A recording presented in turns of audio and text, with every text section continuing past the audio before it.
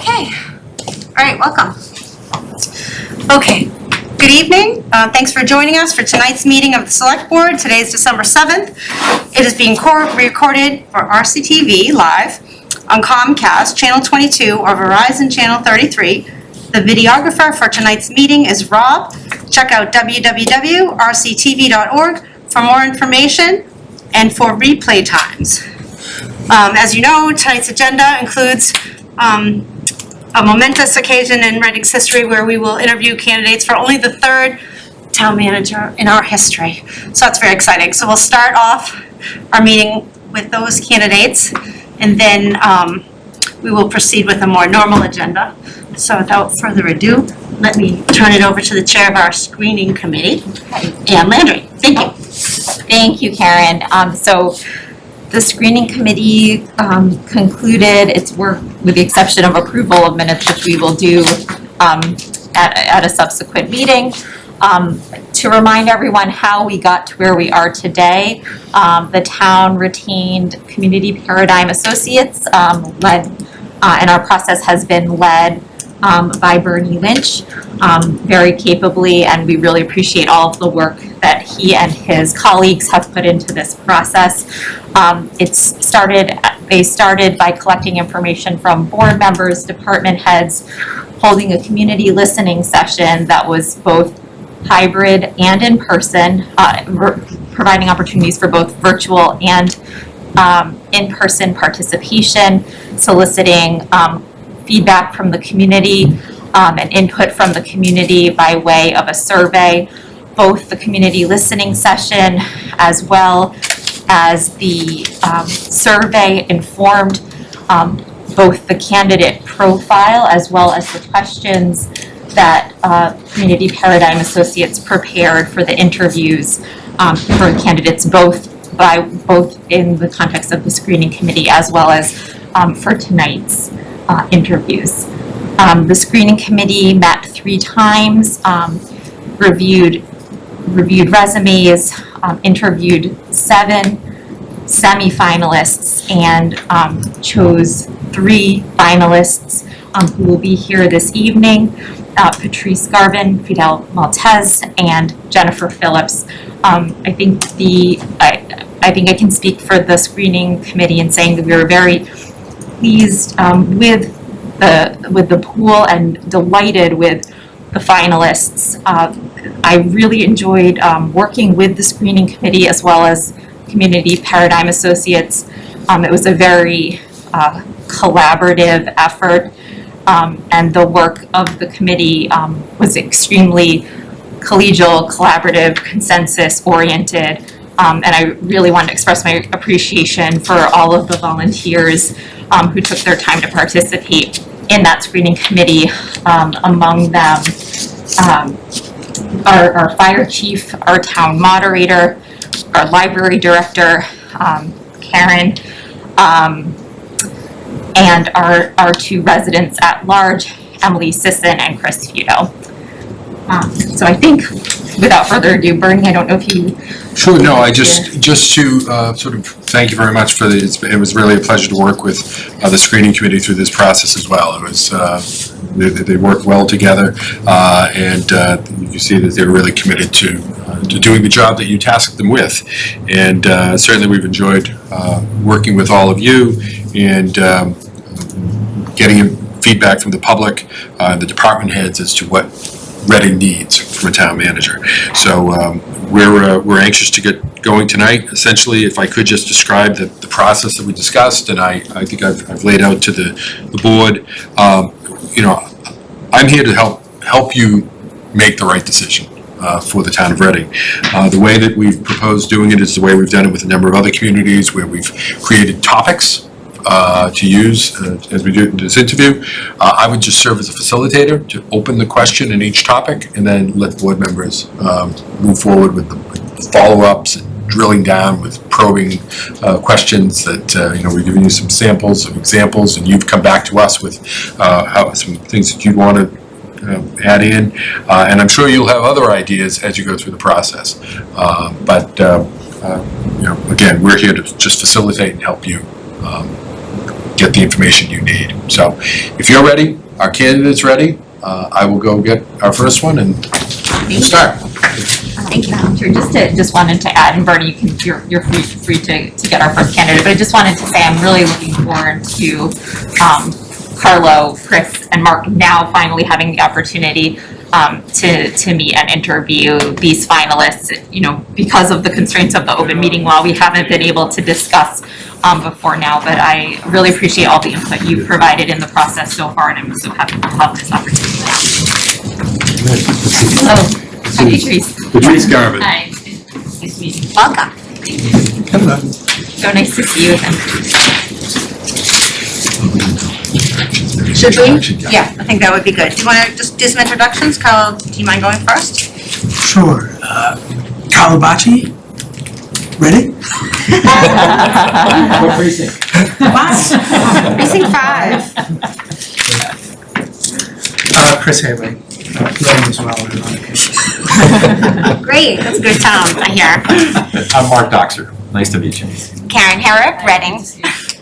Hi Patrice, it's nice to see you again. Ann Landry, Vice Chair of the Select Board, and Precinct, like Carlo, Precinct 5, we're neighbors. Well, Patrice, thank you again for being here, and we actually have, I'll introduce him, Sean Donahue, the HR Director of Reading here as well, running the technical aspects. If we could just, tell everyone why you're here. Talk about a little bit about yourself, your background, and what brings you to apply for the position of Town Manager of Reading. So again, my name is Patrice Garvin. I want to thank the board for taking the time to meet with me tonight. I also want to thank the screening committee for their efforts and work. I've sat on screening committees in the past, so I understand the amount of work that's involved. I also want to thank the staff that met with me yesterday. I also recognize in their busy days, it was great to meet people. I appreciated their time as well. So I am currently the town administrator in the town of Belmont. I will be there 4 years next month. Prior to that, I was in the town of Shirley as town administrator for 4 years as well. I have a total of almost 18 years of municipal experience. I grew up in Wakefield, Massachusetts. I graduated from Wakefield High, so I know this area really well. My family, I come from a very large family, and they still mostly reside in Wakefield or the abutting area. So I'm pretty much down in this area a couple times a week. A little bit more about myself. I currently live in Chelmsford. I have 2 children. My son is a sophomore at the University of Alabama, so well tied. And my daughter's a senior at Chelmsford High, looking to go to school. One of the things and one of the reasons why I have chosen municipal government as my profession really boils down to public service. It's where my passion is. I love the work. I love the idea that I am able to have an impact in people's lives for general good.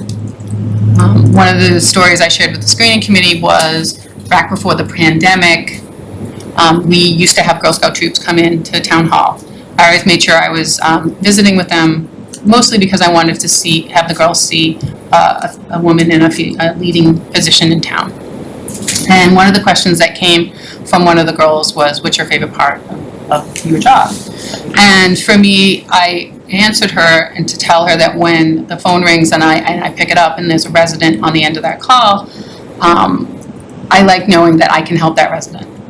Knowing that I can help that resident who might not be as engaged with the town, they just know they have a problem, they need to talk to somebody in the town, that is something that I really enjoy, knowing that I'm making a difference for the better in people's lives.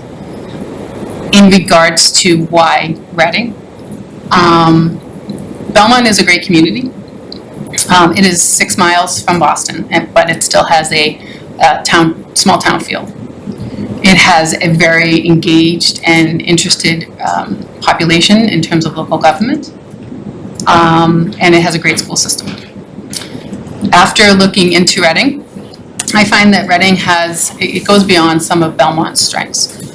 I watched your annual and special town meetings, and as I learned a little bit more about the town, what I could see is Belmont Belmont is a decentralized form of government. It's a town administrative form of government. And what that means is there are elected bodies and positions that run departments within the town. In Reading, you have a very clear charter. The charter lays out the duties and responsibilities of the town manager, the boards and committees within the town. With that clearness comes a better ability to manage, a better ability to move things forward. Reading goes beyond the strengths of a Belmont, and that's why I'm here.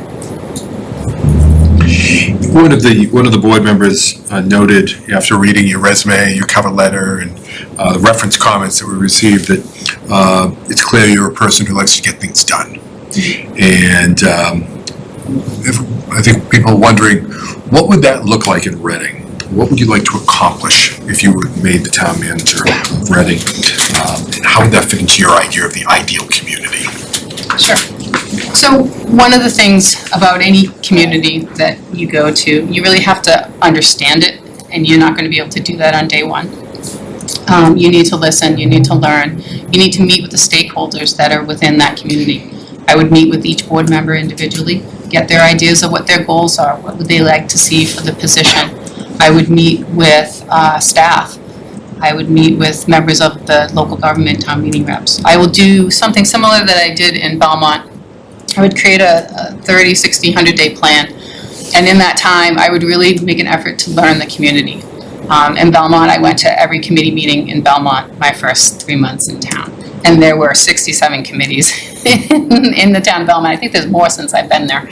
So I would really make an active effort to engage and to understand what the community's needs and wants are. What I've learned in my 18 years of municipal experience, it is not about me. It is not about my personal preference. It is about serving the residents of the community that I work for. And that is what I would do in the town of Reading.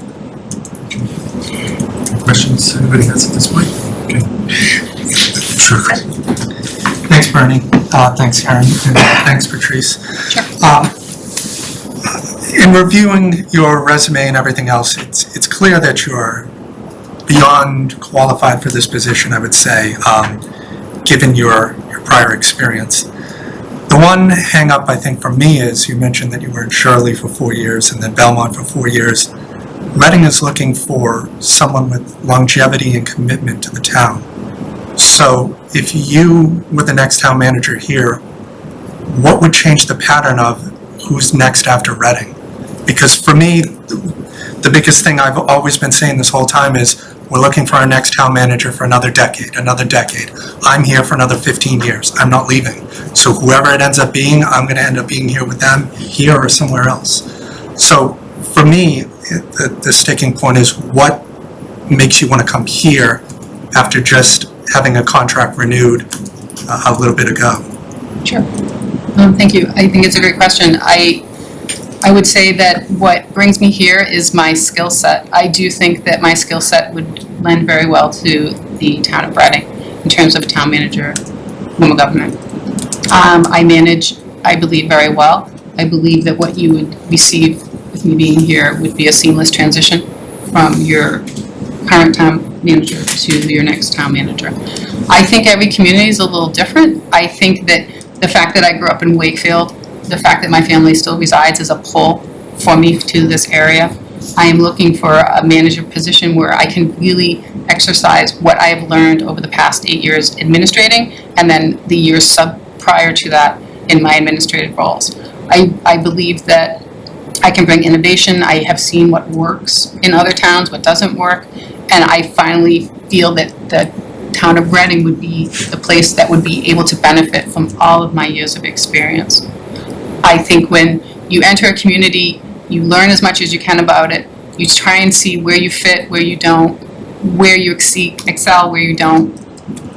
But I do believe that if offered the position of town manager, you would have me for a very long time. Do you want to say? Thank you. Nice to meet you. Once you got settled in Shirley and then in Belmont,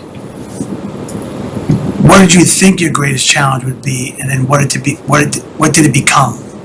What was it like? Whether it was an obstacle or, you mentioned Belmont, has elected department heads, something like that? Yes, there are 2 positions that are elected, and then 2 boards that are elected. And so I guess once you got settled, because not right away, you probably have certain expectations, and you get settled, like, oh, now I can see what's maybe not wrong, but now I can see what direction is going. So what did you find in those 2 very different towns? Yes, very different. So Shirley is a very small town. It has a very small town feel. Sometimes in smaller towns, when you enter a situation and then you have 2 feuding parties, it could go back to, I think, Little League. And you walk in not knowing what you're about to encounter because there's such ingrained relationships within a small town. I think for me, it's, in any community that I enter, whether it's Shirley, Belmont, Reading, you have to build the trust and confidence of the community. That's the challenge for any administrator anywhere. I think the biggest mistake that any manager makes when they walk into a community is to really kind of come in and try and make a lot of changes really quickly. I think it upsets the staff. I think it upsets the boards and committees. I think that a manager has to come in, learn, listen, understand the community that they're working with, understand what the goals of that community are, and they differ. And Shirley, the goal was really to get their budget in order to build up reserves. When I left Shirley, they had 10% reserves in the bank. I consistently made sure that at every town meeting, there was an article on town meeting floor to put money in the capital stabilization or stabilization fund. In Belmont, the budget was one that when I walked in, but it was also development of a parcel in town. There was a parcel that was dormant for over 20 years. They were having trouble trying to get it up and running. I was tasked to bring it forward, and I met with the stakeholders. It was the McLean property, to be specific. McLean Hospital in Belmont. They had a large portion of property. One of the pieces was rezoned back in the late 90s. I met with the CEO. I asked her to, let's try and start this up again. She asked me, are you sure you want to do this? I said, absolutely. The next meeting, we had an internal group. I had my internal team. I had the CEO back from McLean. She brought in the developer. The developer was not optimistic of any relationship or any type of project. He walked in and pretty much said to me, I don't trust the leadership of the town. I don't think you can do anything for me. And I said, well, I'd like to prove you wrong. And we consistently worked for over 2 years to get that project up and running. And this past fall, we were able to successfully pass and rezone, and they're currently in front of the planning board, ready to pull permits. So every town's a little different in terms of what the challenges are and what you're trying to get. In Belmont, it's definitely a revenue challenge town because it's so built out. It's all residential. So, Thank you. sure. Let's talk about your leadership and management style, and maybe those examples would be some good ones to talk to us about. But in terms of, how do you describe how you lead the organization, how you manage the people of the organization? Sure. What's your strategy? So I definitely am someone that leads by example. I don't micromanage. I communicate as often and as much as possible. And I am a supporter of staff. To give you some examples of leadership by example, during FY21 budget cycle, we really needed to figure out a way to balance the budget. One of the proposals was to give a 0% COLA to the staff for FY21. The board agreed that was what we were going to go ahead and do. I'm somebody that would never ask somebody to do something unless I was willing to do it myself. And I asked the board to open up my contract and zero out my increase for FY21. Another example of leadership and leading by example is during the past 18 months of COVID, especially the first months when people were sent home and we were in a hybrid cycle. I made sure I was in work every day.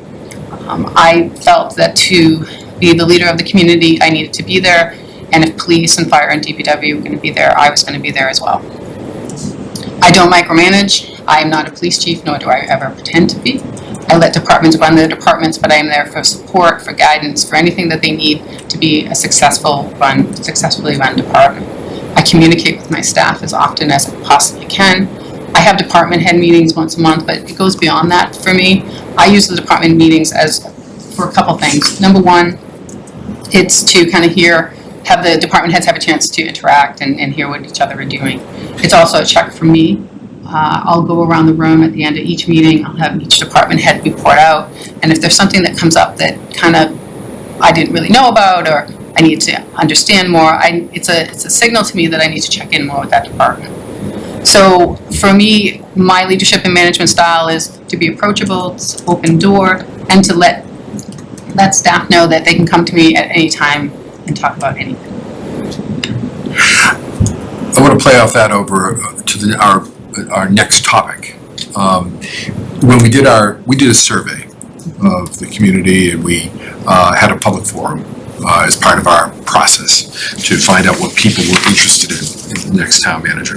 And they gave us a tremendous amount of feedback. But one of the issues that came through was interest on the part of the citizens for greater collaboration within the town. Many communities are facing this now, this need for increased communication, collaboration. In Belmont, and I assume also in Shirley, based on what I know about Shirley, you have all these different boards and groups. You don't have quite that here, but you do have a municipal light department that's separate, you have a school committee that's separate. You have organizations within the town. What would you do to increase the level of collaboration?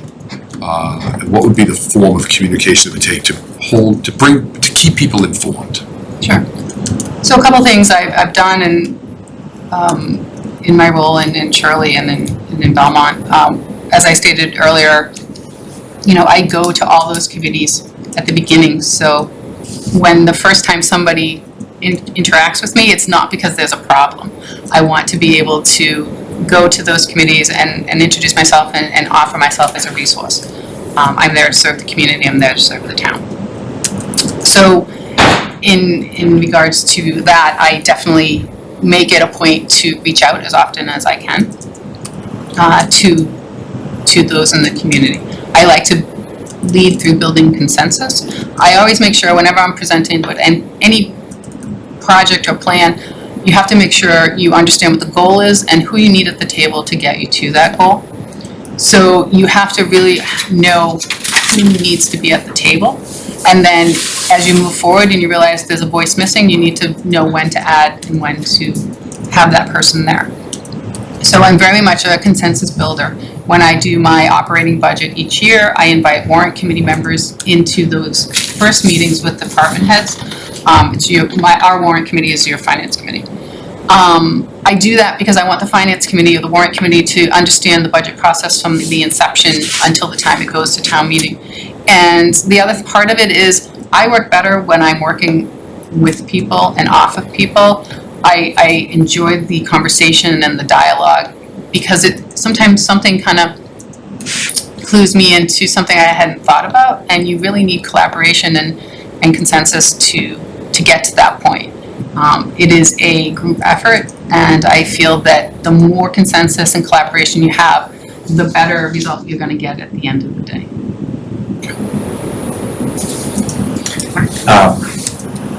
Thank you. I have a pile of questions. I'm trying to coordinate them here just for a second. Maybe let's kind of work with what you were talking about with consensus and collaboration and things like that. Sure. Like Belmont, like Shirley, Reading has politics that go on. And I'm really interested in how you work with vocal constituencies. And very specifically, I view our process here as, and Karen laid it out, this is kind of our third town manager. I view this as town manager 3.0, not 2.0 or 2.1. It's 3.0. The world has changed. Reading has changed. How do you think about leading that change? I heard you with spending time listening, building trust and confidence. Then how do you turn that into kind of leading change? Understanding that you've got some strong voices that are in the community. Some that are politically oriented, others that may have other orientations as well. How do you kind of work through that? It's a great question, because I pretty much do that every day. It can be challenging. I'm not gonna, beat around the bush. It's a challenge to get everybody on the same page. I think you have to get everyone to agree what the common goal is and recognize everyone thinks there's a different way to get there. I've worked on a lot of projects that involve the budget. So the budget is definitely one that springs to mind. With COVID and Belmont's pursuit of an operating override, there was a time that I did 4 budgets within 1 year. 2 due to COVID because of the projected decreases in revenue, and then 2 for the override. The town of Belmont was looking to have an override back in 2019, way before the pandemic had ever came into existence. So the town felt that, given all the planning and the fact that there was a need for an override, that we would continue forward. In this past April, it did not pass. And it did not pass for several reasons. I think one of the ones is, if you're ever gonna have an override, don't have it in the middle of a pandemic. I think that's lesson number 1. But to get to that point, to get to the point where everyone agreed to go towards the override, what the number would be, that was a lot of work, a lot of planning, a lot of disagreement. Just getting to the number was, a disagreement. And it's really just meeting and fleshing out all the different scenarios and areas, working with the select board, the financial task force at the time, the warrant committee, and the residents. There was a very active opponent of the override. And, we tried to get out as much information as we could. I worked with the warrant committee. There were countless Sunday late evenings going over presentations for the argument for the override. So it's just working at it and just keep chipping away as best you can. Sometimes you succeed and sometimes you don't. I always say, to residents and to people I work with, I can't promise you that I'm going to fix it, but I can promise you that I'm going to try. And that's what I do. I try. And sometimes you succeed and sometimes you don't. But I think you have to be okay with not succeeding. I think that, in my years and in my time, you know when to just, okay, it didn't work out, let's try again. If you're not making mistakes, you're not trying. Karen, go on if you want. No, that's a good question, keep going. So, in thinking about leadership, one of the things you've talked very nicely about your style and kind of the government side of you, if you will. Can you talk a little bit about your personal priorities and philosophy? Well, I like to work. I think most people will tell you that I put in long days and long hours. I enjoy the work, but I also want to make sure that it gets done. And I want people to see that, I'm there consistently working for the residents of the community. So I would say that would be my driving force, that I love and I'm passionate about the work. And it's what really just motivates me every day. Can I play a little bit away from philosophy to the job? More philosophy to yourself, just personal priorities, things like that. So it's a balance. I mean, having a family, working full time, it's definitely a balance. And I think, as my children have gotten older, and as I have gotten older, you realize you do that a little better. But like anything, it's family, it's friends, and then there's work, and you just try to balance out the best you can. Thanks. Okay. Yes, thank you. Let's move on to financial management. You've given some examples of what you inherited in Shirley, what you did with that, Belmont. What is it's all into values and philosophy perhaps, but Yeah. how do you go about managing the preparation and the implementation of a budget? What are the guiding principles that you abide by? Well, I think the biggest one is that I'm conservative in my revenue estimates, and I'm conservative with the expenses when you put them together. It's really about any municipality The goal is to provide services to the residents in the most cost-effective and efficient manner. And I make sure on a day-to-day basis that we are doing that. I'm always looking at the budget, I'm always working on the budget. I think that for a lot of people, the budget is either the fiscal year that they're in or the fiscal year they're about to enter. For me, it's not, it's 2-3 years out from that. I'm always looking at what the impact of a decision today is going to make on a budget 2 to 3 years from now, because there are impacts. One of the problems, or I don't want to say problem, but one of the challenges in Belmont is the reliance and the use over the last 2 years of one-time revenue sources. Because of the failed override, we had to put a lot of free cash in the operating budget. What that does is, obviously, it builds out your structural deficit, and you're gonna have to find that free cash or one-time revenue the following year. So when you're looking at negotiations for union contracts, what you wanna make sure is you're not building the base by too much, because you only can increase, property tax by 2.5, which is predominantly where the majority of our revenue comes from in Belmont. So you have to be very mindful of how you increase the base year over year with any of the salaries because of the continued use of one-time money within the operating budget. I'm a big believer of not using one-time money in the operating budget. I know Reading's been consistent, you're about 2 to 3 each year, and I think that's a good range to be in. I think that the reliance on one-time money, it can get to a point where the town is susceptible to having such a large structural deficit that you have no other choice to have an override, or you're gonna have to start reducing. Have you ever had to make budget cuts? Yep, last year. So I had to produce 2 budgets, one with an override and one without. I had to work collectively with the superintendent because his budget was being cut, I believe, by $2 million, and I had to find an additional 1.3 on the town side. One of the things leading up to the no override budget is whenever there was a vacancy within the town leading up to the override, I would hold back on it. I knew that if that vacancy could potentially be eliminated, I'd rather eliminate the position as it was vacant versus having a layoff. And with the no override budget that we ended up having to implement because we didn't receive an override, I only had to really readjust one actual person. We eliminated positions, but we didn't have to lay anyone off. And then the one person that did impact, we were able to move into another vacant position in town. So that I have had to make reductions. I had to do that in Shirley as well. Reductions are never fun. It's always definitely better to have money within your operating budget, but there's only so much revenue that you can have in a year because of Proposition 2.5. Okay. So, how do you feel about going after grant money? So I think I said it to the screening committee, I like to chase money, and I am good at it. Just this past Monday, actually it was last night, announced to the board that the state ARPA funds that is going before the governor, once he signs it, the town of Belmont will be able to receive $1.1 million. So I think the reason why I'm able to be successful at it is because I'm not afraid to hear the word no.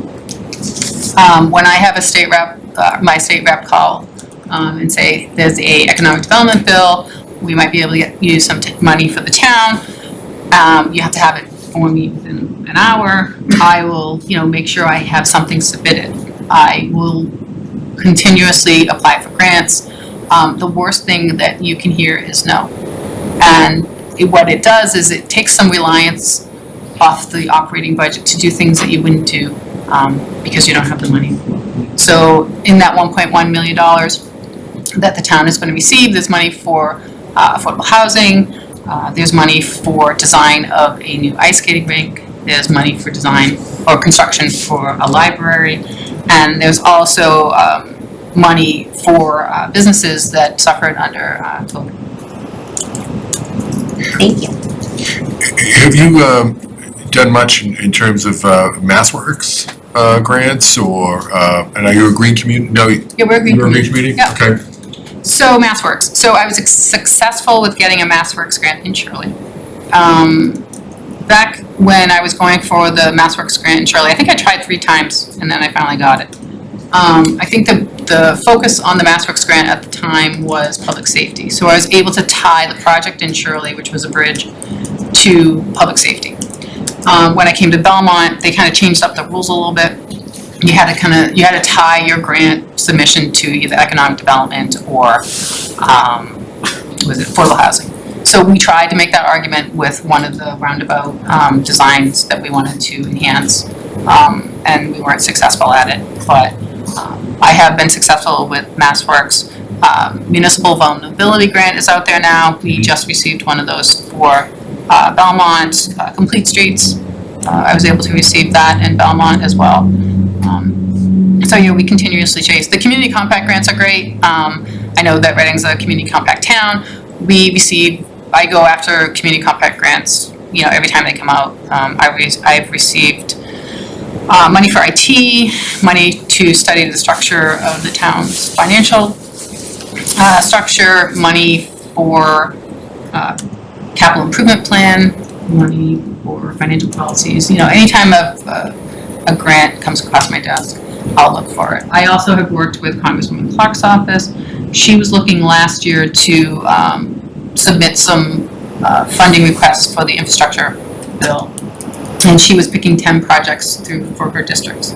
And I had pitched a project to her office. They liked it, and we became one of those 10 projects. Unfortunately, because of the federal, what's going on at the federal level, I don't know if we'll be receiving that funding, but it was funding for our community path that we're trying to develop in town.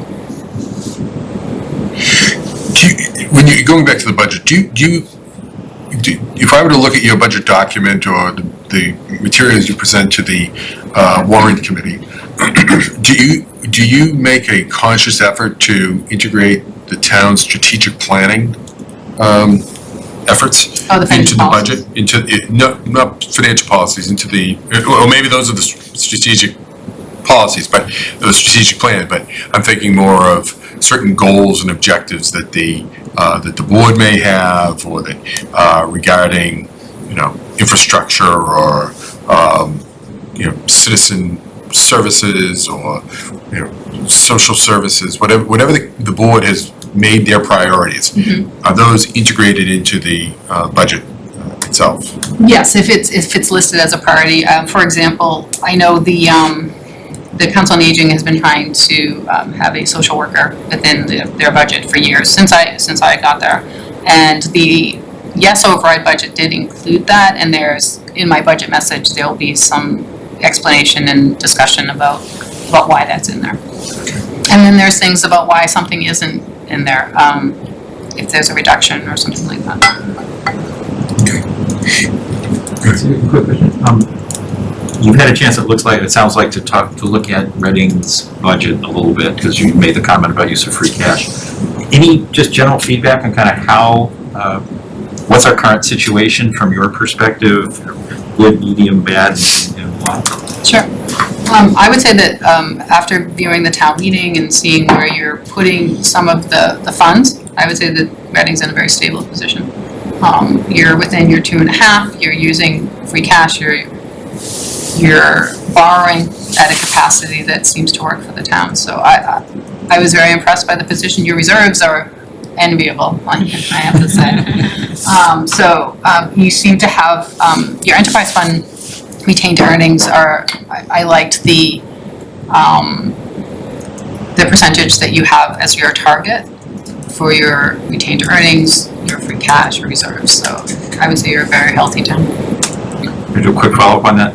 How much involvement have you had in capital planning? You mentioned kind of 2- and 3-year outlooks. How about longer visions? So in Belmont, we do have a capital plan committee. When I first got to Belmont, I worked with the capital budget committee. We tried to streamline the budget, the capital budget a little bit. Myself and the assistant kind of pulled together our recommended budget, and then have now given it to the capital budget committee to kind of streamline their work a little bit. Capital is going through a transition in the town of Belmont. They're currently wanting to draft a new bylaw that engages a more long-term plan. I will say that your long-term capital plan is very impressive. It's 10 years. And what I liked about what I saw at town meeting is you tweak it regularly. And I think that that's something that would benefit the town of Belmont. But they're in the process of getting there. It's just they haven't gotten there yet. Follow up and then, Yeah. thank you.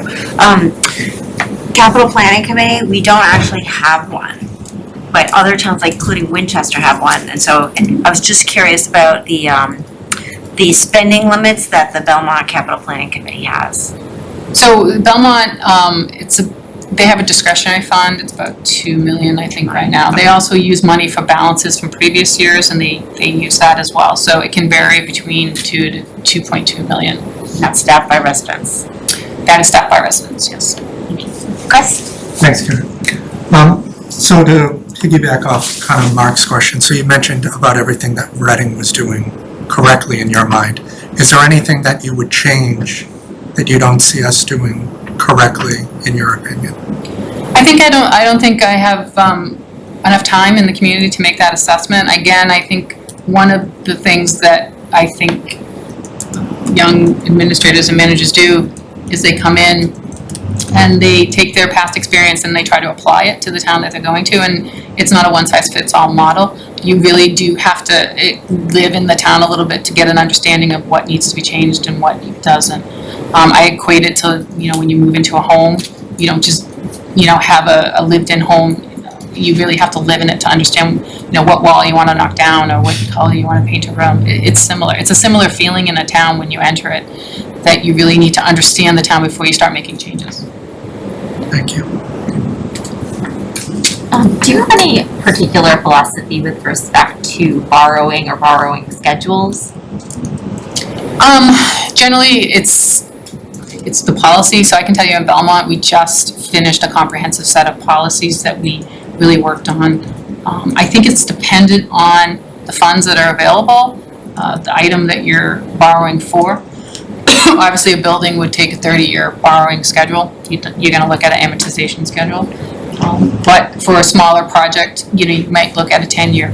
I think the percentages for interest is also another thing you want to consider.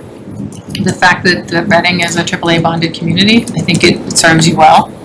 When you go out to bond, your paper is going to be really good and you're going to get a good interest rate. So all that factors into when you're about to finance something, what you do and how long you do it for. And that's a conversation you have with multiple people. Right, absolutely. Who would you include at the table on those discussions? Borrowing? Well, I guess if you want to take a building, let's say it was the Council on Aging, you'd want members from the Council on Aging there, you'd want the director there, you want obviously the treasurer and the collector there, town accountant, members of the board, warrant committee members, capital planning committee members, people that have voices, and you also want historical knowledge as well. I usually gravitate when I enter a community to those people that have had the historical knowledge, that have been there for a long time. They have a lot to offer.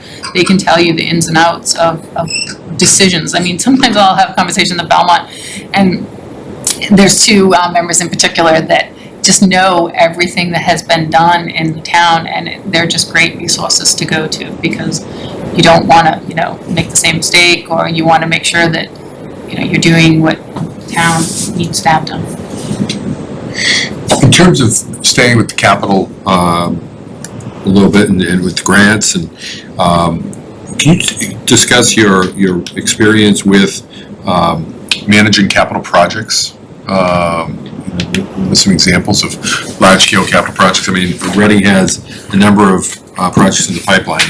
They have $7.6 million of ARPA money that they have to figure out how they're going to utilize that. They've got goals with regards to climate resilience and sustainability, school building projects, a new water tower. Every community has lists. Can you speak to your experience managing a project, or managing the people that manage a project? Sure. So in terms of the building projects, I do currently serve in the Middle and High School Building Committee, which is a project that was passed with $295 million debt exclusion. So we also have smaller projects in town. We did recently a renovation of the police station. When I first got there, there was a lot of talk about debt exclusion. we, working with the town treasurer, we felt that there was an opportunity to have a borrowing to do the renovation without a debt exclusion and to do it within the operating budget, which we did. Working with the building committee at the time, we were able to work out an amortization schedule, also seeking CPC grants it was a historical building, so we were eligible for CPC grants. And then along the way, when the police station project kind of ran into some bumps, there was some issues with removal of soil.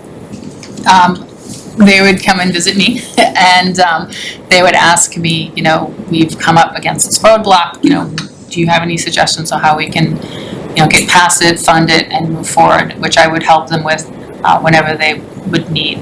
So similarly, other projects are like that in regards to if a building project is underway, or if there's a capital project underway and they hit a roadblock of funding, we usually have a conversation about where we could potentially get it, and we try to solve the problem. I work with department heads. I manage to make sure that they are on schedule, on time. Of course, with the new procurement laws that are in place, you have to have an OPM if it's over $1.5 million. So I work very closely with the owner's project manager to make sure that they're on target. So it's really just kind of making sure that the projects are on time and on budget. You mentioned, moving into our next category of land use and development, you mentioned that in Belmont, there's a real challenge because it's built out. Growth is really the lifeblood of a community's being able to continue its revenue growth to a large extent. At the same time, certainly one of the things we heard from a number of residents here in Reading, and again, you probably hear it at Belmont, that growth has to be brought under control. It's impacting our quality of life in our community. How do you balance that? Yeah, what's been your experience in land use development and balancing to make sure the community character is retained? Yeah, I can tell you in one of the, Reading is very fortunate where you're above your 10% for affordable housing. So you're not at risk to be subject to a 40B. I know you do have one, I went by it, the Met, I believe it's called. So I know you've experienced that piece of having a 40B in your town. Belmont is not over the 10% threshold, so it does make it a little bit more challenging. I will tell you that the Zoning Board of Appeals has just signed off on a comprehensive permit for 40B in the town of Belmont. In a one lot, they want to put, I believe, 12 units in a residential neighborhood. It is not something that is suited for the neighborhood. There was a lot of pushback from the abutters. Once they filed their comprehensive permit, we received 2 appeals, one from the abutter and one from the developer. So that is going to be a lengthy process for the town to engage in. So the fact that Reading is at 10%, I do think that puts you in a very good advantage point. So you can really focus on where to develop, how to develop. I know you've utilized 40R, which is the mixed use way of going about keeping the 10% and also looking at that way to balance. It's tough because in a community, if you don't grow, especially if you're a residential community, you die. And it's really trying to figure out a way to balance all of those things. There's the impact of services. So if you have a 40B, it's going to impact all your services in town, your schools, enrollment, and things like that. So what we've done in the past when we were developing the McLean project, as I mentioned before, we hired McGibbon's group, and we asked them to run scenarios of population so we could really determine what the impact would be on the schools, what the revenue impact could potentially be, and if the revenue kind of outweighed some of the expenses, we felt that it would help the town grow in a really responsible way, and that's really what you're trying to do. So we're trying to get to that 10%, so we are able to be more strategic in how we grow the community. Thank you. It was a good segue into the smart growth district has been a kind of a double-edged sword for us. We've had explosive growth in the last 5 years. We have another project that's being applied for down by the depot, and maybe a few others coming down the pipeline. And we have that pushback from the longtime residents. Reading is changing, it's becoming a city. But in order for our downtown to survive, we need residents downtown. You know, we have all these new buildings, some blend in, some don't. I've been to Belmont numerous times. Their downtown really hasn't changed much, at all. I used to work at the Baskin Robbins there, pre your time, 30 years ago. How old are you? I look young, but, you Yeah. know.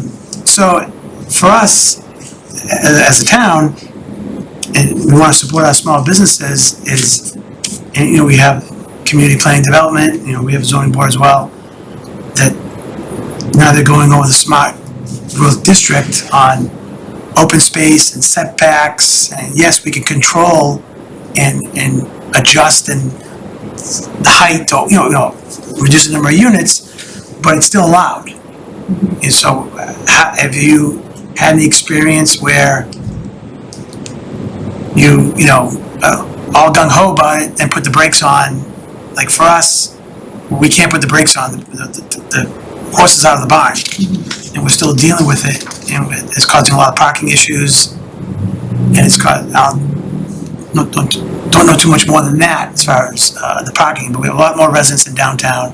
Hopefully the businesses are feeling the impact, but that's a distinct difference to me. I haven't maybe been in Belmont very recently, but we have a lot more growth, maybe you can correct me, in our downtown than Belmont does, and Shirley, I'm not going to compare Shirley because that's a very small town. So what has been your experience? Has there been projects presented to downtown Belmont or behind it? In terms of what you're seeing in Reading? Yeah. There's a few in Belmont, not in Belmont Center, but maybe one of the other business districts. I don't think it's similar to Reading's issues. I did see the town meeting where there was concern about the buildings and the size, and I do think though, what I saw from some of the presentations from the staff was an effort to reach out to the community, to have public discussion, to understand where the opponents are coming from. I did see the opponents' presentation. I do understand what they're saying. There's this kind of feeling of, okay, just slow down a little bit, let us catch our breath. I think what the town can do in that regard is really just work with those residents and try and get them to understand all the aspects that the town is facing as well, because the town is also facing challenges. And I think I think there was a public forum or hearing on it. I think that's a great start to really start to communicate to the residents where the town is at and what the town's trying to accomplish. I think at the end of the day, it all falls down to communication with the residents, because rightfully so, I think there's a fear, and change is fearful for a lot of people. I encounter that in Belmont quite a lot.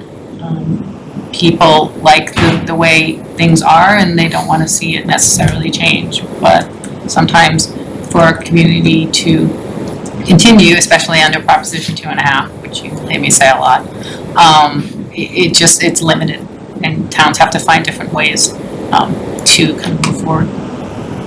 Thank you. Other questions in this category? Okay.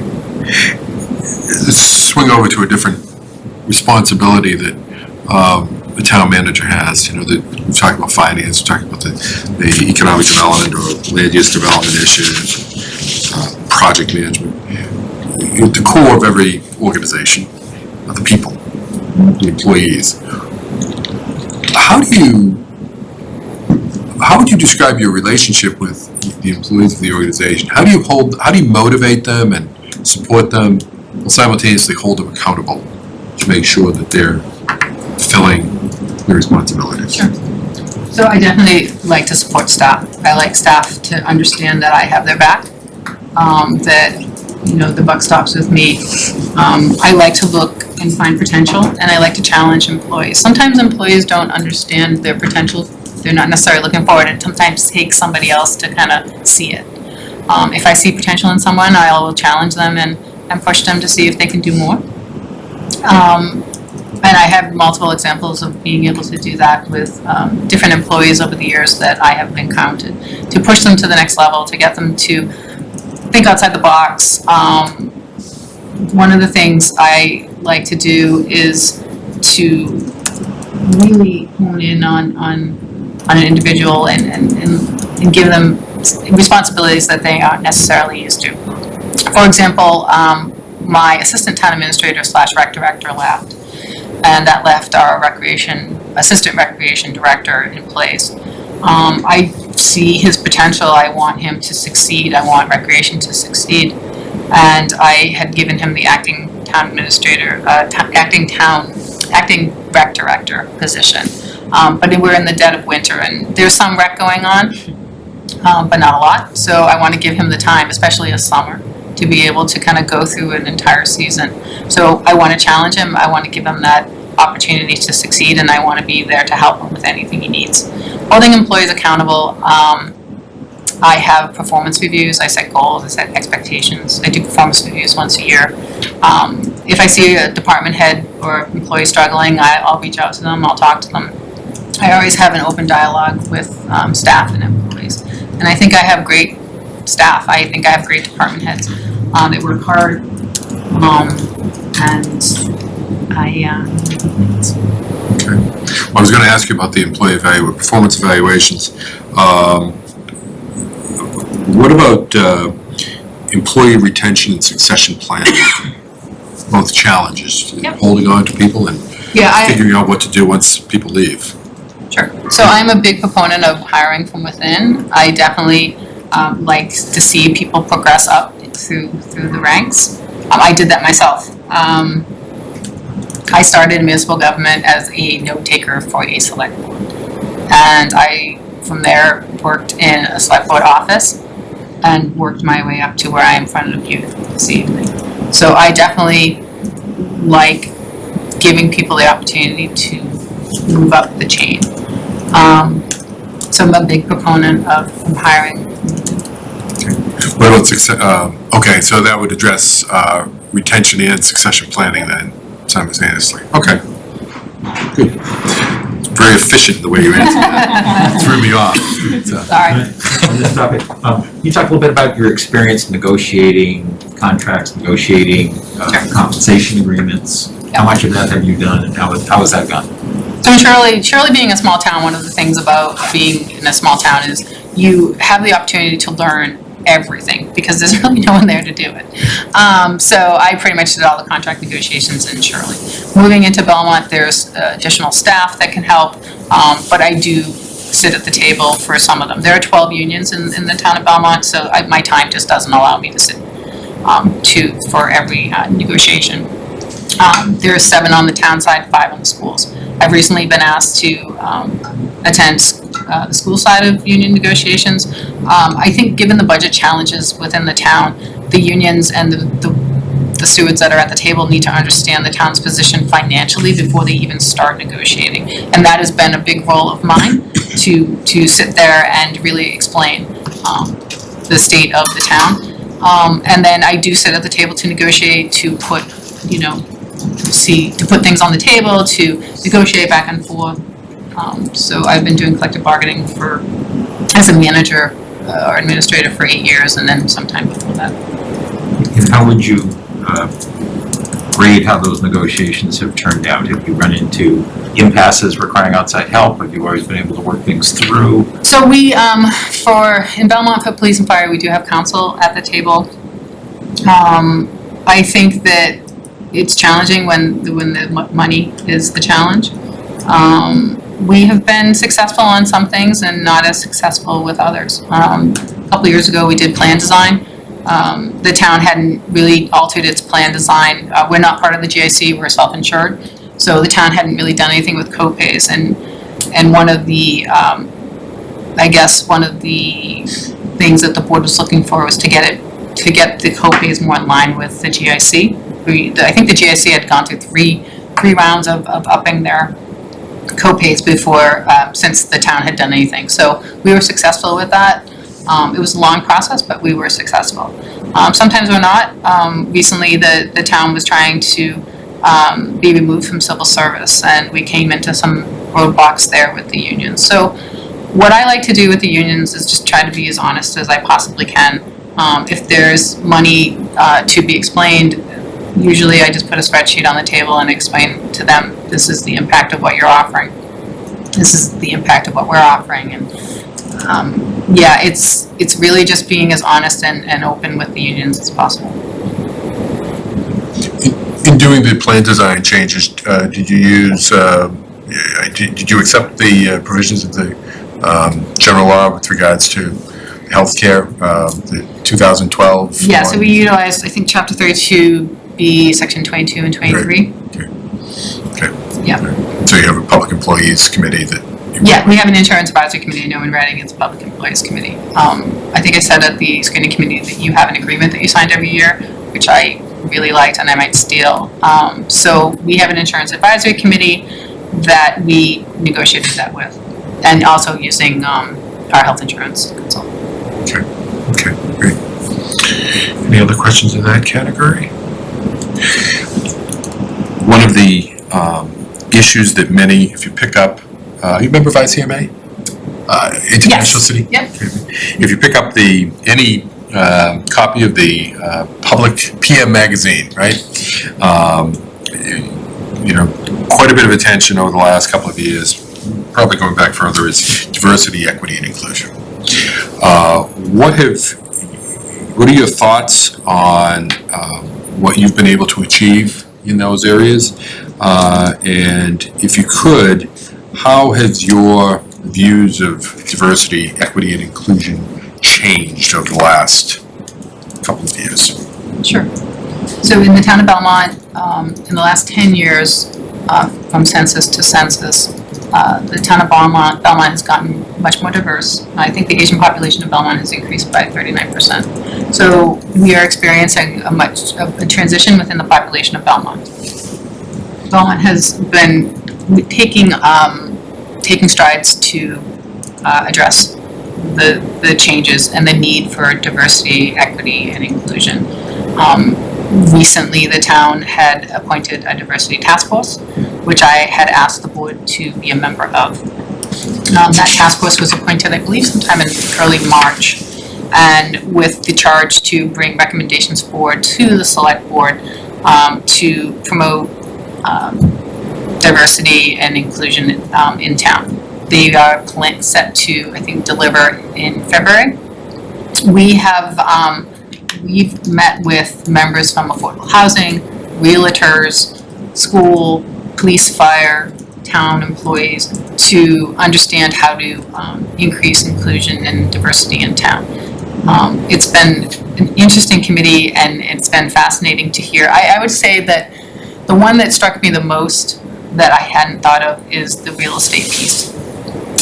There was a lot of discussion of how diversity kind of can stand still with real estate. And I didn't really see it from that point of view. And I have to say that was a very enlightening discussion when realtors came in and there were discussions with members of the committee and their experiences acquiring real estate in the town of Belmont. So that was a very interesting discussion. One of the other things I've done in the town is I've set money aside in the budget for seminars and educational opportunities for the town to discuss racial items and topics in town. Last year, I think it was a year ago, Henry Tapia was murdered in the town of Belmont. There was a road rage incident where it ended up a white man killing a black man in the streets of Belmont, and that really seemed to shake a lot of people in town. It really it called for a discussion, and from there we've had multiple discussions, public discussions on race, inclusion, and diversity within the town of Belmont. I think we have a long way to go. I think we all have a long way to go, but I think that Belmont has been making strides to move forward in that area. I just was curious, because you said you were really struck by, the presentations and, of the realtors. And are there recommendations that look like they'll be coming out of the diversity task force in that space about relative to housing? So since we last left off, we're still investigating. We haven't had the discussions about recommendations yet. I think that's the next step. Okay, thank you. If you were to come to Reading as the town manager, you grew up next door in Wakefield, but you would have to immerse yourself in the community. How would you go about doing that? How would you communicate with residents? How do you communicate with residents now in Belmont? What examples are there that you can point to and say, this is how we get the message, or I get the message out to people? So there's two ways. I mean, before the pandemic, when there was more interaction, I generally go to Veterans Day events, town days, whatever's going on in the community. I attend just so I can have an understanding, meet people and go to different events, Memorial Day parade. So there's those events that I go to. I also participated in the Belmont Dancing with the Stars, where I was robbed of the title, but it's a good story. So I like to get out there and do different things within the community. Other ways I reach out is I have a monthly bulletin. I've tried to do office hours, but it's really hard with Zoom. I try to make myself available to residents. I let people know they can call me whenever they need to, and it's really just letting people know I was there. But before the pandemic, it was really more about being in the community. Now it's a little bit more challenging because obviously I'm not in the community as much because there aren't that many events. So Paul, how do you think about how you measure customer service that you and your staff are able to deliver to residents? Sure. So we are there to serve the residents, offer information, provide guidance, information. There are times where we receive phone calls that there are very upset people. And I always make sure I tell the staff to be respectful, to be understanding, not to be rude. And then just if it's at a point where staff can't handle the call, I tell them to give my number and I'll talk to them. So customer service is very big. I've sent staff to trainings to improve on customer service. I'm a big proponent of training. Anytime an employee wants to go to a training, whether it's for procurement, the municipal program I know Bernie you run or are involved with, I'm always encouraging employees to seek out training to improve themselves and to be more successful in their jobs. And customer service is one of those areas that everyone can improve on. Always. I think we've touched upon the external relationships. When you're talking about the citizens, we talked about your relationship with state agencies and your state representative, and I think we touched a bit on the business community. If we haven't, we can always circle back. But I want to talk about the relationship with the board. What does that look like? What these 5 people here? If they hired you? How would you communicate? What do you see as the roles of everyone that's involved in this? So my philosophy with the board is that there is never one board member that knows something that the rest don't. I'm very direct. I'm very honest. I will have a conversation and we can agree and not agree, but it's always communicated, and there's always an effort to reach out anytime there's an incident within the community.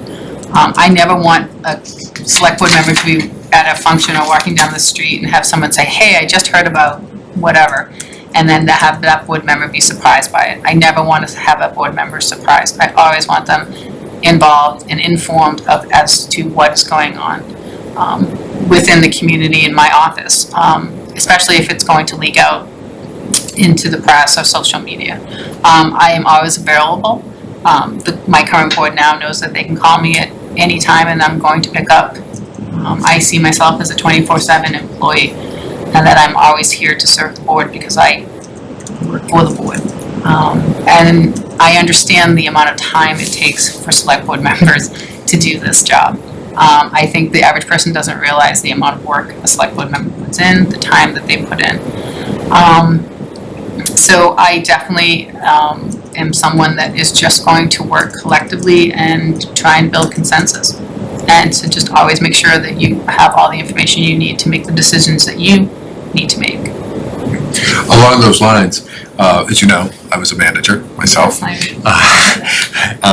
And one of the most challenging parts of being a manager is, and there are many, is managing conflict on a board or a council.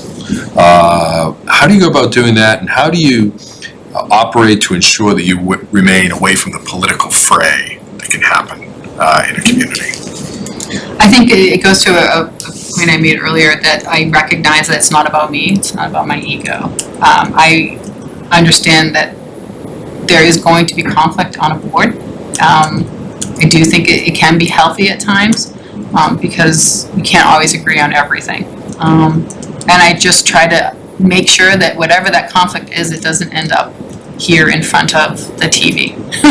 I try to make sure that we try to manage and mitigate as much as we can before you enter a public meeting, to the extent possible. It depends on what the issue is, honestly. But yeah, I also make sure I tackle it, don't let it fester. Make sure it gets, addressed sooner rather than later. Because that's not good for anybody to be sitting here at a meeting and have something explode. The other, I'm sorry. Yep. One of the things we've done in the past year as a select board is we've instituted a bit of a tracking system. We get letters, we get calls, we send questions to a busy town manager. What have you seen work successfully? And questions come into department heads, and residents reach out to department heads and want answers. How do you manage that? Because that's part of your earlier question, good customer service, not dropping the ball, forgetting about it, and getting back to getting the question answered to the extent possible. Yeah, I've actually had this conversation with my board previously. We have a select board mailbox that a lot of information comes in. And sometimes a lot of the members are like, well, did that question get answered? Did that question get answered? So my board has decided to no one wanted to be the point person because some of the members liked to respond to some of the questions. So I think we decided on that members are just going to respond. And then if there's something that I need to do to follow up, they will forward it to me. I also have a town administrator mailbox that I make sure that whatever I get in gets sent to the right department or I address it. Sometimes it's just kind of figuring out where the question needs to go. Sometimes we'll get a question into the select board mailbox and it's a question for DPW. And it's really just working with that department to get it answered and to always make sure that it gets answered. And that's just follow up on my part with the department heads. I think we're probably done with my questions, but I'm sure there's some in here that maybe we didn't hit that you want to hit, or maybe you have a whole bunch of others, so I'll step aside. I think Mark can talk all week. Yeah, we want to limit that. Maybe I guess one or two more. So, you talked to us very nicely about in terms of kind of what you would do for the board. What is your expectation of what we need to do for you? I think that the only thing that I ever look for is just honesty and directness. I don't mind criticism as long as it's constructive. So I'm not somebody that's going to shy away from a contrary opinion or something that you think that I could have done better. I'm always looking to improve myself. That's just who I am. It's how I'm made. Sometimes I don't receive it very well, but after it processes a little bit and I start to think about it, I'm like, okay, yeah, they were right. We try to figure out a better way to do it. But just honesty and communication is really all I'm ever looking for. I'm here to serve the board.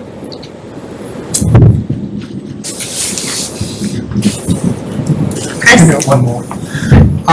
Could you just describe the moment when you realized that you wanted to apply to Reading, or how you found out about it? Like, what was that aha kind of moment for you?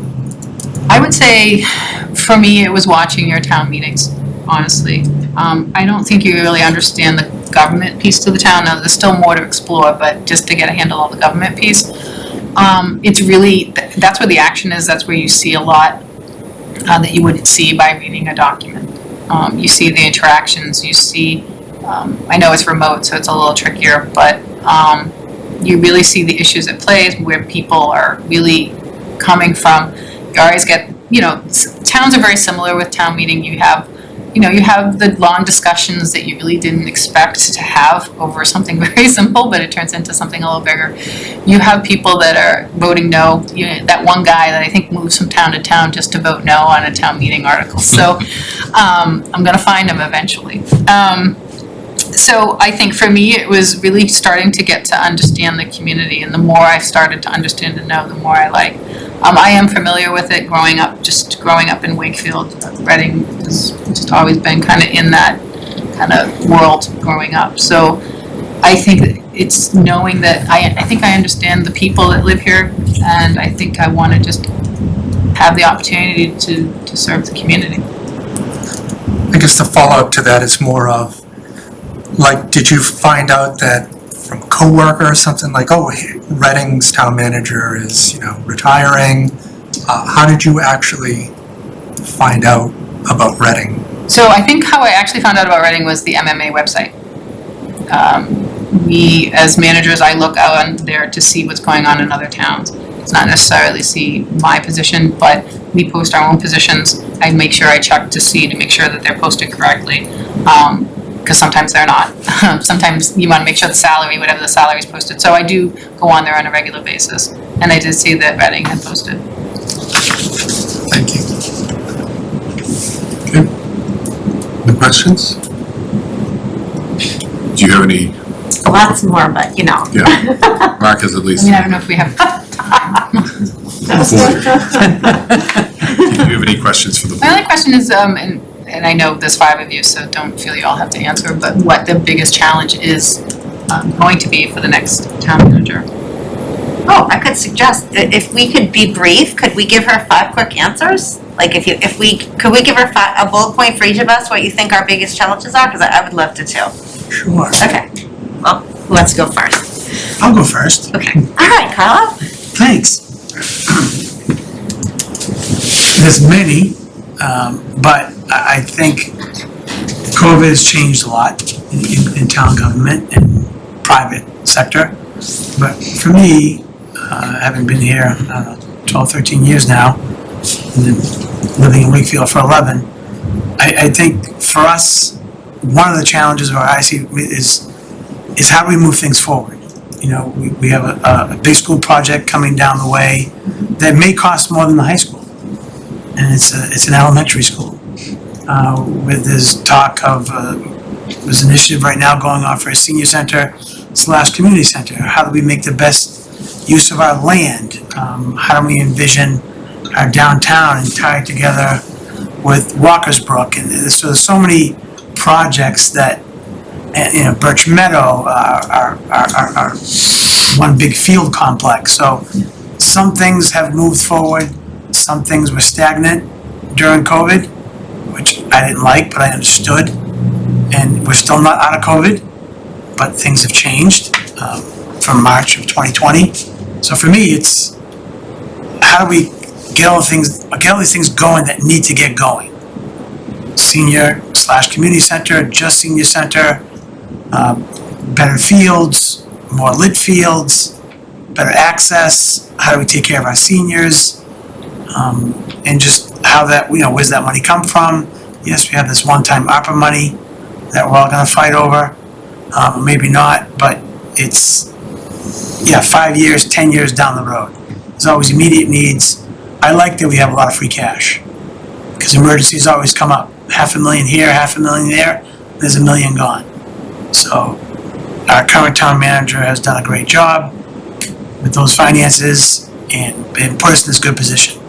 So I want to see that continued, obviously, for many reasons, but just to how to handle all these projects. There's the capital plan, but these, the water tower was a big one for us. That's moving forward. That was over 1.5 years and longer, just for this board. So that's, for me, that's all these projects that we have in the pipeline, or that need to get done. How do we fund them? How do we use our land? How do we manage the growth in downtown? Put a pause. So that's it for me. That was a big bullet. Seems, Sorry. That was a big bullet. Sorry. I got to go first. You did, okay. day one, done. Chris, I'll let you in your bullet. No, you don't have to top it. How would you fit an elephant into a refrigerator? I can't follow.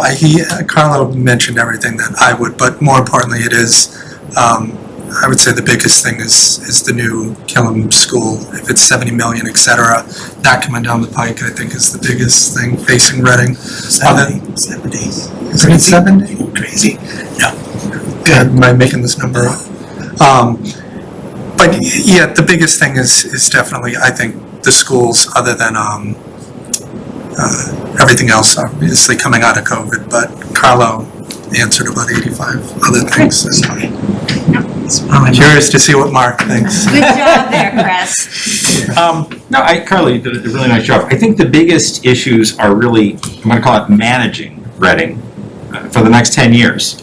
It's priorities, it's constituents that at the moment are quite divided, and it's money.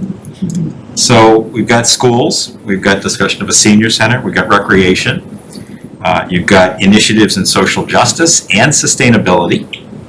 And all of them have to fit into, if it's a refrigerator or whatever it is, and working with us on the priorities, and then I agree with Carlo, implementing what it is that we're going to do. I think that one of the things that's our board seems to say is important, I think the residents say is important, is get things done. And I think that's a really high priority for us here. I don't agree with any of those items, and I would add in there, very concerned about our transition to a more sustainable Reading under the new climate law, and with we are a multiple municipal vulnerability program community, so incorporating that in there, also kind of a big one. Sure. Thanks, Karen. I would say it's sort of at a high level. I think the new town manager is going to be presented with the challenge of guiding the community forward and coming out of a period of anxiety with the pandemic and a lot of people in isolation, and political division, and sort of helping to guide the community forward, navigating different priorities of different constituencies in town, and kind of being a guiding light for the community and bringing people together to move forward to our new normal, whatever that may look like, and helping us to envision that and get there. And I think for one sort of, I know a lot of people mentioned a lot of concrete things, and just one that hasn't, I don't think, been mentioned yet, but is certainly a current topic of conversation in the community, is getting to full day kindergarten. So that's something that has been come up recent. It's been a question for many years now, but it's been raised recently as well. Just to that point, I know last year we did that in Belmont, we instituted a full-day kindergarten, so I'm very involved in that process. So it's a challenge. Any closing comments? I just wanted to thank the board. I appreciate your time tonight, and I wish you luck, and Thank you. Thank you very much. Appreciate it. Thank you for sharing. We can all learn from each other. Thank you. Do you want us to go right into the next? Do you guys want a 5-minute break or? Stretch. Yep. 2 minutes. 2 minutes. Thank you.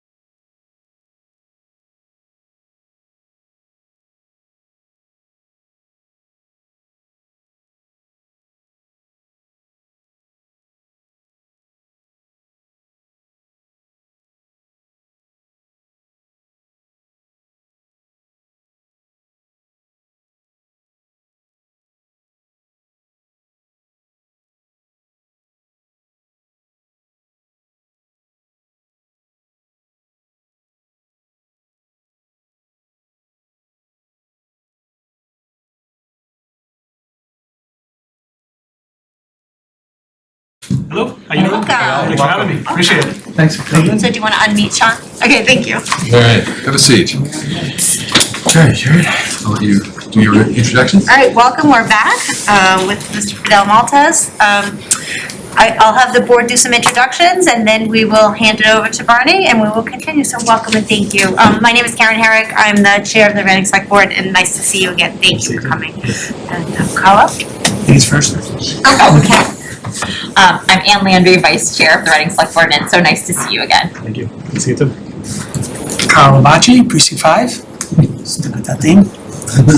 Chris Haley's still on Reading. Mark Baxter, currently the secretary of the board. Well, Fidel, again, thank you for joining us, coming up from the screening committee, and then for tonight's interview. And I know you were here the other day, meeting with the staff and getting a little tour of the town. And so again, thank you for your continued interest. Maybe we'll start with just the typical kickoff question, so that the board knows. They've read your resume, they've read your references, they've seen your cover letter. We've done some Googling, I'm sure, about you. But tell us about yourself briefly and why you're interested in this position. Yeah, absolutely, so, thank you for having me.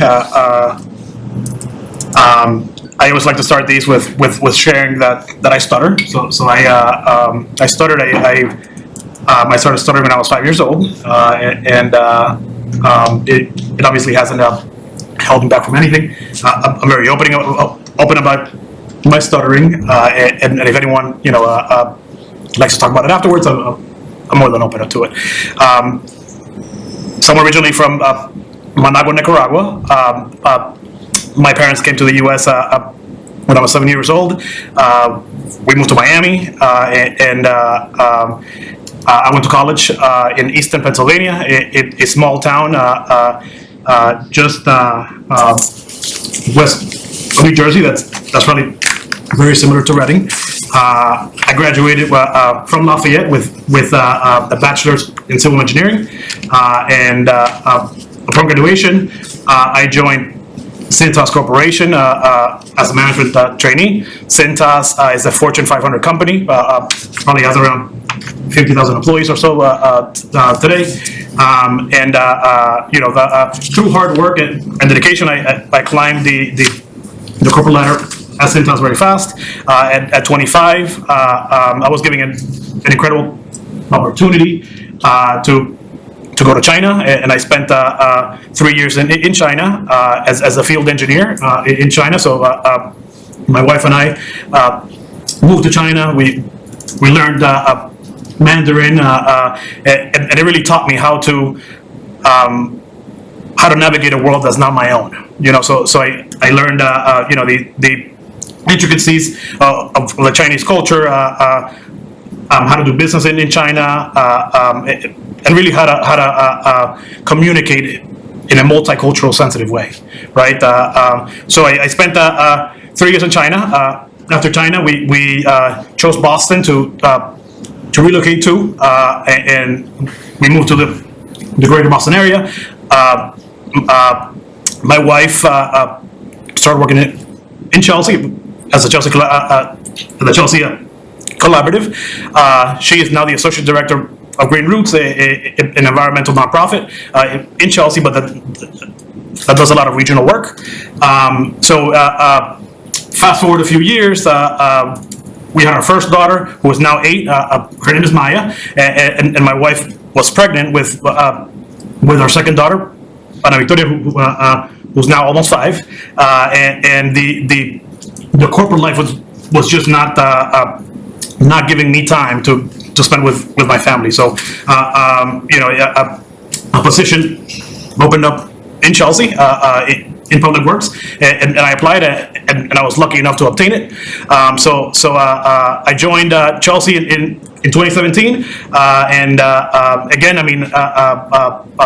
really right away got to work.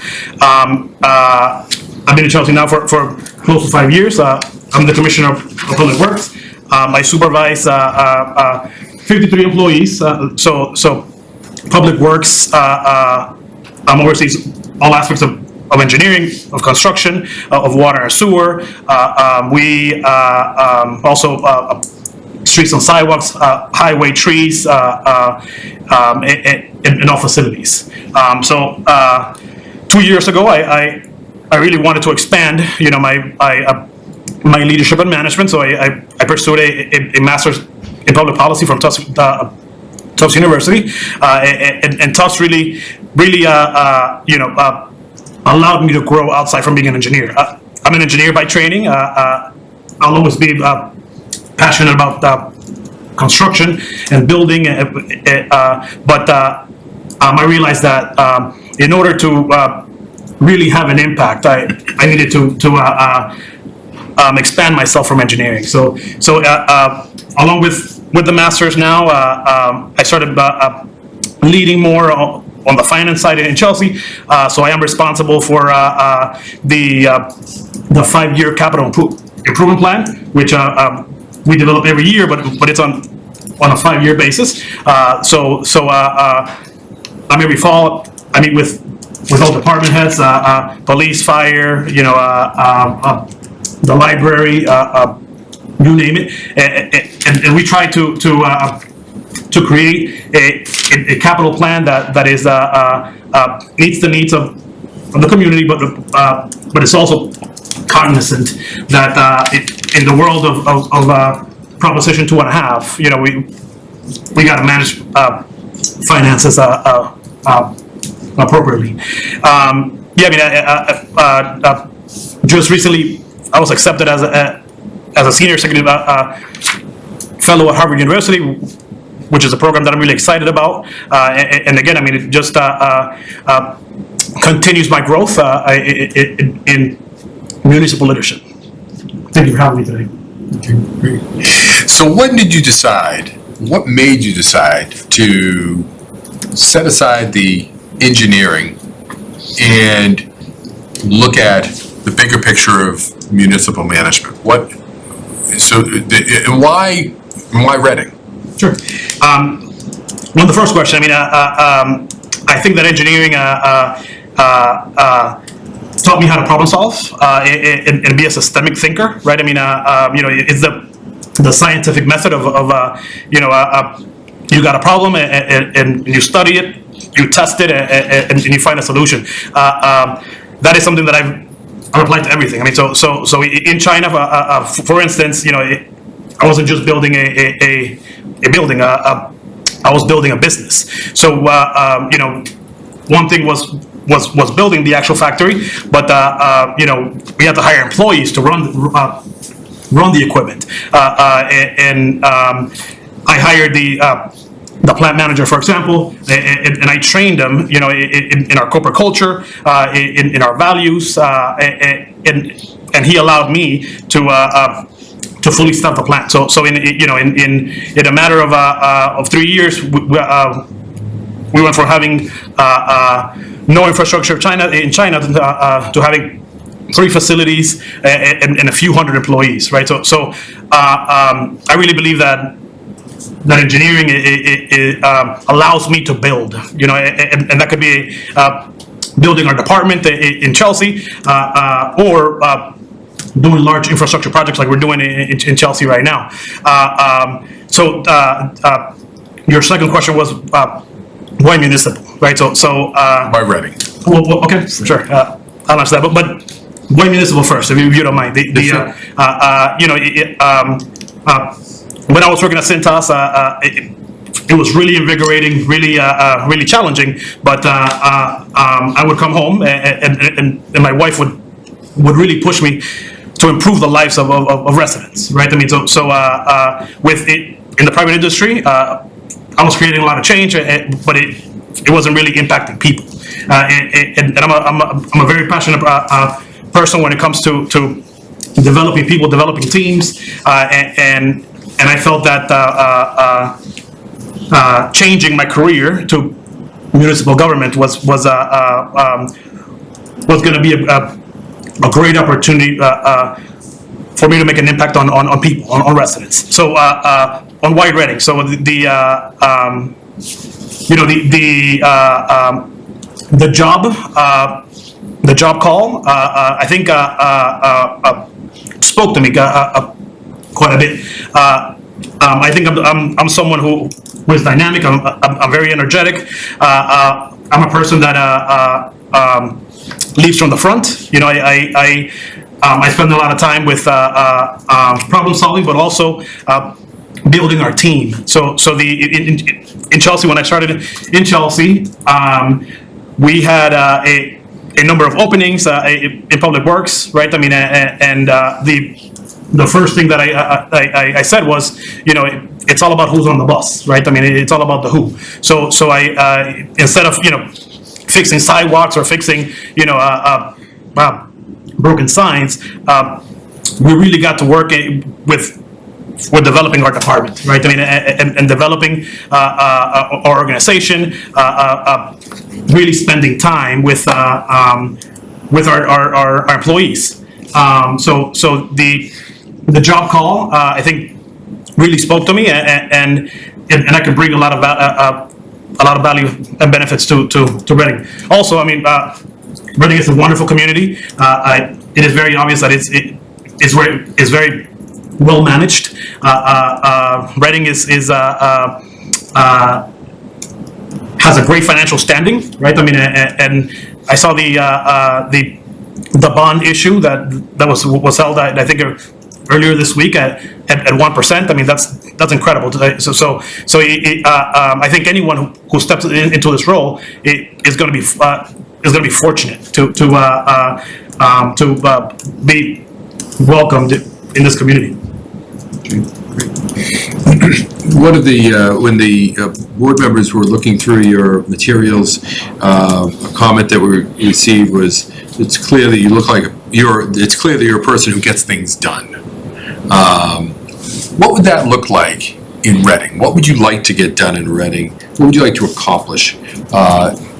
What's your sense of the ideal community Reading could be?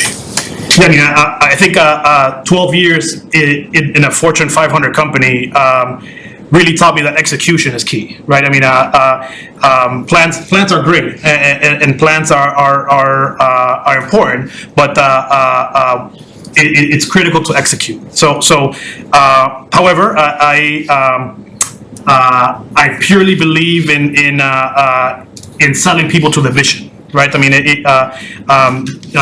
sustainable execution does not happen if all you're doing is pushing a goal, right? I mean, so I spend a lot of time communicating the vision to our employees in Public Works, and outside of Public Works, I spent a lot of time getting buy-in, right? So one of the things that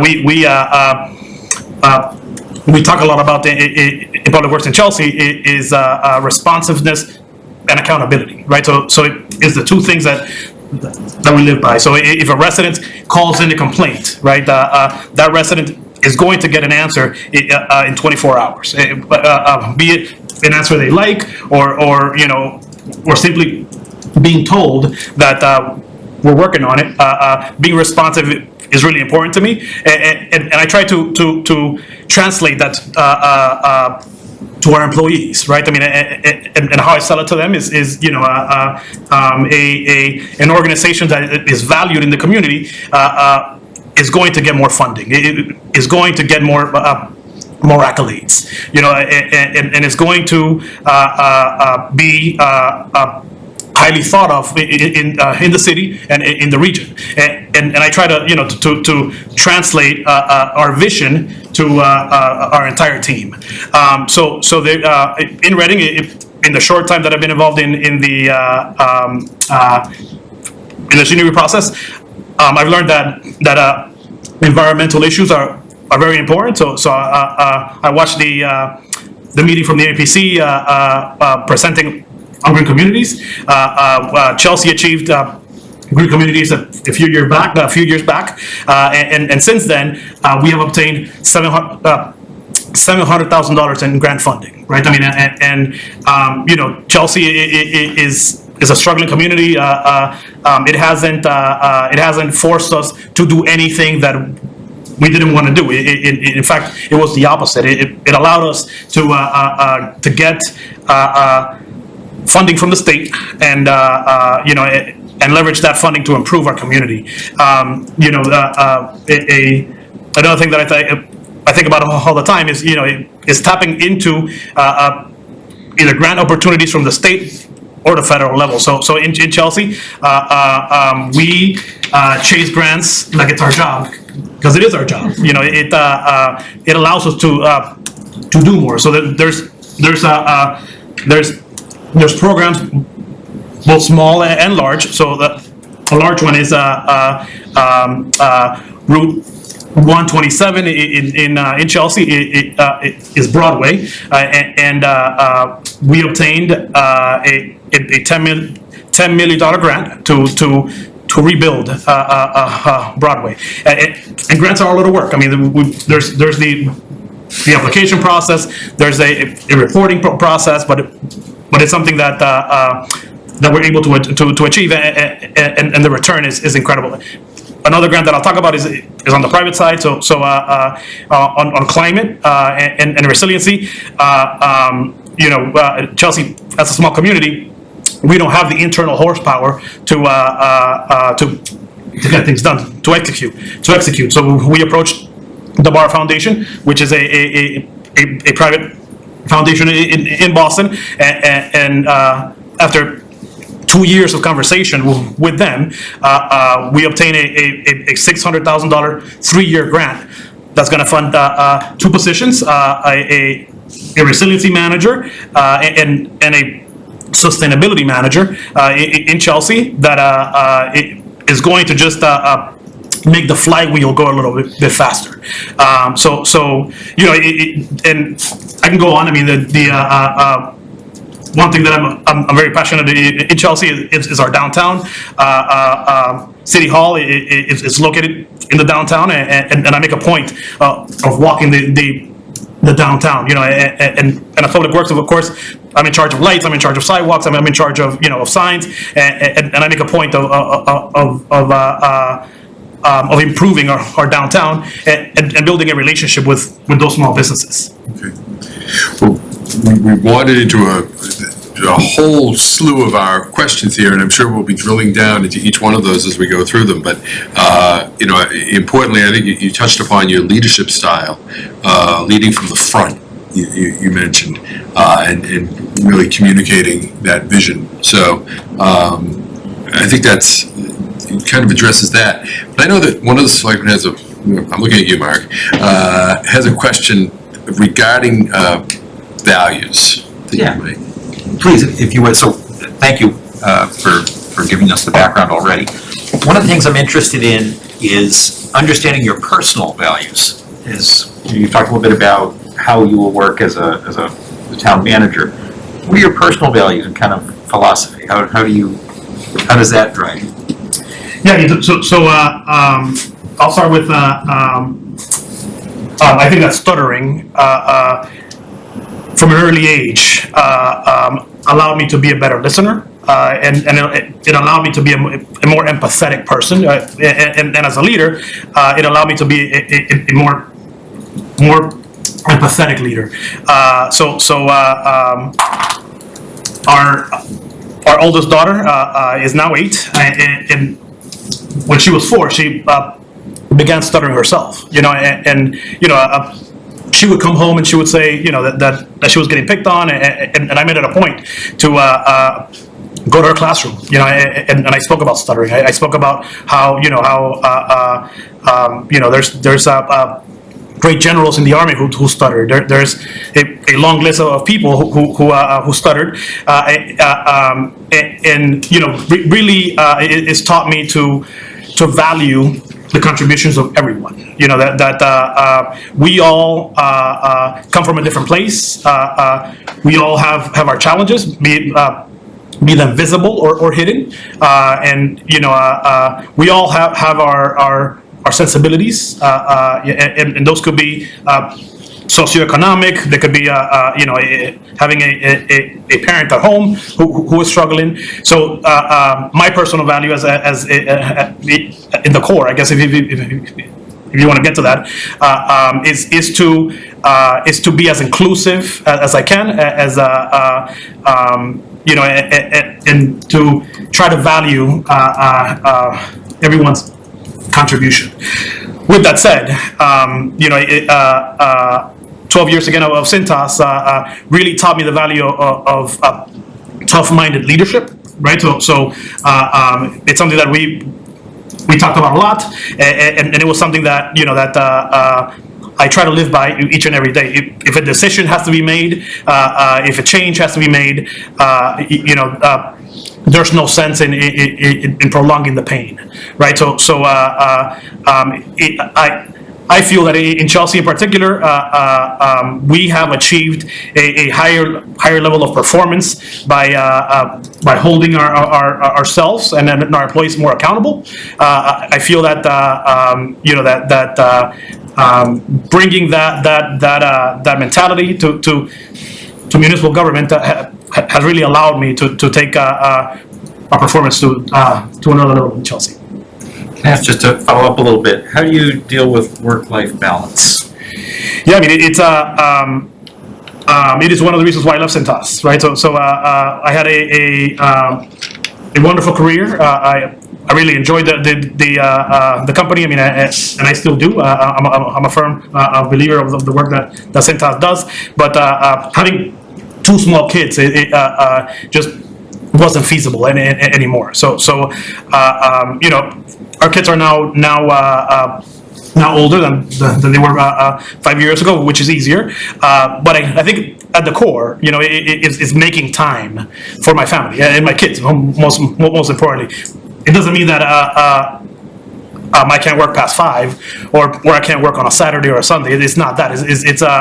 It's about penciling in and scheduling in that valuable time. As Commissioner of Public Works, if there's a snowstorm, I can't be home. It's that simple. And my wife understands that. My children understand that. But even in a big snowstorm, I make a point of leaving our building, our city yard, and going home for a couple of hours. Taking them for a snowball fight, and creating those memories, that we have. I mean, I'll share that when my mother came to this country, work-life balance wasn't an option. It was work in order to have a life. So as an adult, I'm mindful of that, and I try to take as much time as I can to give back to my children as much as I can. Thank you. I want to go back to something, and I'm jumping ahead here in our questions a little bit myself, but you talked about holding the performance standards that you have that hold yourselves and the employees accountable. How do you do that? How does that work? Yeah, I mean, I think the simplest thing is to set up systems, right? So it's a set of systems that incorporate accountability into the way that we do business, right? So be it staff meetings, be it weekly one-on-ones with division heads, it is creating that environment, and it's a mutual environment, or it's a two-way environment. It's not here's a to-do list. How are you making out? It's can I support you? Is there a different type of equipment that is going to make this process go easier? It's removing barriers from our employees so that their performance can be better. So I'll share one system that we implemented, and it's 3-on-1. So in Chelsea we had a cyclic fix, which was working okay, but it wasn't a system. It was a list that got populated, and something at some point was done, or not, or wasn't done. So what we created is we created a system where we now have a 3-on-1 manager who is essentially the quarterback, if you will. So when an issue comes in, she grades the problem. Is it something that is immediate or can be scheduled? If it's immediate, she picks up the phone and dispatches it. If it's something that can be scheduled, it goes into a work order system and it is scheduled. We review these tickets on a weekly basis, and it creates a dashboard, right, where all the issues that come in are out in the open, and we can see. I think another thing that we've implemented is reviews, right? So having periodic performance reviews, and creating that space of having a scheduled time where discussions about performance can be had. The 311 system, is that limited to just public works functions? It is not. It's all. It's everything. So it's anything. It's all services for the city. So we handle parking issues, we handle treasury issues, inspectional service issues, and the one thing that it allowed us to do is to stop forwarding calls, right? So the prior to 311, someone would call my office and they want to have a question about a ticket, a parking ticket. So our clerk would say, okay, transfer you parking, right? And it would ring somewhere else, and maybe it was an issue on something else, and that person would be hopped around the building. What we did is essentially all calls to those offices are now centralized in 311. So and the operators are trained by each department on their issues. So if someone is looking for the status of a parking ticket that is appealed, that the operator has an online dashboard which parking updates, and they can look into the history of the ticket. Has it been appealed? Is it in question? Same thing with tax bills. Same thing with with a tree issue. So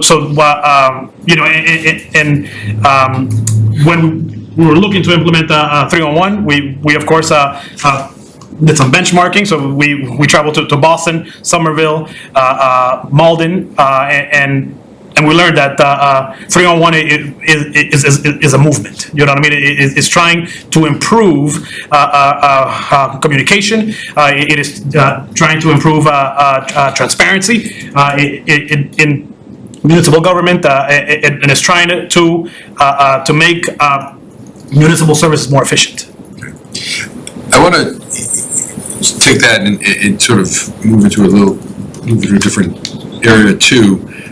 Your references speak of you're a public works commissioner, and you can talk about streets and roads and all that stuff, all that infrastructure stuff, but they've all talked about your expanding your portfolio, either by your own interests or by city management, just increasing your portfolio.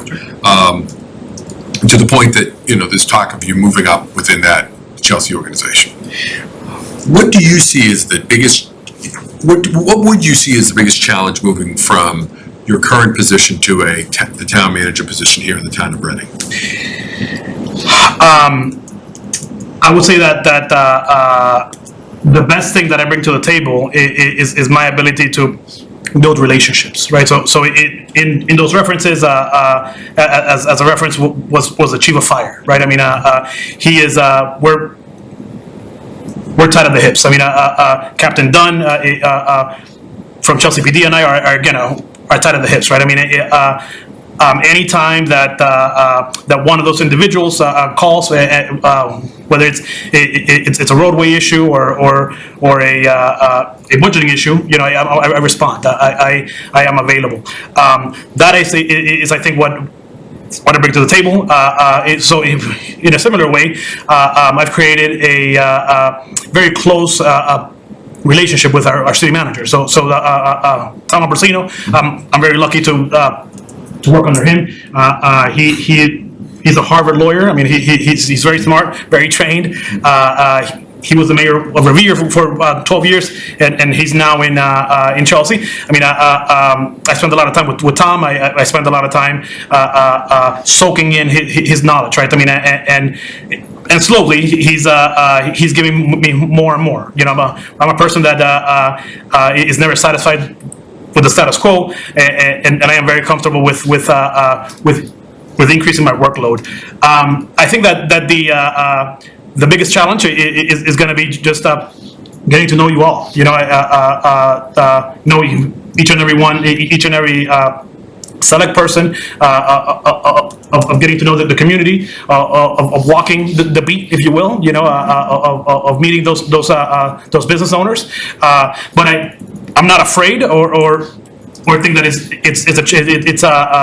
it's a negative challenge. In many ways, it's a positive challenge. I've been in Chelsea for 5 years, and I'm very much integrated in that community, and it wasn't something that was handed to me. It was relationships that I built over time. You know, and I hope to do the same with each one of you if I'm given the opportunity. With members of town meeting, with business owners, both large and small, you know, and I think for me it really comes down to those two words that I use a lot, and it's responsiveness and accountability. One of the, we did a survey as part of the search process, the recruitment process, and we heard that one issue that, similar to many other communities, people looking for greater levels of collaboration and getting things, you know, problem solving, getting things done. How do you, do you have an experience that you can relate to us on in which you've managed a conflict and increased the level of collaboration that takes place within the larger organization? Yeah, I mean, there's several. I mean, I think that I'll share one example. Chelsea went into receivership in 1992, right? And at that time in the receivership, all services were privatized, right? So the schools were run by BU for a number of years. The water and sewer department was run by a private company, and when I got there, it was still privatized, even though receivership and all other services were handed back to the city. You know, I slowly questioned why. You know, why is that happening? And at the root of it was the belief that we couldn't manage our own business, right? I mean, so and it was fear. A lot of it was fear. A lot of it was you know, was the impression that we just couldn't hire the people that were qualified enough to run that. From a city council standpoint, a lot of the fear was on, you know, on bringing staff on board, you know, and taking on those liabilities that come with staff, whether it's workers' comp or whether it's lawsuits, you know, and performance driven questions.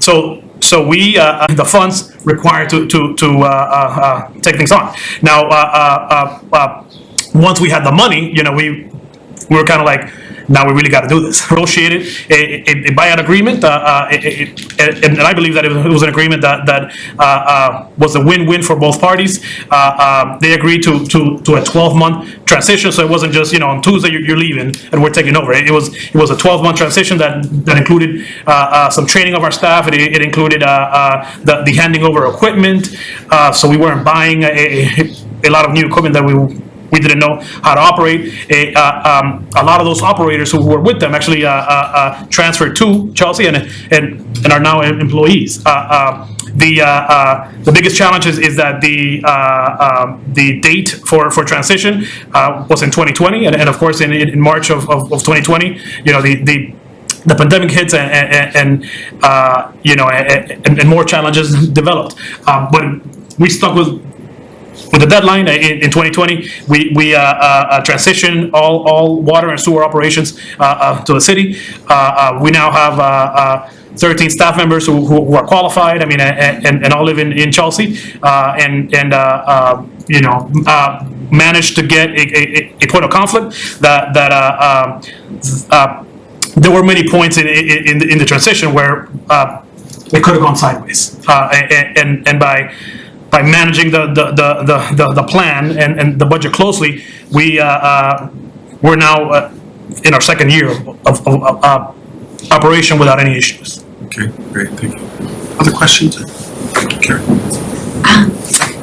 That's really a great story. I'm so glad. I do remember Chelsea's troubles, and I'm so glad that is all behind them. I was just wondering if you could talk about, so we know as board members that we have to try new things, we have to change, and sometimes the best laid plans go awry. And my colleague mentioned earlier, we have very vocal, engaged residents. So I was just thinking if you have an example that you might describe where you had some great plans, and for whatever reason, chaos ensued, and how you then managed that process to get it back on the right track, whatever the scenario was.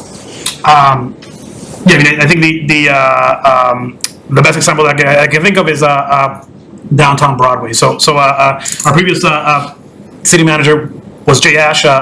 He's a legend in Chelsea and probably all of Massachusetts.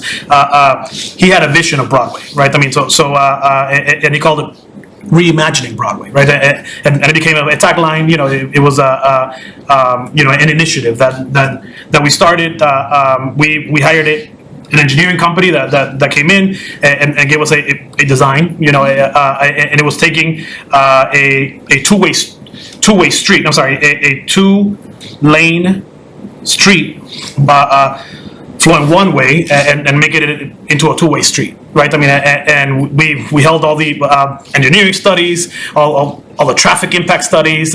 We held public hearings many times, and you know, we thought we had it. You know, it was a great engineering solution, and when it came to the board that basically approves it, it's the Traffic and Parking Commission. The Traffic and Parking Commission absolutely killed it, right? I mean, and we had spent, you know, probably a good year and a half on these studies, on these public hearings, and essentially shut it down, right? I mean, you know, our time manager, our city manager, Tom, and our director of housing, community development, and myself, you know, we met and we said, what do we do?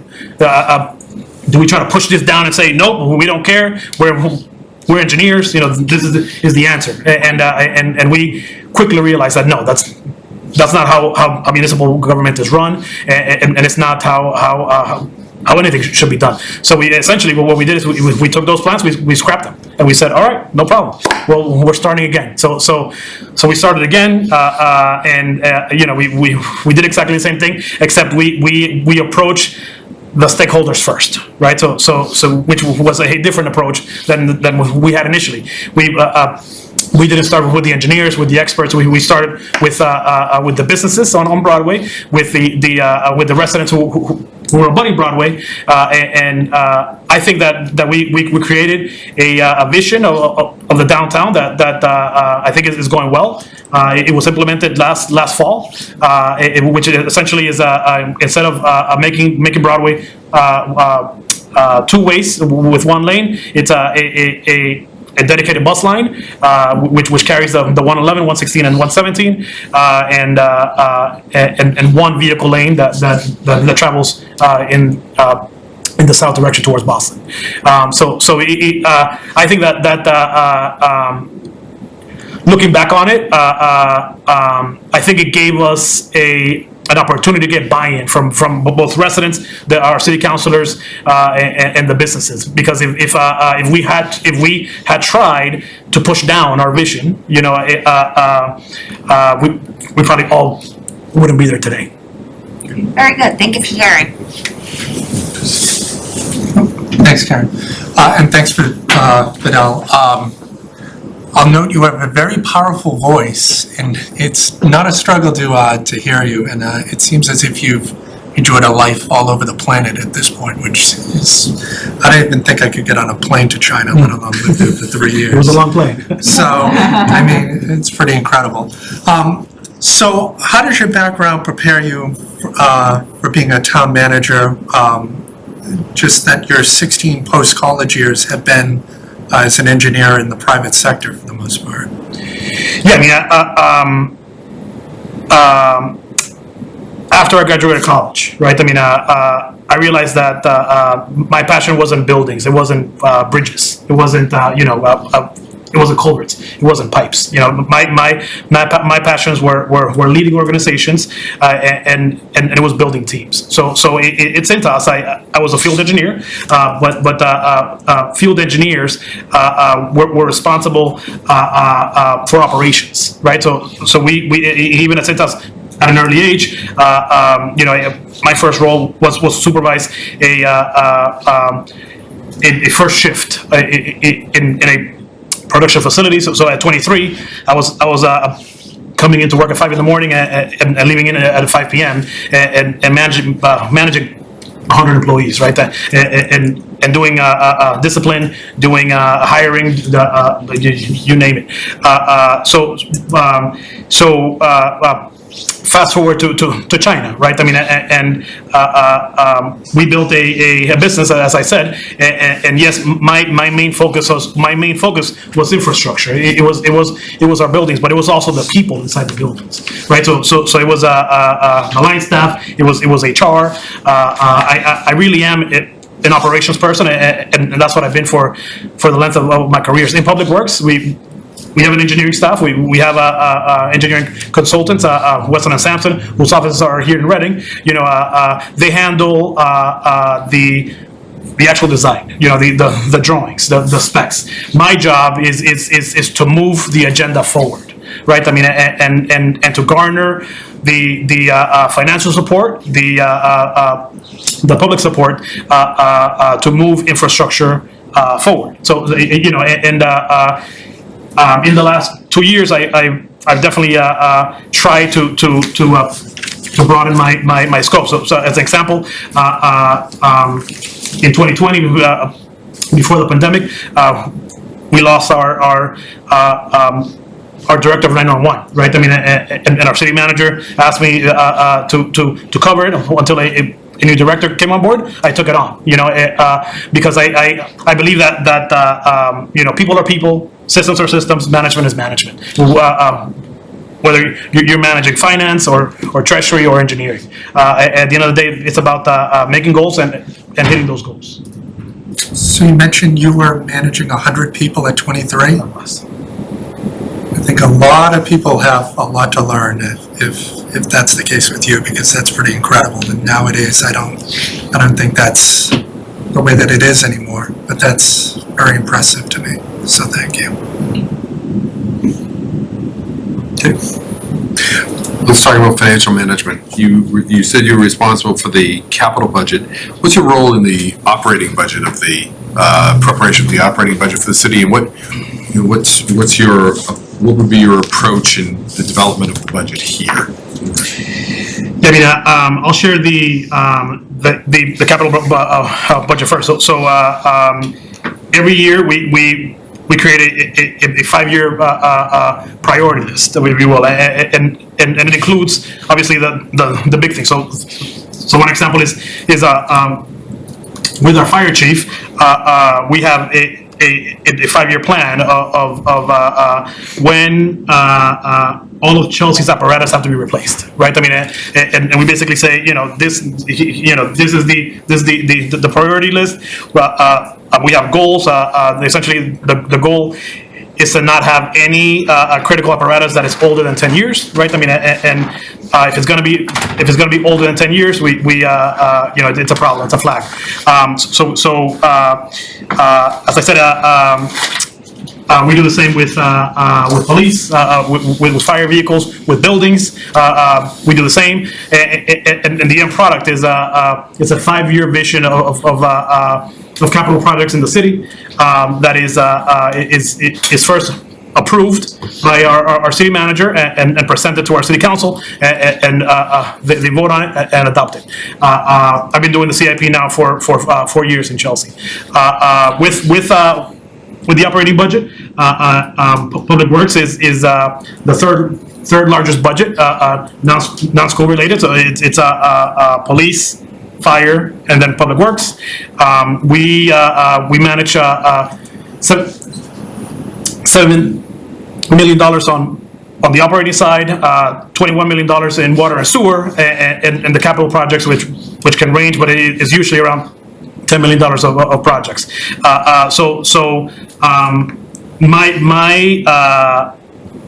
My management philosophy on finance and on budget is on touching the budget at least once a month, but hopefully more than that. So it's essentially it's creating year-to-date reports on Munis, right? I mean, so every year, every month, our leadership reviews our year-to-date numbers, and we try to identify, flags, right? Issues that we can either adjust, so dial back or trade off for something else, or we raise the issue to our city manager. So in public works budget, it is one of the biggest things that I do.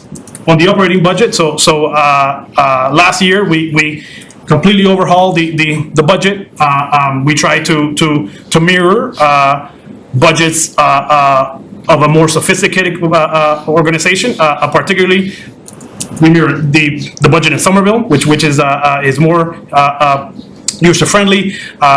It includes a lot of metrics, a lot of goals that we can track year to year, and we can report on. So once we put the capital plan, once we finalize it, we then move to the operating budget. So in October every year, we have a meeting with our city manager and deputy city manager, and they always have a priority. So be it a new position, be it adding headcount in police and fire, and that's how we incorporate basically our goals. We distribute the budget sheets to each department in October and November, and it is our goal to have a budget that is finalized by February, because in Chelsea it has to be presented to City Council by May 1st. Okay. The questions on finance that people have? Does Chelsea use the Munis system, or? We do. You do, okay, great. Chelsea uses. That's a question. So, in a couple of your answers, it strikes me that Chelsea was coming out of a very difficult situation. A lot of systems weren't really built, and a lot of the work that you needed to do was to establish these systems. I think what you'll find in Reading is that you've got a good team of department heads with a lot of capabilities and many of the systems already in place. How do you envision working with that group and maybe thinking about less kind of the hero sort of role where you have to do everything to much more of relying on these folks, working with these folks, and the ability to do lots more as a result? Yeah, absolutely. I know and have known from my career that one person can't do everything. You know what I mean? It doesn't matter how capable you are, how good you are. It's all about the team, right? I mean, I go on vacation. I want to go home to see those kids, and there was a book that I read early on in my career, and it was about Where's My Ship, and it was basically the quality of an admiral's in the Navy, and it was a Navy person that wrote it. The quality of it is how good a ship is run when that person is not there, right? I mean, so I believe in that. I firmly try to embody that in the best way that I can, and the best way that I do that is by empowering our employees. So I very much believe that it's okay to make mistakes. We learn from mistakes. If you're not doing mistakes, you're not trying hard enough, right? I mean, I'll share one experience that I have. So in 2018, our city council basically requested that all parking permits and applications be online, right? Because it was on paper, and literally residents had to grab a piece of paper and make the line in the city clerk's office, right? I mean, and so when the parking stickers were renewed, it was chaos. You know what I mean? It was lines upon lines. So our city council pushed us to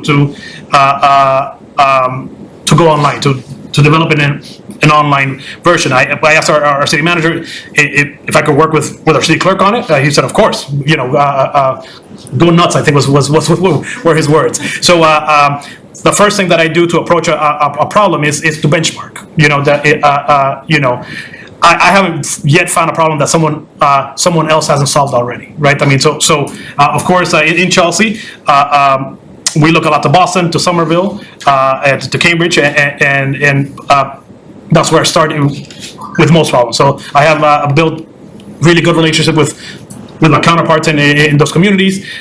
So with the parking issue, I went to Somerville, and they have a system that is essentially one-stop shop. So it's an online system that incorporates parking enforcement with tickets, with license plate readers, you know, and it's a layered system. So it's based on the company and system that manages Park Boston. So in Boston, I'm sure you've all seen the app that is Park Boston, and it's everywhere in Boston. So you know, I started exploring. Of course, being in the municipal world, you know, there's procurement rules that we have to take, right, and procurement paths. So we put out an RFI. So an RFI is a request for information, right? I mean, and we did a spec of like, you know, ideally we want this, you know, and it was 16 pages of ideas that we essentially we sat in a room and we said in an ideal world we want, you know, these 15 pages. We put out the RFI. A lot of companies responded with the RFI. It enables you to have those conversations now, you know, on the record. So the RFI allowed us to put out an RFP, a request for proposals that you know was the procurement mechanism by which we implemented an online service, and you know, in many ways, doing that really made 2020 a lot easier. You know, because in 2020 having those lines was simply not an option. So we actually rolled it out in 2019, and in 2020 it was definitely you know, a breather. So I would say that benchmarking is one of those. Brainstorming with those department heads. I mean, in Cintas, we always said that as an engineer, you know nothing. The operator is the person that knows the issue, right? I mean, it is the person that is touching the equipment every day. Like, you know, knows that every time the operator goes and does something, they get hit by a bolt. You know, and it's like, you know, remove that bolt and make it easier. So I take that approach. I try to communicate, to facilitate. In the greater Boston region, we have the benefit of having the MAPC, you know, which is a phenomenal organization. They do a lot of varied works. I mean, and there's not a day where I don't contact Mark Fine, and I say, hey Mark, how do I buy this pen? You know, through shared procurement. I mean, and the resources that the MAPC offers is something that we should leverage, and Reading has, obviously, through the Green Communities process. I'm going to skip over project management because I think you've hit that repeatedly. So I'm going to, but if board members want to jump in on those, I want to get into land use and development. You spent time talking about your interaction with the business community, which obviously is something that's part of the development aspect of this. But I want to also focus in on the fact that Reading is in that difficult position now of arguably wanting growth, but resistance to growth. There's that conflict, you know, of how do we grow, but how do we do it in a way that retains community character? Are there any examples that you've had that can kind of speak to that, how you would address that issue? I think that all communities, including Boston, are having that problem. So Chelsea right now is seeing a lot of growth, and we are hearing the same concerns. It's too much. It's too fast. We don't have enough parking. We have too much congestion. You know, and you know, it is balancing those. Chelsea is under a lot of market pressure. So being just outside of Boston, our city manager gets a call from a developer 4 times a day. You know, here's a plot of land. We want to grow. We want to build a high rise. You know, and we see what development is doing to Everett, for example. That is growing quite a bit and has those challenges. You know, in my master's in public policy program, I had the privilege of learning from John Whitten. So John is again one of those guys in Massachusetts who he's been around, you know, for a number of years, and his perspective is that you know, growth is okay if it's planned. You know, if it's accompanied by a master plan, by strategy, you know, and that strategy has a lot of community engagement along with it, you know, and the vision of that engagement is shared with the residents. I drove around with Amy from the library, and she showed me the 40 art district, and Jean also shared, you know, her vision of the downtown. You know, I think that you know, what we need to do is continue having those conversations of what is right. You know, what development that is not haphazard, and it is not unconnected, but what has a vision. So I'll share an example in Chelsea. So again, the focus in Chelsea is a downtown, right? So it's reimagining Broadway. What Jay Ash used to say. You know,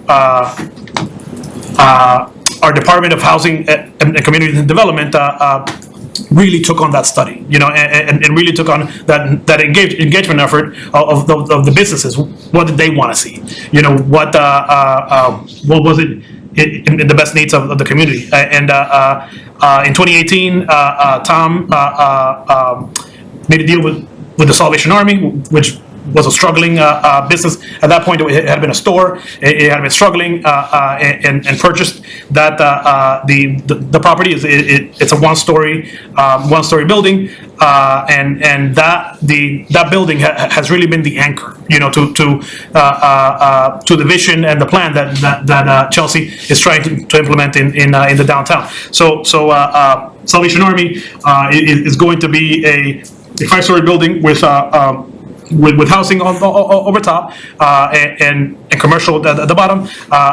It is going to have a market, a food market at the bottom, and it's going to have a lot of space, you know, for technical assistance, you know, and employment training, and the firm that we are working with is Tragworks Companies, who I know has done a lot of work in Reading. Great. Okay. Moving on to, we've talked about personnel management in terms of evaluating employees and holding them accountable.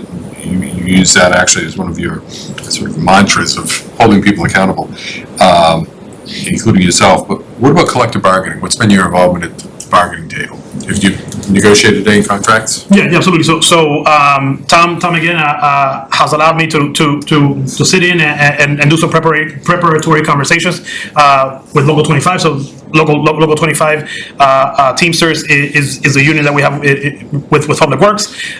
So I would say 99% of the issues that I have with Teamsters is resolved by me.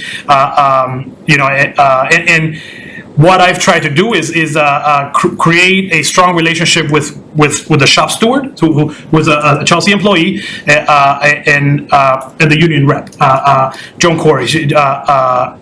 You know, and my mentality is that the union is there to facilitate communication. The union, in an organization that is managed well, the union, is a facilitator, we don't have threats of walkouts. We don't have, employees who are being harassed, and management is not doing something about it.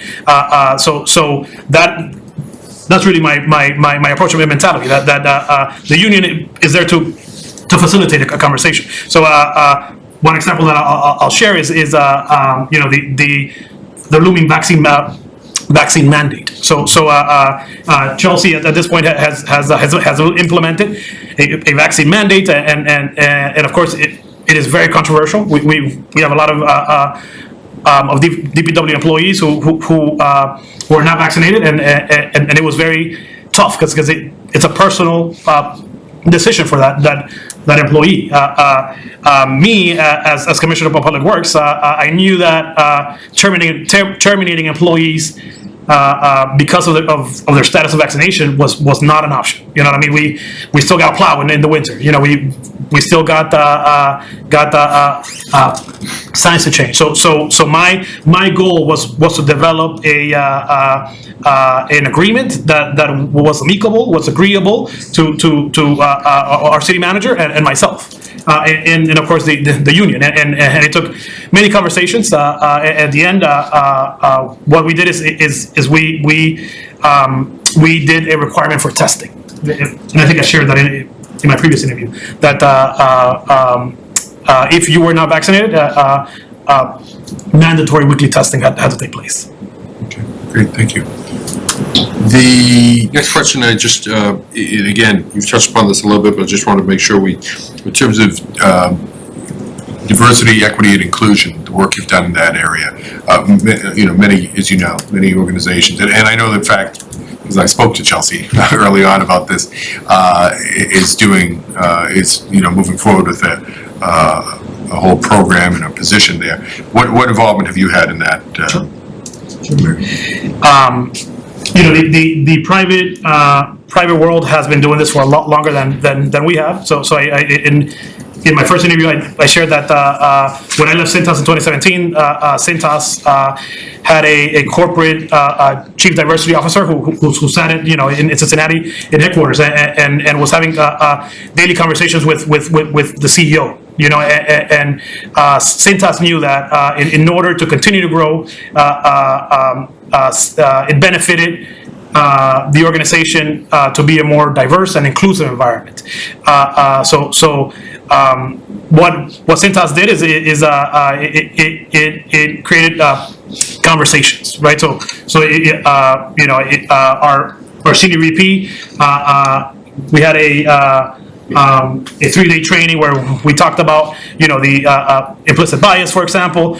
We talked about valuing other people's, respecting the voice of diversity, and one thing that really touched me was that our CEO shared a very personal story, of him. He had a watch that was owned by his grandfather, and he was able to open himself up, and share, personal things that I think when I started in the company, were unheard of. In corporate America, he wore a black suit and a white shirt and a blue tie, and that was it. There was no orange. Came very well prepared today. Well, yeah, 12 years it's still here. But so it was about opening up about and the one thing that I say is it's about letting everyone come with their whole self, with being able to share their backgrounds, their traditions, their struggles, and feeling like they're still a valuable employee. I will say that at Cintas, they saw a return on investment. So by having a more diverse and inclusive environment, they saw that their workforce was more productive. That retention was higher. that, they had to do less hiring. And obviously, they also had to do a lot less discipline, and by training managers on diversity, on equity, it trained those managers how to be more sensible, how to watch language, how to interview better, how to value more employees. So fast forward to Chelsea, 2020 hits, and I think Chelsea was in a unique place because Chelsea's police department, I believe, is one of the best in the country. It's led by Chief Kais, Chief Brian Kais, who is the president of the Chiefs Association. He is a rock star, and he's implemented policies and procedures that when I met with Chief Clark here, he says that he talks to Brian Kais, on a regular basis, and those policies that Chief Kais has implemented in Chelsea are now are spread out in the region. So Chelsea had the benefit of having a police force that was embedded in the community, that was mindful of being a part of the community. So really, our journey was to hire a person that could be dedicated and focused on training. So we hired a chief diversity officer who has been on board now since June. I was part of the hiring committee, and I tried my best to welcome her and support her as best as I can. And it's by having conversations, by teaching people about implicit bias, about and I shared on my last interview that my deputy commissioner who sits next to me in the training said that he shared that he has an Italian background, and that his grandmother told him that his parents were going to name him Luigi, but were afraid of him being discriminated on, and his name is Louis. So he opened up about this thing, which I've worked with him for close to 5 years, right? I mean, and I looked at him and I said, "Hey, man, that's pretty cool that you shared that." I'm sure that we at this table, I'm sure we in the community can recall an event where we felt harassed or discriminated on, and it varies. I think the diversity is a very broad term. It is diversity based on disability. It is sexual orientation. It is on race. It is on gender. It's on socioeconomic background, and I think that at the end of it is about valuing all members of our society, of our community, for who they are and where they come from. Great, thank you. Last question I have, because I think we've hit on everything else, and if the board doesn't feel I have, then certainly jump in. But the relationship that you anticipate having with the select board if you were appointed town manager, what would that relationship look like? How would you communicate? What do you see as the roles of each side? Yeah, I mean, again, it's responsiveness and accountability, right? I mean, so as Commissioner of Public Works, I keep my phone on 24/7. So be it on vacation, on holidays. I mean, it's a bit of a burden, but it's the return on that investment is having built a lot of trust. So I joke with one counselor who sends me a picture every morning of something that is wrong in Chelsea. It will be a sign or a trash bag that's being left out, and we build that relationship of, I say, I'm on it, don't worry about it, I'm on it. That, start doing that. I'm on it. It's that simple. Those issues are simple, and easy to fix. There's more complex issues. For instance, we have a counselor who has gotten a lot of complaints of speeding on one of his streets, right? I mean, and I met with him, with the counselor, with the residents who were complaining, and we started brainstorming. And it was essentially, here's option one, here's option two, here's option three. Let's triage it, and let's see where it goes. And I think that the counselor in particular, is thankful for being responsive, and for me showing up with the resident in particular. It is the same, for all residents, but I think with counselors in particular, my job is to execute the policies that are set forth. In my role in Chelsea, but also in the town manager role in Reading. The town manager is responsible for executing the vision, the policies, and the goals of town meeting and the select board. I think that through responsiveness and accountability, I think I can live up to those tasks. Great. What have I missed? So just the back end of your question, what would you be expecting from us as the select board to make you successful? I think a collaborative relationship, a trust, openness, communication. I firmly believe that if there's a conflict, we should address it. If I'm doing something wrong, please let me know. I am very open to critique, to feedback. I think that without critique and feedback, we won't improve as individuals or as a community. So I would say just openness, communication. If I'm doing something wrong, please let me know. Thanks. Thank you for all that. Our style of government is very different from Chelsea, Riviera, Somerville, and Boston. We have a town charter, we have elected town meeting, we're made up of town volunteers, some more vocal than others. And you seem like, you don't need Red Bull. You just don't need it. I had to before I came here.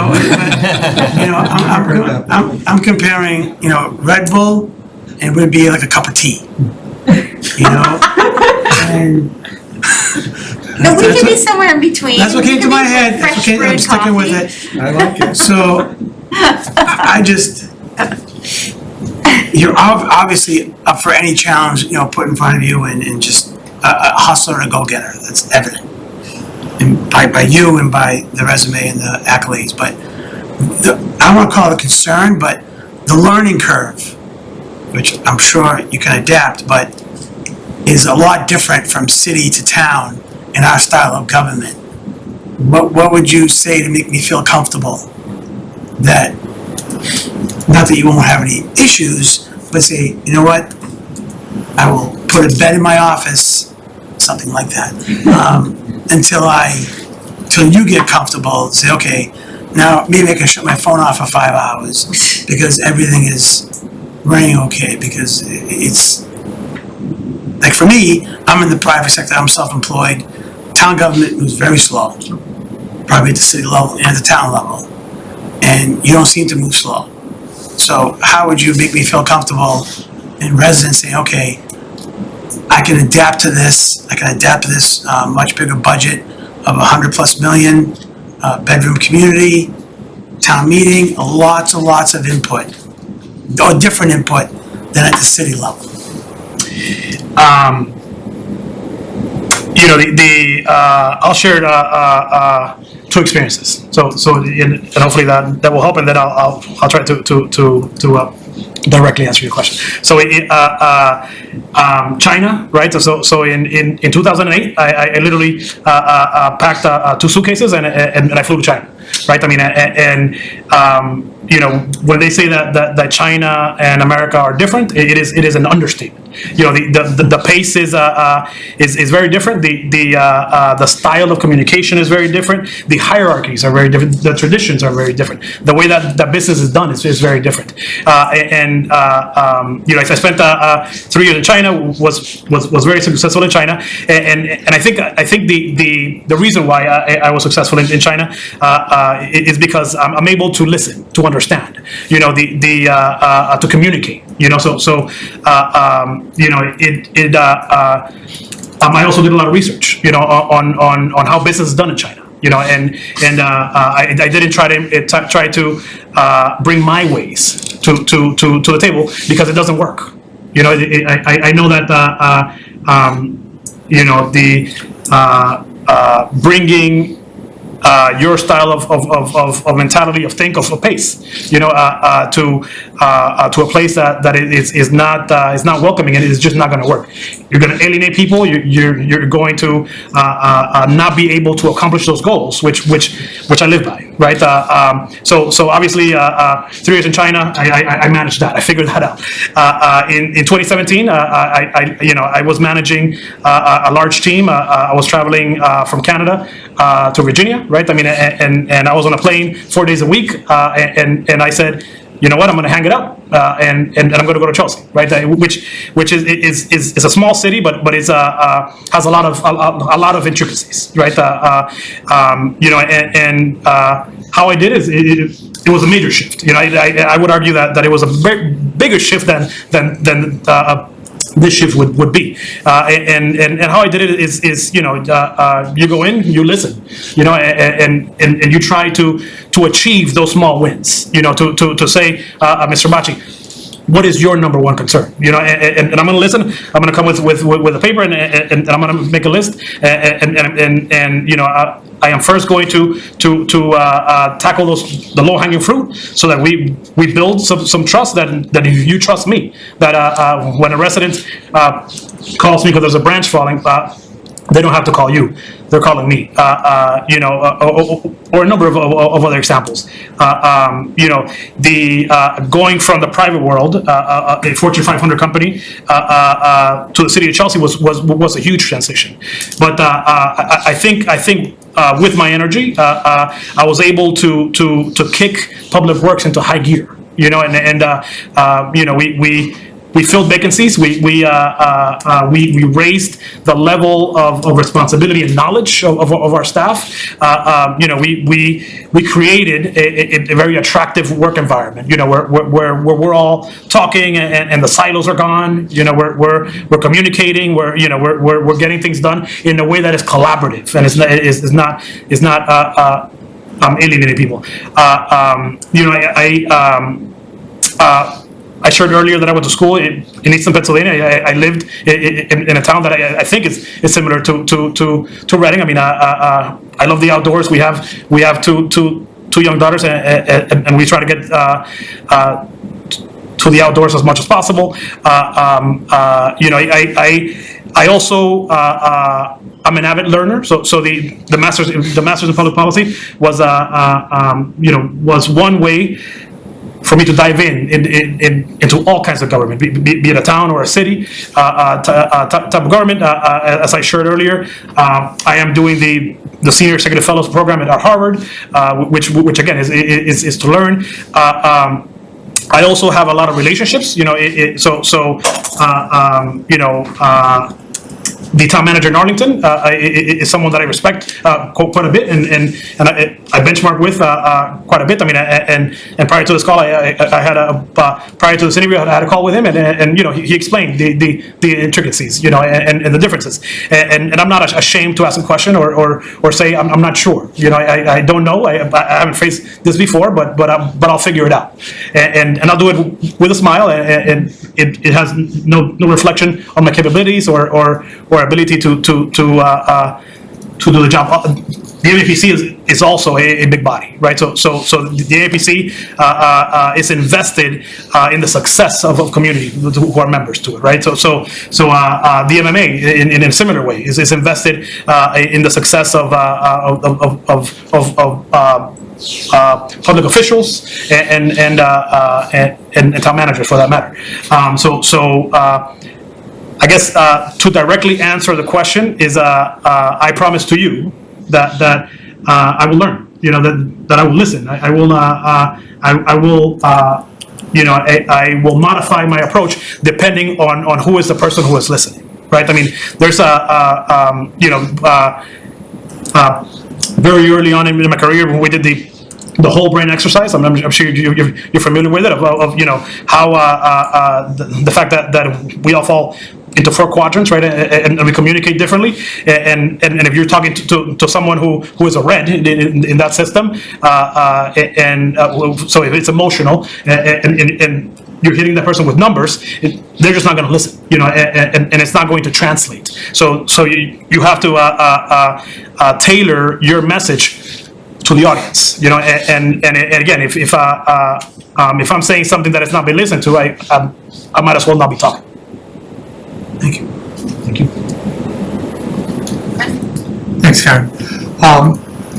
So other than go big or go home, why not an assistant town manager somewhere before the full-fledged town manager?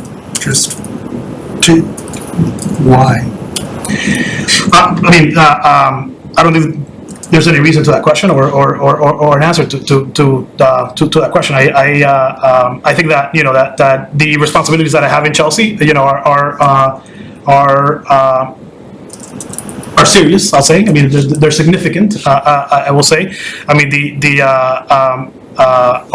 our city manager in Chelsea and I are having conversations about this. He is my mentor. I value my relationship with him, and we have these conversations. I mean, I think that when I read the call for the posting and in this for this position, there were a lot of things that I thought I could answer the call for. Being a person who is community focused, being a person who has experience in personnel management, who has has experience in getting grants, who is an expert in green communities. There's I think that there's a lot of things that I can bring to the table, to this position. And to follow up on that, my other question would be, so where were you, or you just explained when you saw the posting or whatever, what made you want to be a part of Reading? I think you semi-explained that, but that's the general question I've been asking everyone. Like, can you describe, like, you saw it and you're like, you know what, I talked to my wife, everything. You should explain it, not me. I did talk to my wife. Yes. At length. Yes, I can imagine. Many times. But, I saw the posting, so I said before that whoever receives this position is going to be very fortunate because that person is stepping into a community that is well managed. That has a track record of being fiscally responsible. The bond rating speaks for itself.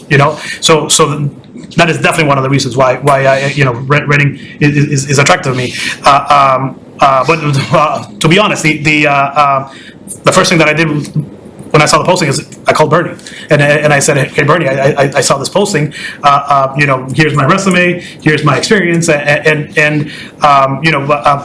Bernie and I had a conversation about the things that were being sought for in the call for jobs and what I bring to the table. And again, it's the aspects of innovation, the aspects of being in the community, of being a leader when it comes to green communities, to resiliency, to being someone who can build relationships with all kinds of people. I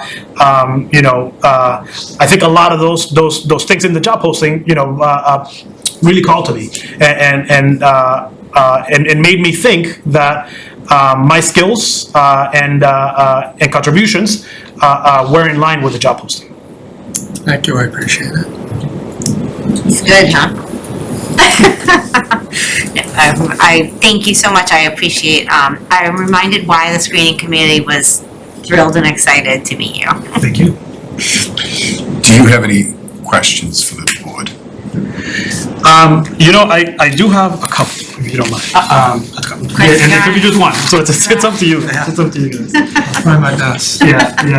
The, Answer after Carlo. the first question is, what is your expectations of the town manager in the first 100 days? It's a good one. I have to go first? Well, you hit on a few topics. We've been fortunate, we're in a good financial situation. Not to say the town's perfect, but we're in a good financial situation, and I always lean conservative as far as finances go. Have as much free cash as we can, so we can handle emergencies, plan. We have a lot of things in the pipeline.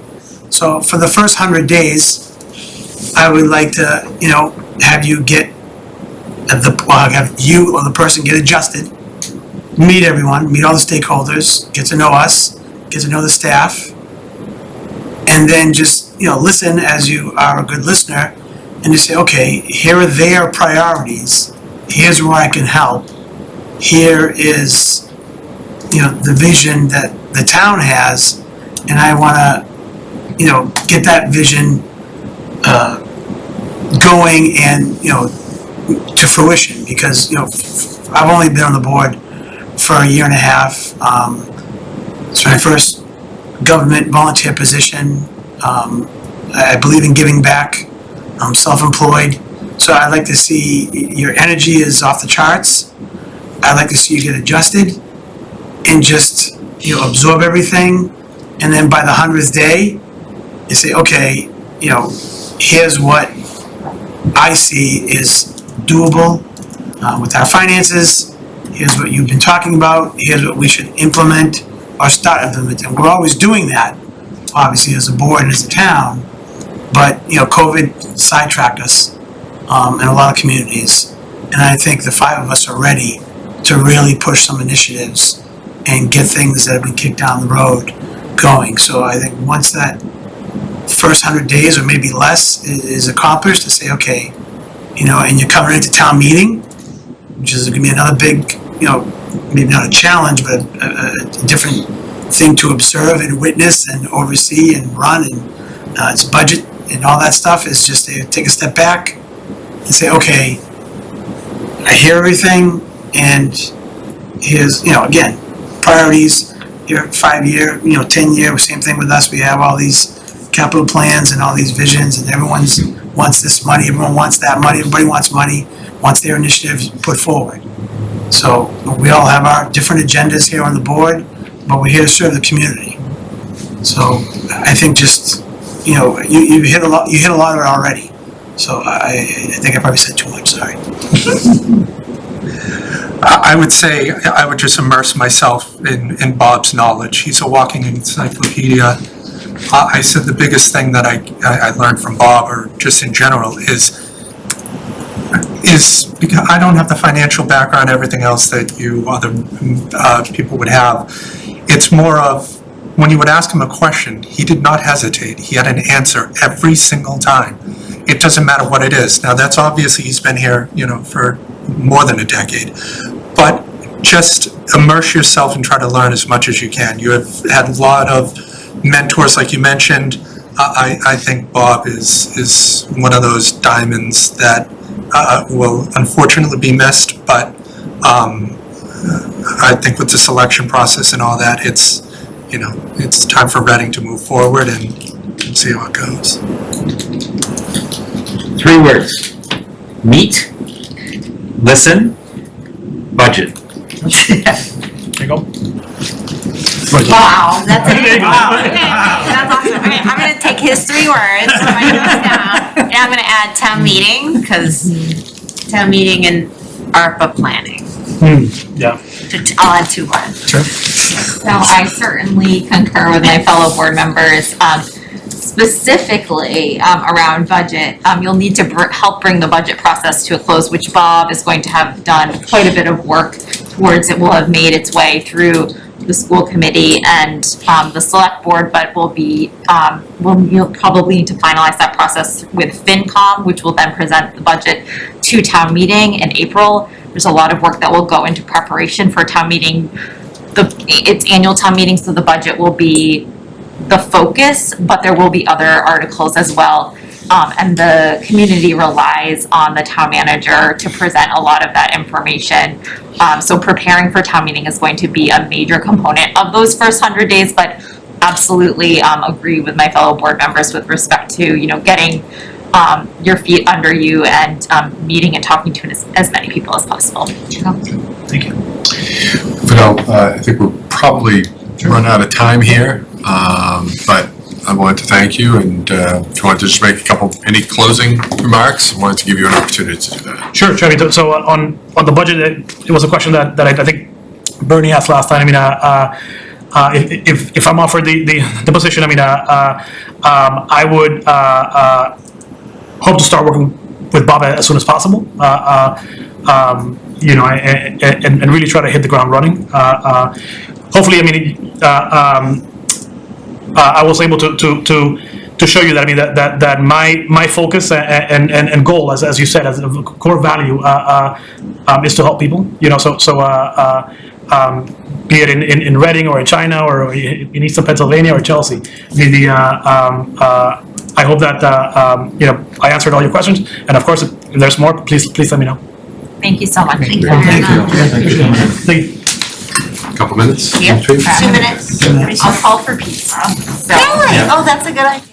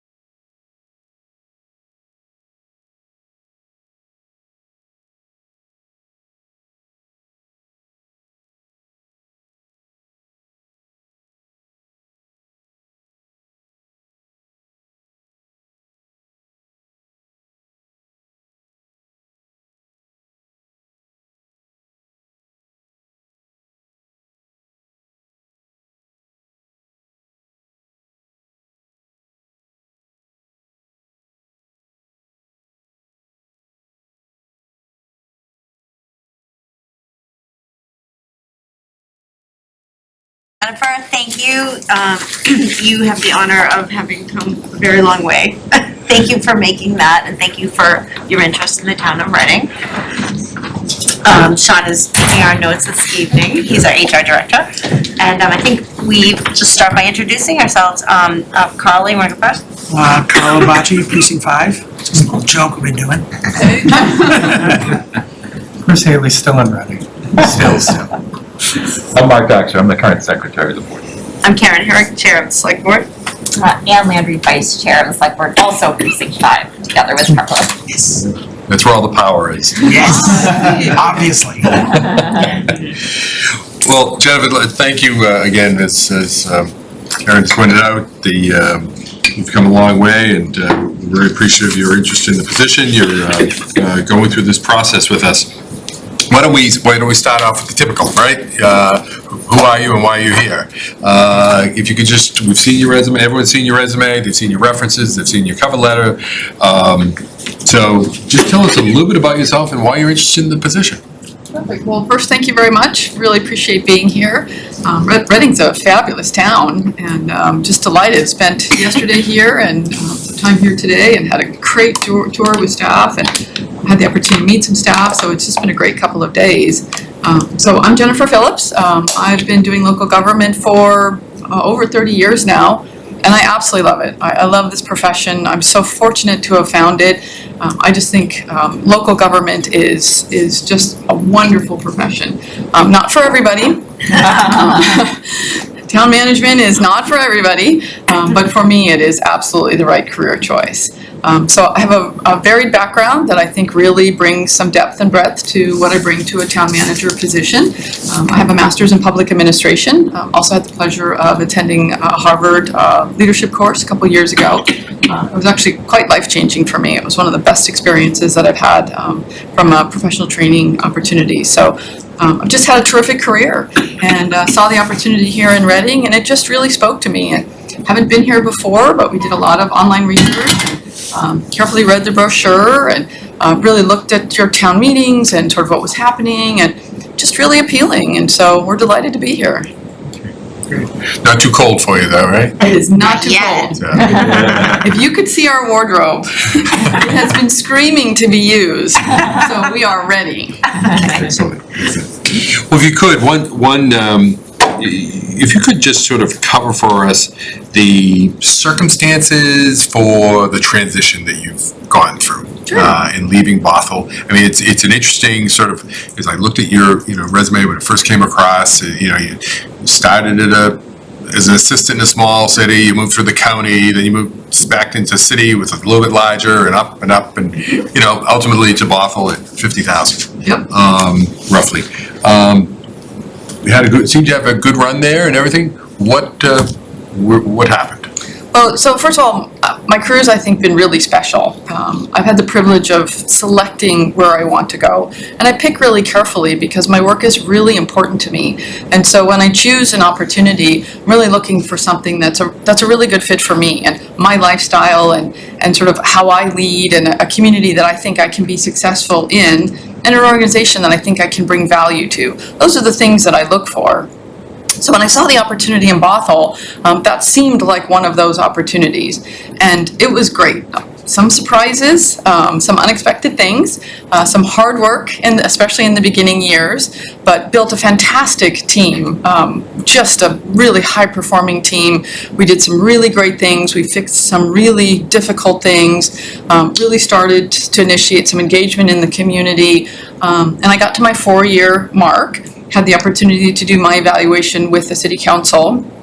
I have a confidentiality agreement, so I have to be careful in what I say. But it was an opportunity for us to talk, and I'm really proud of what I did in the 4 years. And this team was performing. We were delivering. Even through COVID, we were delivering. And I had the sense that the council just had its own issues among themselves, and really wasn't all in with what we were doing. And so I had that really frank conversation with them. Are you all in? Because I'm spending 60 hours a week. My team is working incredibly hard. And if this isn't all in for you, maybe this is an opportunity for us to part ways. And so it was very amicable. We both just agreed that maybe it was time to do something different. And so I decided to retire. It was sort of a soft retirement. I thought maybe I was ready, but I'm not. And so this year has given me the year to refresh and recuperate and travel and sort of refind myself, and realizing that I really do miss it, and I really am ready to find the next right community for me. What is it about Reading that you find, would you say that you find attractive? You know, Make it that right community. it just, so as I look, right, so there's job openings all the time. And we're really looking for something where we can feel at home, you know, and what does home feel like? You know, whether we're fortunate enough to actually live in Reading or not is to be determined. Very, very short housing supply here. But what feels good, what feels right? And so again, you know, I see job openings and you do some research and it doesn't feel right. It just doesn't feel right. And you can always tell sort of in the job descriptions or where the problems are. And this one really spoke to me, one, because it doesn't appear there needs to be fixing. You're very strong financially, which I've dealt with multiple cities that were not. Some were known, some were a bigger surprise. You've done a great job in managing that fiscal stability. But you have some really interesting opportunities ahead. Your economic development, I had a great tour today with the library director, showed me some of your economic development opportunities. You seem to be out in front of things, and I really appreciate that. You recognized you needed economic development, so you added an economic development position. You recognize that you want to enhance your diversity and equity and inclusion. You're adding a position.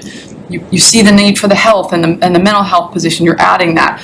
Those are really healthy signs to me, and it sounds like the community is really behind those things. Had the opportunity to talk a little bit with the chief today, just really excited. It's very important to me that the town council or the town board really support the police department. Doesn't mean there's not opportunities for hard conversations and improvement, but that support and to continue to have your SROs in your community, those are really positive signs for me. And so those are the things that I was looking for in what seems to be a community that is solid at the base, but ready to do some things and keep moving forward. One of the comments made to me after submitting all of your materials and the reference comments that were received is that you look like a person who likes to get things done. So the question is, what would that look like in Reading? What would you like to accomplish if you came to Reading as the town manager to make this your vision of an ideal community? It would be the council goals. I'm here for you.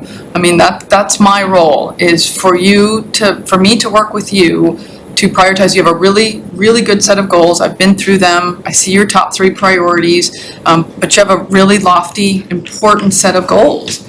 And we need to get through those and understand what we have the available resources for, where we can put our energies and what we're able to do. But it's really for you and what you're looking for, and then how do I deliver that? And I have some, I think, really effective techniques for communication and making sure that one, we do a really good goal setting and we're able to really flesh out those priorities and make those decisions. Those then get incorporated right into a budget, and my staff reports then indicate when these items directly relate to your goals.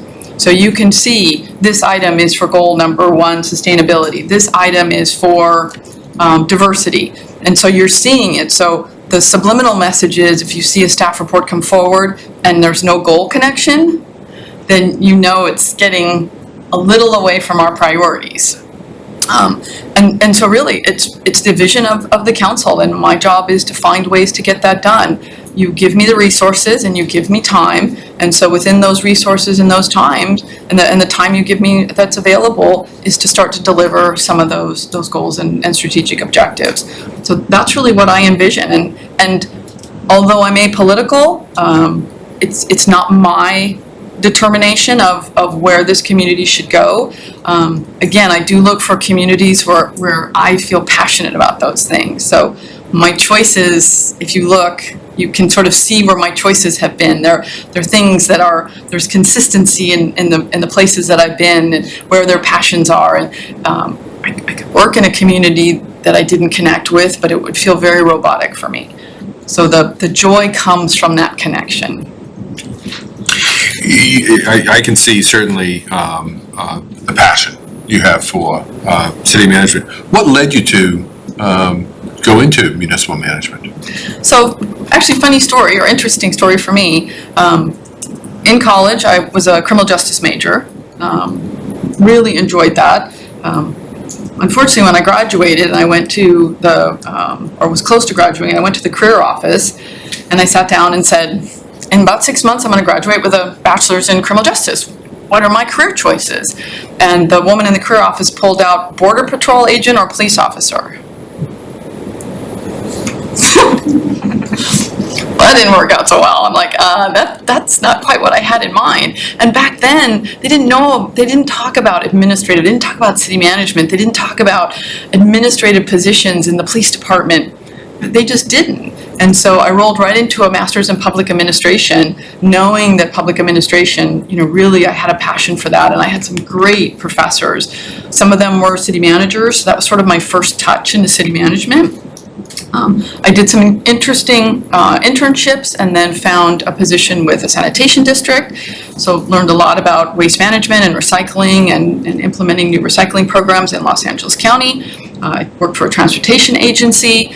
And then I had the good fortune of getting an assistant to the city manager position for quite a large city, 130,000 in Orange County. And literally within months, I knew city management was for me. So it just was the right fit. I started volunteering for professional development organizations because I really wanted to get in and really wanted to make those connections. And I've always loved it. To be a city manager or town manager, obviously you're the leader of the organization. And you have to have certain management skills to go with that. Can you give us a description of your style of leadership and examples of how you work with a team and lead change within an organization? Sure.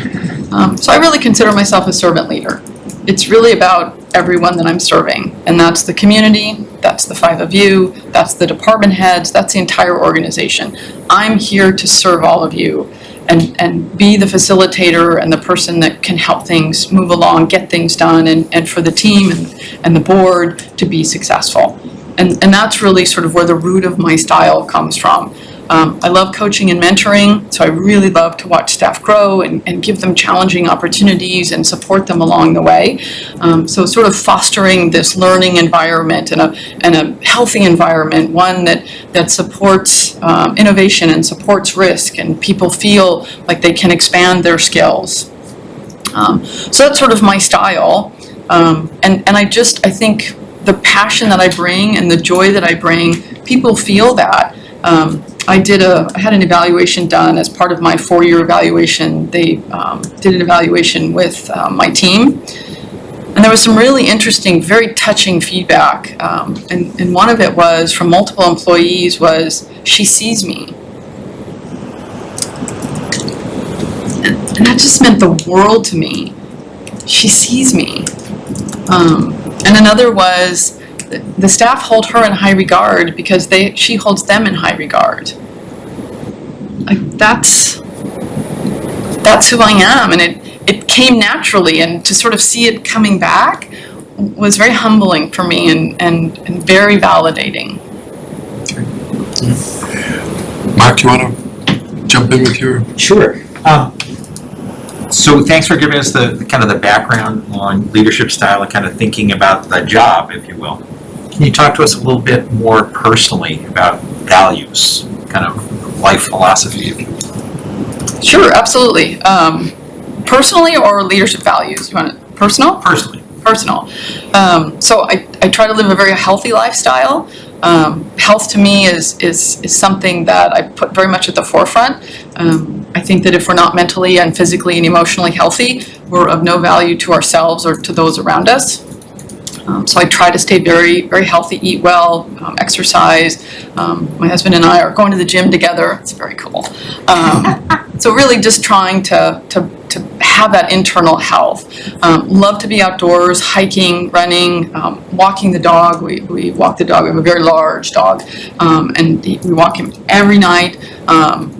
Most rainy, if it's really bad raining in Washington, we might wimp out, but even in the rain, we get out there and we have this beautiful trail along a slough and where we live in Woodinville, and so out there doing those walks, and it's really great bonding time for us too. We have these great conversations when we're out on these walks, and so those things are really, really important to me. My family's really important to me, although we live some distance apart. I have 2 fantastic nephews who have wives and girlfriends and children, and my parents are really important, very close to my parents. So those are sort of my centering parts of my life. What if I asked you to answer based on leadership, which was the other thing you had mentioned? I have very strong leadership values, and they have guided me very effectively through my career, and those are to deliver exceptional customer service, to work as a team, to be safe, that we provide a safe environment that's both physically, emotionally, mentally, that the environment is safe. I encourage and support innovation, and by having that value, again, that tells the staff that I'm going to be there. I want you to be innovative because I'll support you when something goes wrong. So when you have that innovation goal, like you see your staff start to open up, it's telling them, right? And so when you don't have those kind of goals and values and somebody makes a mistake and someone gets in trouble for it, you see the staff like, wow, did you see what happened to Bob? Like, I'm not going to step out and do that. Versus when you have this innovation goal, what they see is someone makes a mistake or a misstep. I don't like to call them mistakes, but that's sort of what we label them. And they say, wow, did you see what happened with Jane? Like there was this project and it sort of went south, but we took this piece and this piece was successful, so we put aside the part that wasn't, and we're moving forward. And like I want to be part of that team because that team got to learn, and you physically see the staff open up. So that's why innovation is so important. And then ethics in the workplace are absolutely, that is a place that I am unwavering. I expect the strongest ethical conduct from my team. If you became town manager, how would you go about assessing the organizational structure and systems of Reading? It takes a little bit of time. I have an external sense. Your department heads are very proud. The work seems to be getting delivered. I don't have this sense of massive dysfunction and major change, and so it's really starting to get to know the teams and really understanding and hearing from them, because when you open up and you listen, they'll tell you their own dysfunction or their own frustrations and their own ideas of improvement versus me sort of hearing and then saying, well, I think this needs to be improved. They know better than I know. And so it's really sort of compiling those pieces and figuring out how those pieces work really well together. Organizational development is really one of the things I enjoy. Sort of figuring out where those pieces fit and how things work well together. And so it would take some time, but I think really working with the team and really understanding, are there some efficiencies? Are there things we can do differently?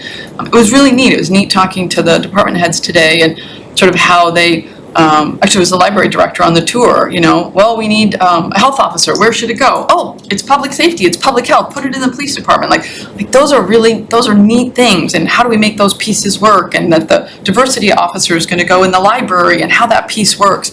That's really interesting to me, and I like the creativity that I've seen in the Reading staff. Okay, Chris. Thanks, Bernie. I think I feel more better about myself in the last 10 minutes than I have in years listening to you speak. So I think you have a career ahead of you in that's for sure. I think for me, if I was on the West Coast or whatever and applied to this position and whatnot, I think it's very easy for you to have packed it in and just zoomed into the meeting, etc., and did it and by you coming here, that's the exact same thing that I would have done. I would have just showed up and been like, listen, you guys don't think I'm serious, I'm showing up. I mean, it might be all for nothing, but you still did it, so I commend you for that. I think my question is, how you mentioned about retirement and now you're not ready. Reading's looking for, longevity and whatnot in the next town manager. So what's to change, what possibly could change for you in the next year, 2, 3, that would just make it, back to retirement and we just have to start the whole process over? I think it's really, it's about fit. I like this profession. I like the commitment, I like what we're building. And so if you're happy and I'm happy, this is a long-term relationship. Sadly in the city manager profession, maybe a little bit less. I heard Bernie say once, you're a little bit higher maybe than the rest of the country, but city managers are averaging about 2 to 3 years in their positions. It's getting brutal. And so really, it's about this fit, and that's why this time together is so important. It doesn't mean there won't be conflict, but it means how do we feel about each other, and is this the right fit? And that can take us a long way. It's about joy and accomplishments and getting things done. And I mean, if we're gonna pack up and move here, we're gonna make a commitment and be here. Thank you, I appreciate it. There's a nasty 4-letter word that has more than 4 letters. Politics. Yes. And they're a fact of life, they're a fact of life in wherever, and they're a fact of life here in Reading. And we have some loud voices, and we have some conflicts. And you mentioned early on that you're very apolitical in the structure, which I think is admirable, just to be clear. How have you had some experiences working in heated environments with diametrically opposed folks, and how have you worked through those situations? Many. I was thinking about this earlier. When you go through interviews, you reflect upon a lot upon your career, and you reflect upon the good, and then you oh yeah, I remember that. Holy cow, that was hard. So there were several that sort of came to mind. I think one in particular, and there were several in Santa Rosa that I really think would be neat to talk about, but I think the most recent one that I thought about from Bothell was we're expanding one of the roads for bus rapid transit, a super important part of our downtown redevelopment. We have no mass transit really coming to Bothell, and we redesigned, very similar to what you did with your downtown plan, we did the same thing.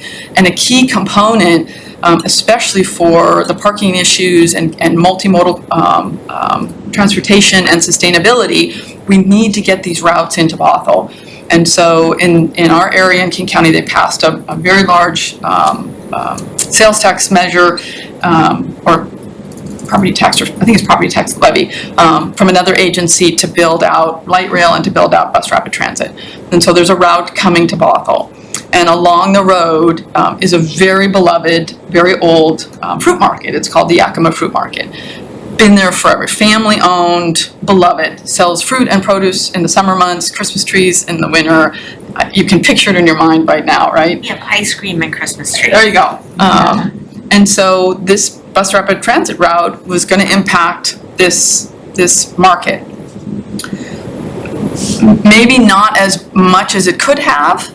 We thought there was some challenging parking spots in the front, and we thought by just removing those parking spots, we could preserve the parking around it and still preserve the market.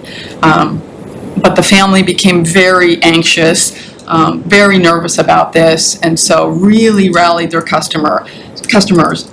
And I kid you not, thousands of postcards.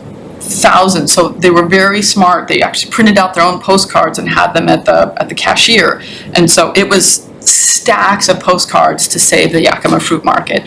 And it was really difficult because this bus rapid transit system is key to downtown Bothell's success as a multimodal, effective, sustainable downtown.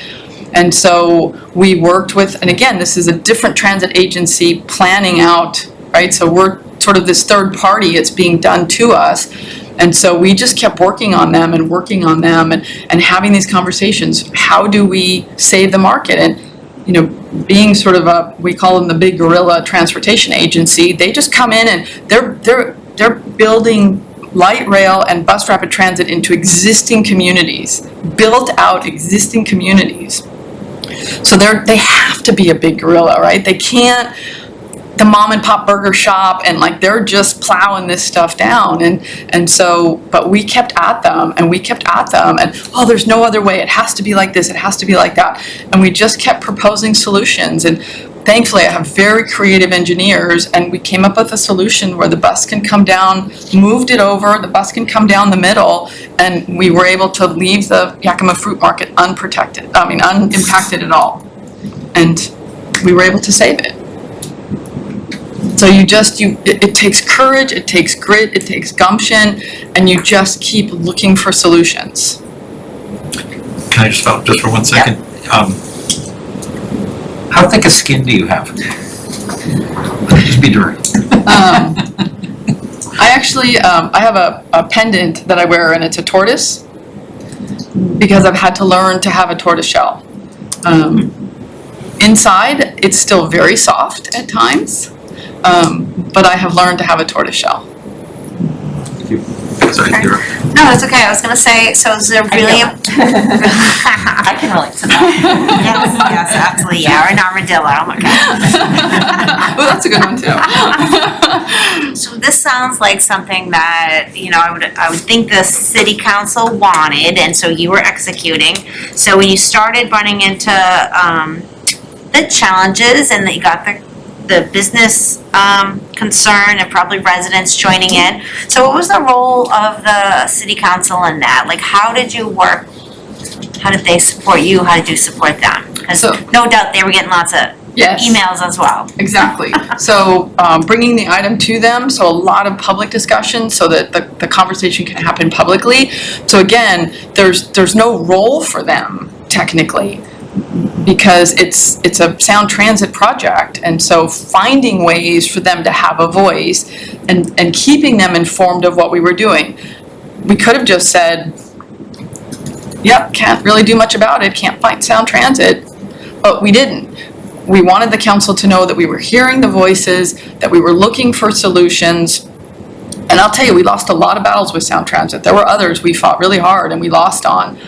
So they know, just because we fight, right, we're not always going to win, but on this one, we just kept at it, and knowing that that the community knew that we heard them, that we brought it to council, community could come to council, the family could come to council, have the opportunity to be heard, and just know that we were continuing to work at it. All right, thank you.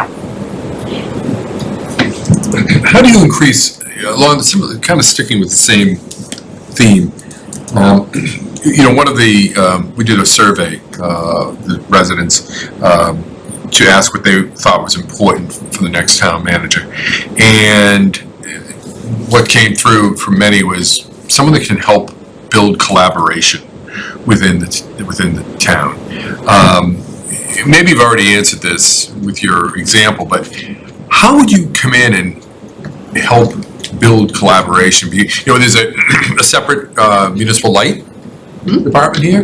There's the school department, which is a little bit different than you've Yes. experienced before. There's other organizations, and it's like getting everyone on the same page to work together. How do you do that? I think you have to have realistic expectations. I think after all these years, expecting that some meetings and some olive branches are gonna immediately create collaboration, I think is unrealistic. Especially lately, I think the last couple of years, it just feels more and more like people are sort of trenching in their corners and just really holding on. And I think it's more about the professionalism, and it's about authentic communication and authentic meetings and things that really I think matter, versus, well, we had a meeting, we brought everybody together and everybody put their ideas on the whiteboard and this is what we did. Yeah, I mean, it's, those are some techniques, but I think it's getting harder and harder, especially for select boards and town councils. The divisions are just, I think, getting deeper, and, I assume part of it is, the last few years, the national narrative, the state narratives. People just feel they're losing things, or they're losing, Pandemic. the pandemic, right? No, yeah, I think all these things are piling up, and so I think collaboration is really, it's authentically coming to the table and feeling that you're listening, feeling that yourself you're being heard, and trying to find reasonable solutions. I don't think it's as easy. I don't think it was ever easy, but I think it's gotten harder and harder. And I think what I've found is people genuinely understand and know that I'm trying. And really, I think that's sort of that. I'm trying to get there. I'm trying to meet. I'm hearing you. Sometimes my hands are tied. Sometimes they're just unreasonable. Sometimes there isn't middle ground. Sometimes there is. Sometimes it's a big win for them. Sometimes it's a win for us. I think it's really dependent upon the situations now. I don't think there's a one solution fits all anymore. Let's get into sort of the more nuts and bolts tasks of a manager. In terms of financial management, you and I have had some interesting conversations about that. Talk to us about your approach to financial management and examples of how you've addressed financial challenges. So I learned early on in my career that if I didn't understand finances, it's going to be very difficult to be a strong leader.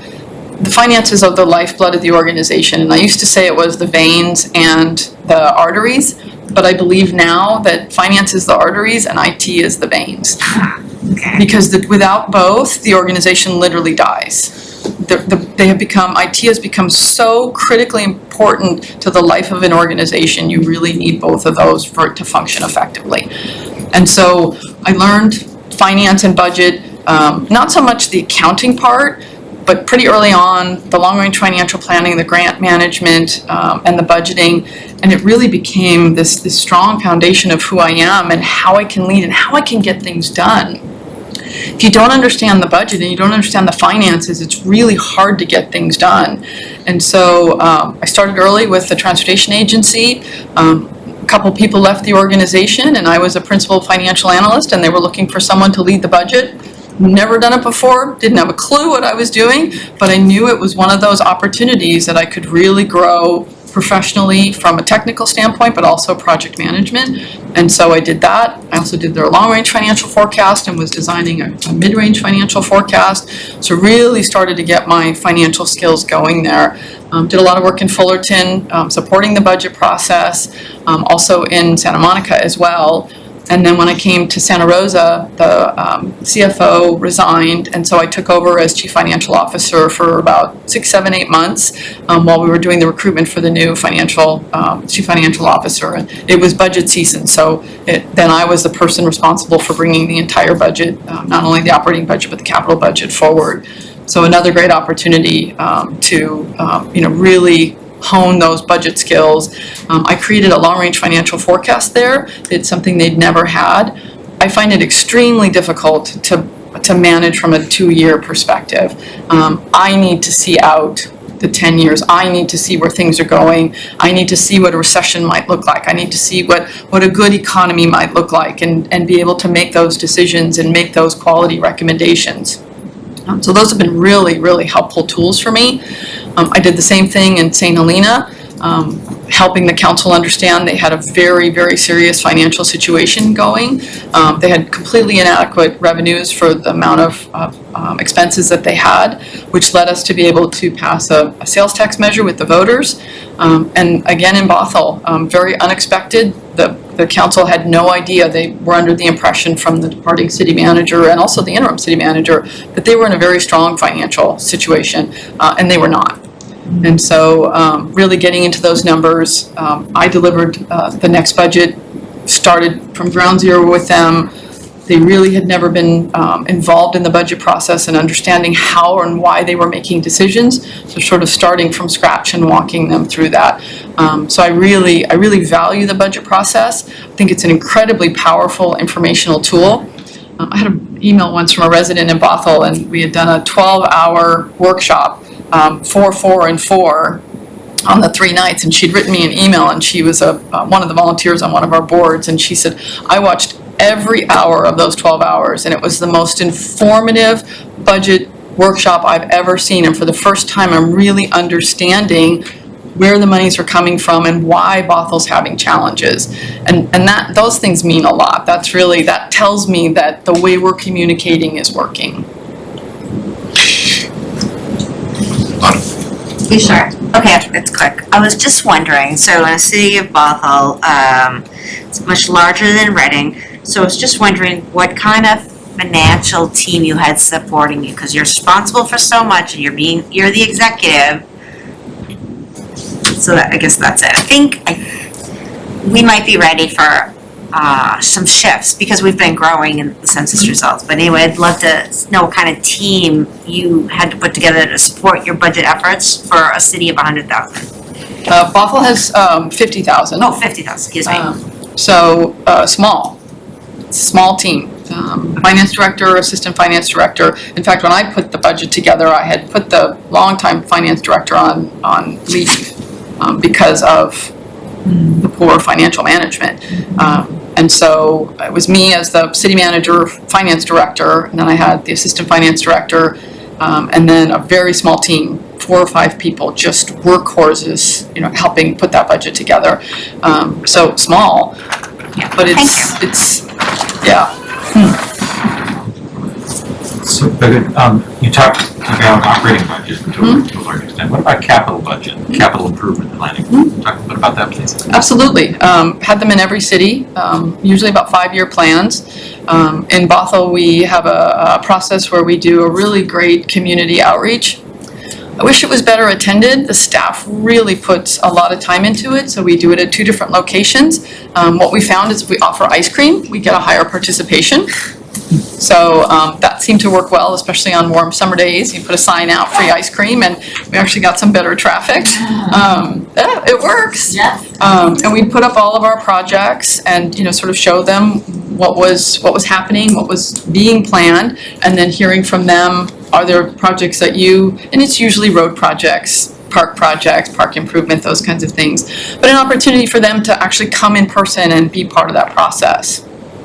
That information is then culminated and it's brought to a capital projects committee and presented to that committee, and then they can remove or add or make recommendations that then goes before the city council for their ultimate approval. And is your role in terms of giving the vision for what that capital could look like? Because I imagine if you're bringing in people with ice cream, they may not be fully versed on capital opportunities. How do you get people up to speed? Was that your responsibility?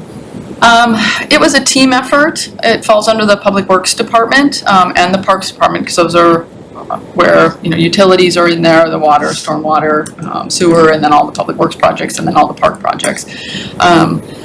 The hardest part about that process is you have limited monies, and so staff would often get discouraged because the community has real ideas and has real needs, and a lot of times there isn't funding for a lot of those things.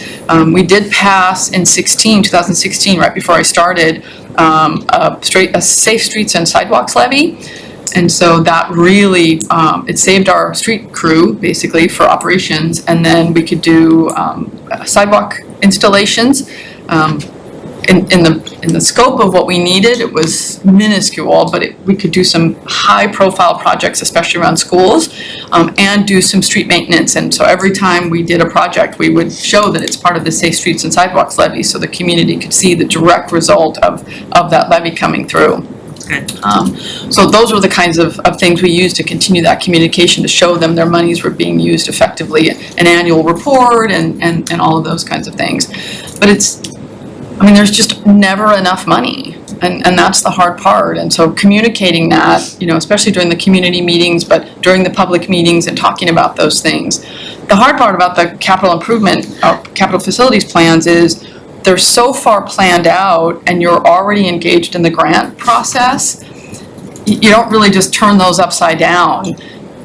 They're very well thought out, and our plan actually included the operating costs of those things, because many times you can get grant money to build something, and then you've built it, and you can't care for it, because you haven't planned that into your budget. And so you really want to show that along with what your capital expenses are going to be, what's the operating cost of that as well. And so as you build that plan, you can add to it, you can finish, right? So you're finishing things, so you show the community and the committee and the council what you finish. That adds capacity, but sort of that middle piece is in the work. So you sort of continue to work on that and add and replace. What about in terms of, along similar lines about capital, management of large projects?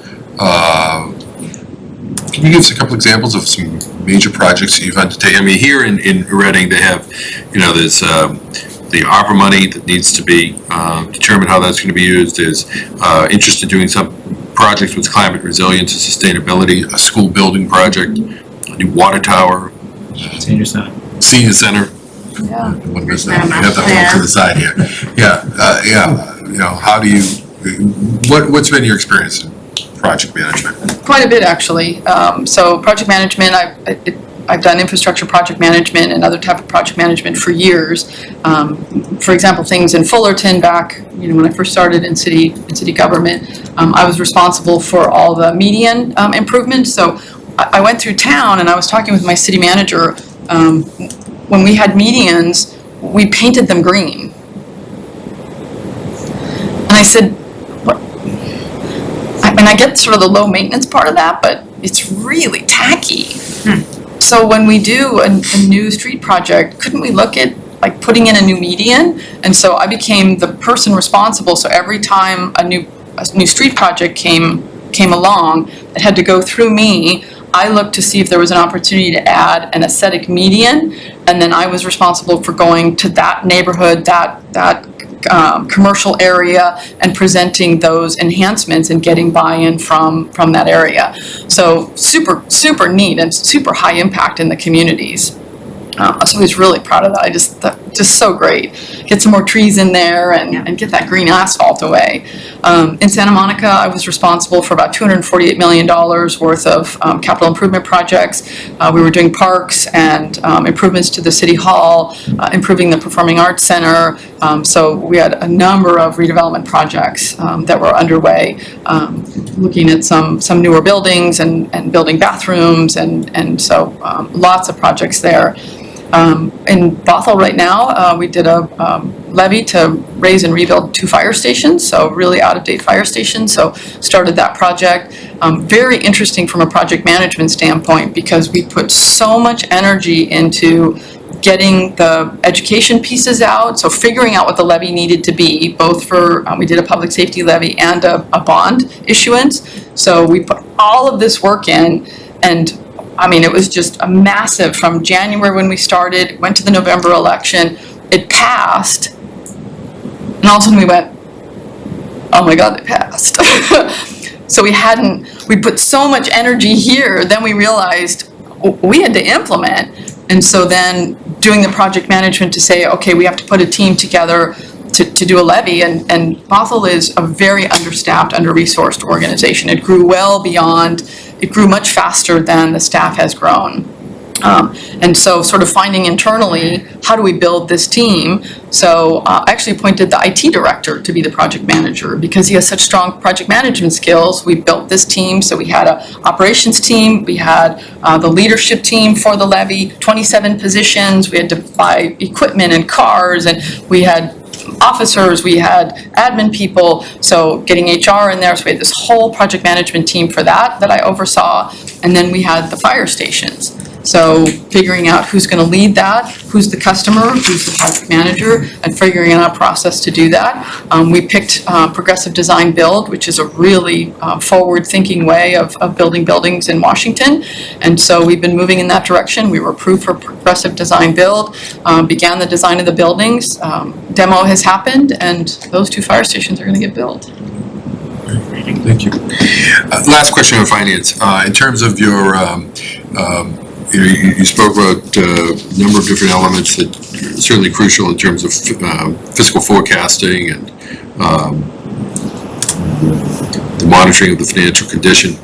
What about in terms of how much do you use financial policies to drive your decision making? And I guess that would. And how much do you incorporate the strategic plan into your budgeting decisions? So both, very interesting. For example, in Bothell, the council had no idea that they had financial policies. They were tucked at the back of the budget document as sort of an attachment, which is okay. It's an improved way of doing it, but it's super not transparent. So they didn't even know, they didn't even understand the numbers, let alone get to the financial part. And so we pulled those out. That was one of my goals with the new finance director, is we pulled those out and we brought them to the council. And most importantly was the reserve, your available cash, your free cash. Because they didn't realize that in 2016, at the end of 2016, they had bled their cash reserve down to $600,000 out of a $55 million general fund budget. They had no idea, because they never had a policy where that general fund reserve, there was so much hidden discretion with the city manager and the former finance director, they didn't have a policy. So educating them on those kinds of things and giving them the ramifications of that too, right? So if you want a 10% general fund reserve or you want a 15%, what are the ramifications of doing that? And also giving them, if you can't make it, here's a strategy. We had then a 3-year strategy. You can make a decision to not meet that general fund reserve, but then there's a strategy that then gets triggered by that, and then we work for 3 years to get that back up to whatever goal you set. So very, very important to have those strategies in place. And also the strategic planning, the goals. I mean, that really, as I mentioned earlier, really drives the budget document. So you'll see in my budget document, you'll see this discussion first about the comp plan, right? So that's what guides all of town government. We have this comprehensive plan, and from that then we build these goals and the strategic objectives, and then we fund those. And I mentioned in my final interviews, I have this sort of terminology about the machine.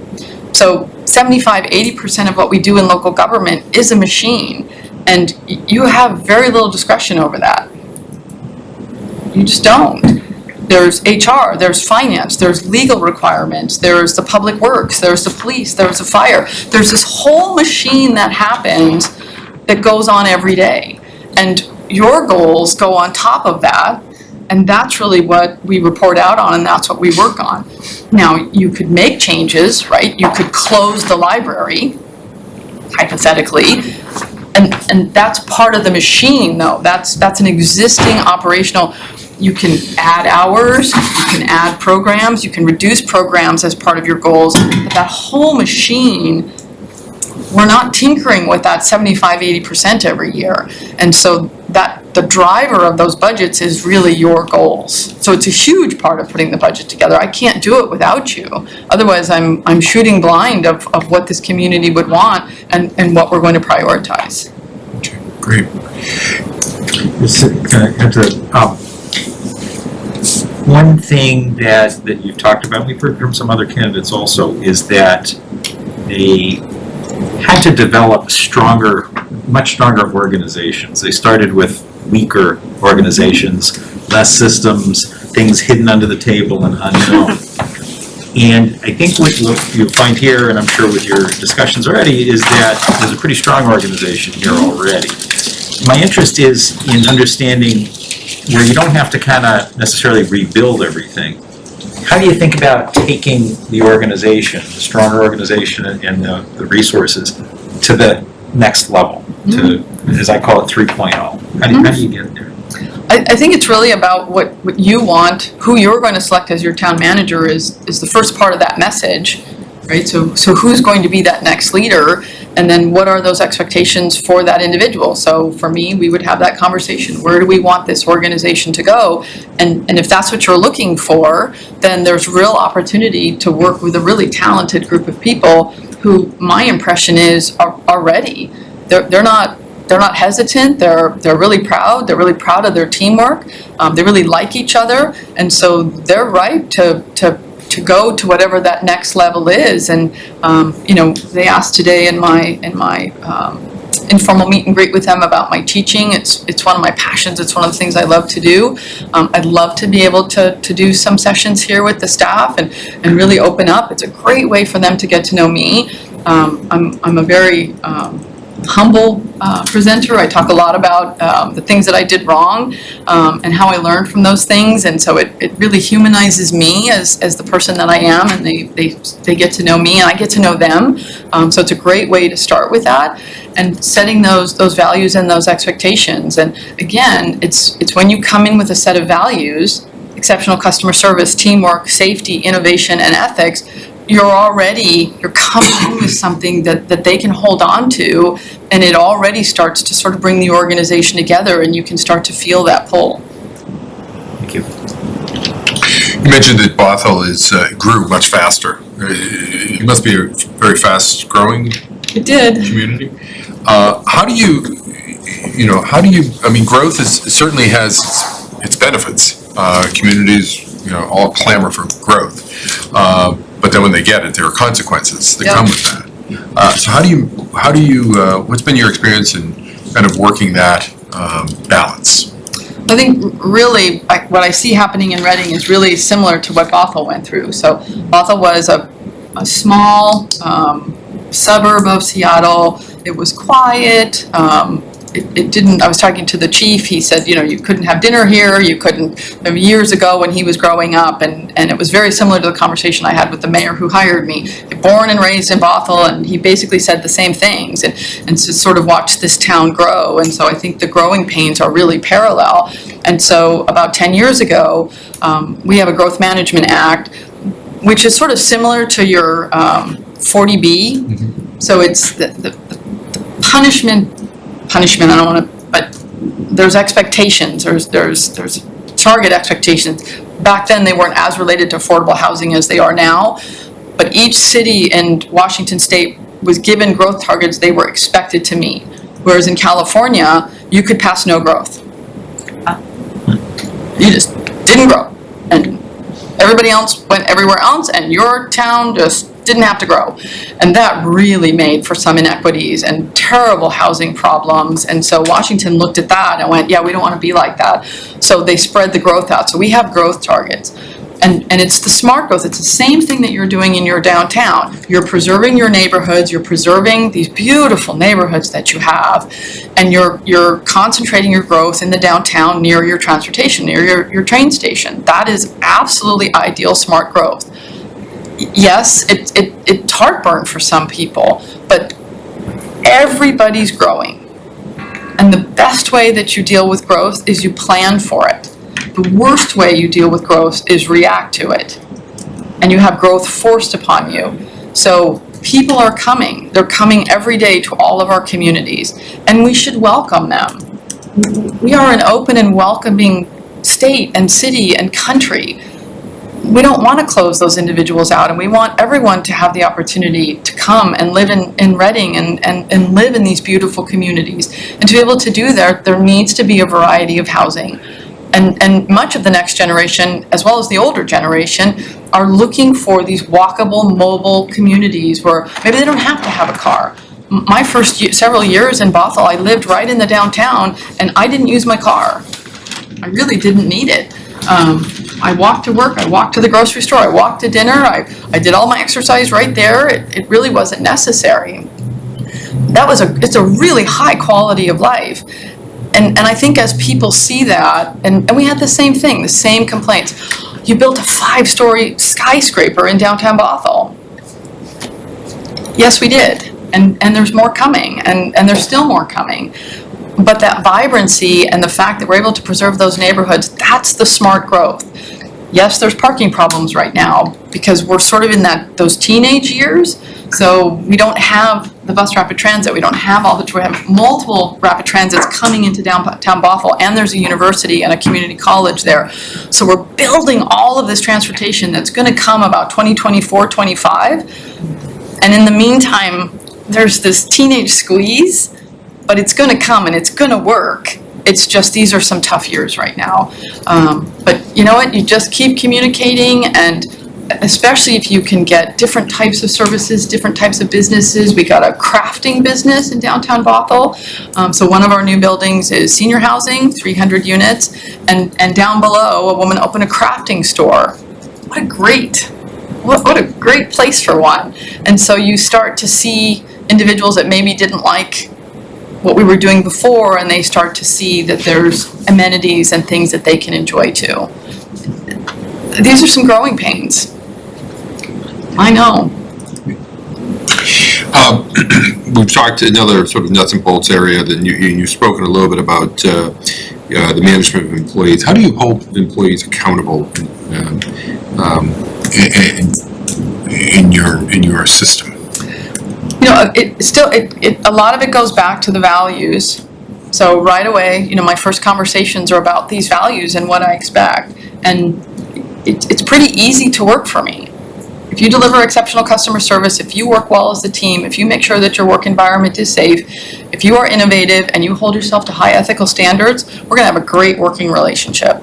I have high expectations, but I'm always very fair. That's feedback I've received consistently. She has high expectations, but she's very fair.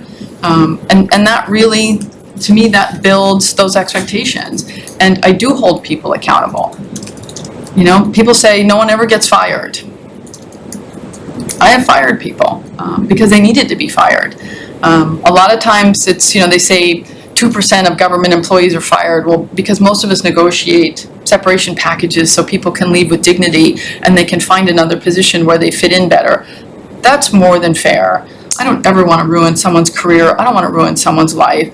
They're just not performing in the organization now at this time. They were hired by a different person. They have different values. They're going to find a career and they're going to move on, and I want that for them. But that accountability, it happens very quickly with me, and generally the vast majority of people thrive under that environment, and we just do great things. As I get known in a community, really people come to work for me. You'll see in the applications, I know Jennifer. I saw her speak at a conference. I've heard she's, really great to work for. I want to be part of this organization, and that energy builds. Someone that I hired on my leadership team saw a position open on the leadership team before I came, and he's like, yeah, I was not going. I wanted to be in that organization, but I was not working for that city manager. The position opened up after I got there, and he's like, I researched you, and I wanted to work for you, and I came to be with this team and with you. What have you done in terms of employee retention and succession, planning? Employee retention is really about feeling valued and appreciated. So I love to connect with my employees. One of the things that I do it for two reasons. I meet with all my department heads in their office. One is it's their house, and I want them to feel comfortable and where they feel comfortable, so I go to them. But the other benefit of it is I get to walk through their department. And so the employees get to know me casually, because if I just all of a sudden walk into a department, it's not me, it's the city manager or town manager, and people are like, why is she here? Why is she going into our department head's office? What's going on? And so they see, and I get to know them, and I get to say hello, and once a week I'm going by, and they see that, and they see that positivity. In the building that I was in, it's 4 floors, and the 3rd floor had a kitchen. And I would have been much more efficient for me, as busy as I am, put a little fridge in there, have some soda, iced tea, water. But I didn't. I put it in the community fridge, in the employee room, because I could always go down and I would always see people, and I would always be able to have a conversation with somebody who's in the break room, somebody, and get a little energized and have a quick conversation. And those are the things that I love. And I think that's where the comment comes back that you saw me, because I'd like to know everyone's name, I get to know their names, I get to know their projects, I ask about what's happening, I'm engaged. And I think that's where morale really starts to get that sense that I matter here. I read the materials that I get, and staff knows that I really care about their work. So I think from that, a morale standpoint, it's something I really pride myself on. And again, in the eval that I got from the team, you know, they acknowledge morale was really high. Even with COVID, we were able to keep morale high. Succession planning, super important. I just really feel that people need to be offered the opportunities. A lot of times we don't look creatively. So interim opportunities, somebody goes on maternity leave or paternity leave, or somebody leaves and you hold that position vacant, and we shouldn't. We should give that a person an opportunity. In fact, when I started in Bothell, the deputy city manager left and became a city manager, and so I asked the public works director to be the deputy city manager. Well, then she promoted 2 of her managers, 3 months for one and 3 months for the other, to then be the public works director. And so then I got to know both of them at a much higher level than I would have before. And I got to know one so well that when the Parks and Rec position came open, I knew immediately he was going to be the right person to promote, because I've been able to spend the time with him when he was the interim public works director. So really looking for those opportunities so that you can not only build their own self-esteem, but you get to know them and build both of your confidences that they really are ready for these positions. And be ready to support them, right? Because that first time department head, that first time manager, they need to have that support. And again, it's knowing that I'm going to be there for them, and I'm going to take the fall or take the hit and take responsibility if something doesn't go quite right, so that they can learn and trip and fall, and we all pick them up, and they know they have that support to be able to do it. Both Washington and California have strong public sector unions. What's your approach to collective bargaining, and what's been your track record? I've been doing collective bargaining for 22 years now. 22 years. So I've been at a lot of different tables, dealt with a lot of different situations. I've been at the negotiating table, and then as city manager, I feel it's really important that I'm not at the table. My job is to go into executive session with the council, make sure that they really understand, or the board really understand what the parameters are, what the asks are, what we think is reasonable, and get really clear, confident direction from the board so that you understand what we're negotiating and you can support that. So the parameters that you give me, I can stay within those. And then if for some reason I have to move out of a parameter for a certain reason, I come back to you and say, we can lock up this deal, but it's this out of your parameter. It's this, or can we move on this? I would never agree to it, but that you fully understand and support what I'm doing. That's my role now as a city manager or town manager for negotiations. It sounds like just so you were definitely involved with your city councilor the whole time? Yes, Cool. very actively. Any other questions in this area? The next topic is actually something that, again, was brought up extensively in our forum that we held with the residents. And that was diversity, equity, and inclusion. A number of people at the forum spoke on that issue. What have you done in this area in your prior positions? And how is your thoughts about these issues changed in the recent years? So I feel really strongly that my values have incorporated that, because I feel like the teamwork and the safety goal that everyone should feel emotionally, mentally, physically safe in the work environment envelopes that, and then the ethics to treat people fairly, treat them with respect, hold people accountable. So it's been woven in there, but it hasn't been like really strong. And so one of the things I've learned, especially with everything that's been happening, is to take a stronger role in that. So when I came to Bothell, I had the opportunity to create a diversity and inclusion committee with the employees at Bothell. And we focused internally. We did some external work. We did some really cool stuff, like on the entrance door to the Bothell City Hall, the word welcome is written in like 16 languages. Oh, nice. And it's really neat. Like it gives you this sense, right, that you are welcome here. So those were the kind of small things that we did to, sort of send that message of inclusivity to our community.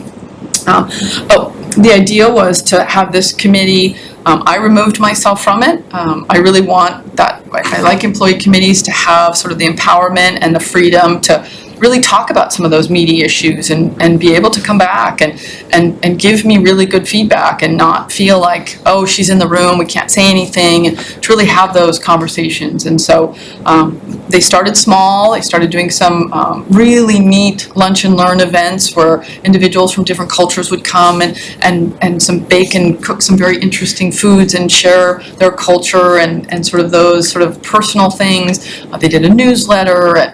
We were more active in our proclamations of acknowledging different types of events and things that were happening, across the United States. So that was neat to be a little bit more proactive in those things. When we had the Black Lives Matter movement, as well as we had a police officer killed in the line of duty in Bothell, and then a few weeks later we had an officer involved shooting. So we had some pretty high tensions in the community.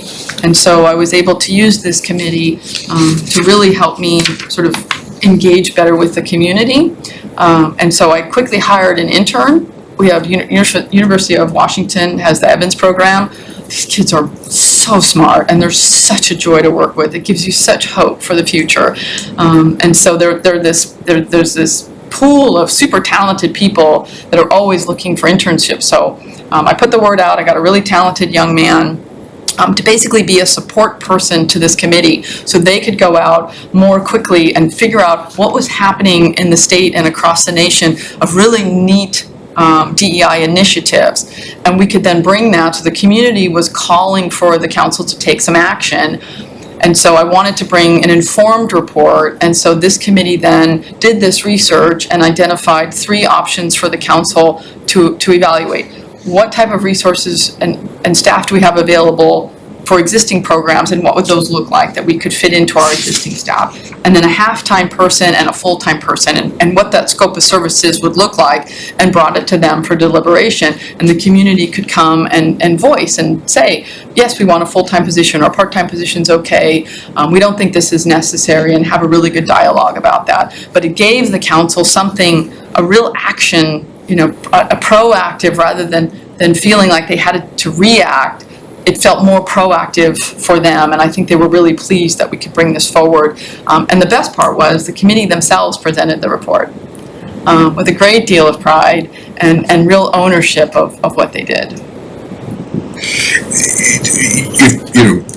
How do you go about building, I'm going to sort of combine two issues here. How do you go about building relationships with citizens,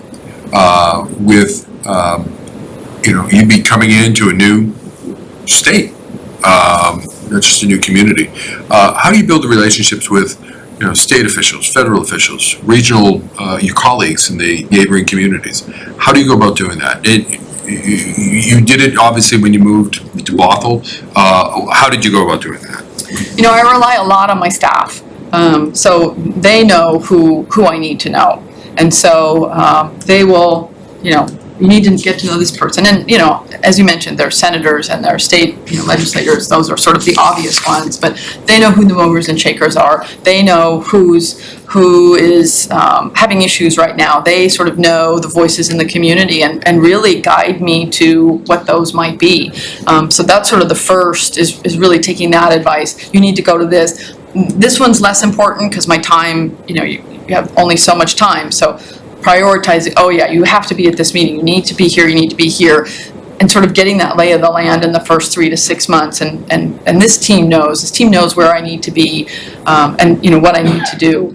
And then there's sort of the personal side of, I really enjoy the town events, the Christmas tree lighting and Safe Halloween and the concerts in the park. And I have this enormous dog, and so I'm really easy to recognize, which is kind of cool because then people know it's me, and my husband and I often go together, and so they know that I'm there, and the dog is a great conversation piece and great with kids, and kids love to come pet him, and so it just really sort of integrates me into the community, and I can walk by the shops and, wave in because people know, and then they actually get to know me without the dog, but it's just sort of a great way, and it's authentic. I don't like to do things because I'm supposed to or I have to. It doesn't do anybody any good. It's really what feels natural, and you build those relationships. That's the fun part. How do you, what does your relationship look like with the select board? Super important. My relationship with the five of you is very, very important. Each of you will have different styles, and each of you will have different time available. My preference and how I would like to make myself available to each of you is to meet with each of you every week. Set aside an hour, whether we use a minute of that hour or 60 minutes of that hour is really up to you. But it's really important time for us. And we can do it over coffee, we can do it over Zoom, we can do it in person, we can do it every other week if you choose. I had one council member who just wanted once a month. He'd been on the council for a long time and didn't feel weekly was necessary for him. That's just fine. Others, weekly was for all the other 6 was weekly, and we could just talk about things. It's my way of just not only personal, getting to know what's happening. We can noodle some of those issues that are coming up. I can update you on some things that have been happening. What I do is this is my book, and I write a list, and that way all week long I'm writing the list for the next week. So then when I meet with each of you, I've got the same list, so I'm updating all 5 of you on the same items. Now you might bring something up, Carlo, that we talk about, and maybe it's something that I would brief the other 4 on, and maybe it's not. So we might have a conversation about something that the other 4 of you I might not have a conversation with, but my list is consistent for the 5 of you, and that's really important. And then that list is done every week, and then do you have things for me? And then I keep your list so that I can follow up, and then the next one-on-one, I've got my list, and I can follow up and say, these were the 6 things we talked about. I followed up on 3 are still pending, and so we sort of have this rolling conversation. So, and it's really important. Fit is really important. Personalities, we're all going to be different. I really appreciate respect. I have come to the point in my career where bullying is just an unacceptable behavior. We're all better than that, and it just doesn't belong in the workplace. And so there's no reason we can't respect each other. There's no reason we can't have civil conversations. I'm going to disappoint you at times. You're going to disappoint me. But those are just human things, and everything can be worked through. And that relationship is going to end up with longevity. And if we can't build that relationship and we can't have those kinds of conversations, there'll be less longevity for both sides. I'm all done. Question, just following up on that theme, what is your thinking about communicating clearly with the board, with the community, both good and bad, and being very transparent with this? We have been grappling with communication and community engagement for years now, and it's really hard. There is a huge sector of the population that has no interest in what we do.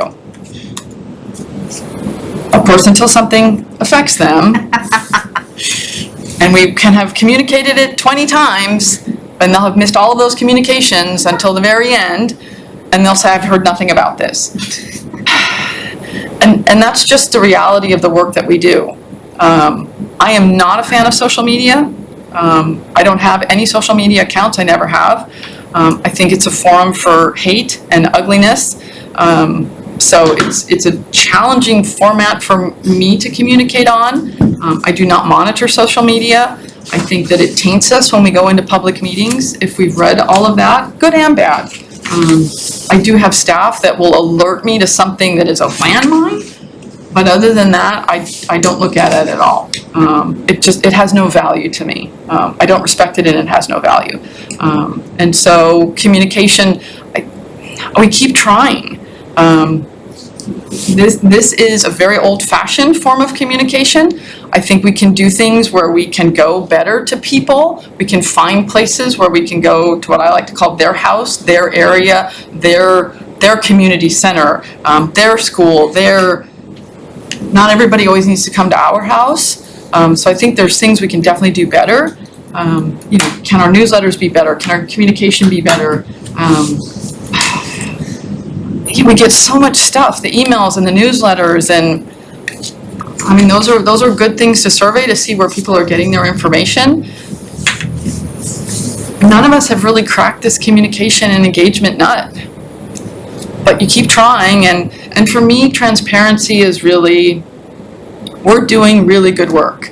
And if we're honest with the community and we have open discussions, there was a situation in Bothell where there was a small community group who really wanted us to buy a forest. It was 4.5 acres was one parcel, and I think the other parcel was 9 acres. And Bothell had already bought a huge amount of open space, and there just wasn't the money to do it.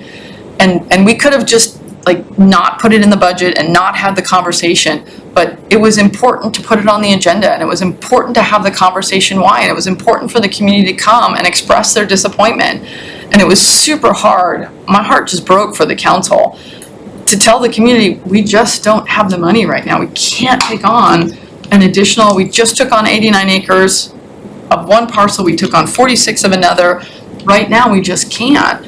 And I think those are hard but healthy conversations. And I think if you can do those kinds of things, I think that's the transparency. I've never lied in a press release. I've never lied in a staff report. I've never lied to a community member or a board member.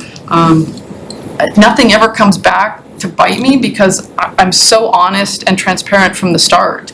I think that goes back to those values.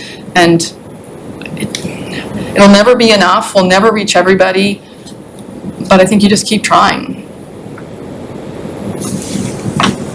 Yeah, done. That was a thumb. Oh, Yep. okay. That was a Yes, thumb. I agree. I had a quick question I should have asked earlier.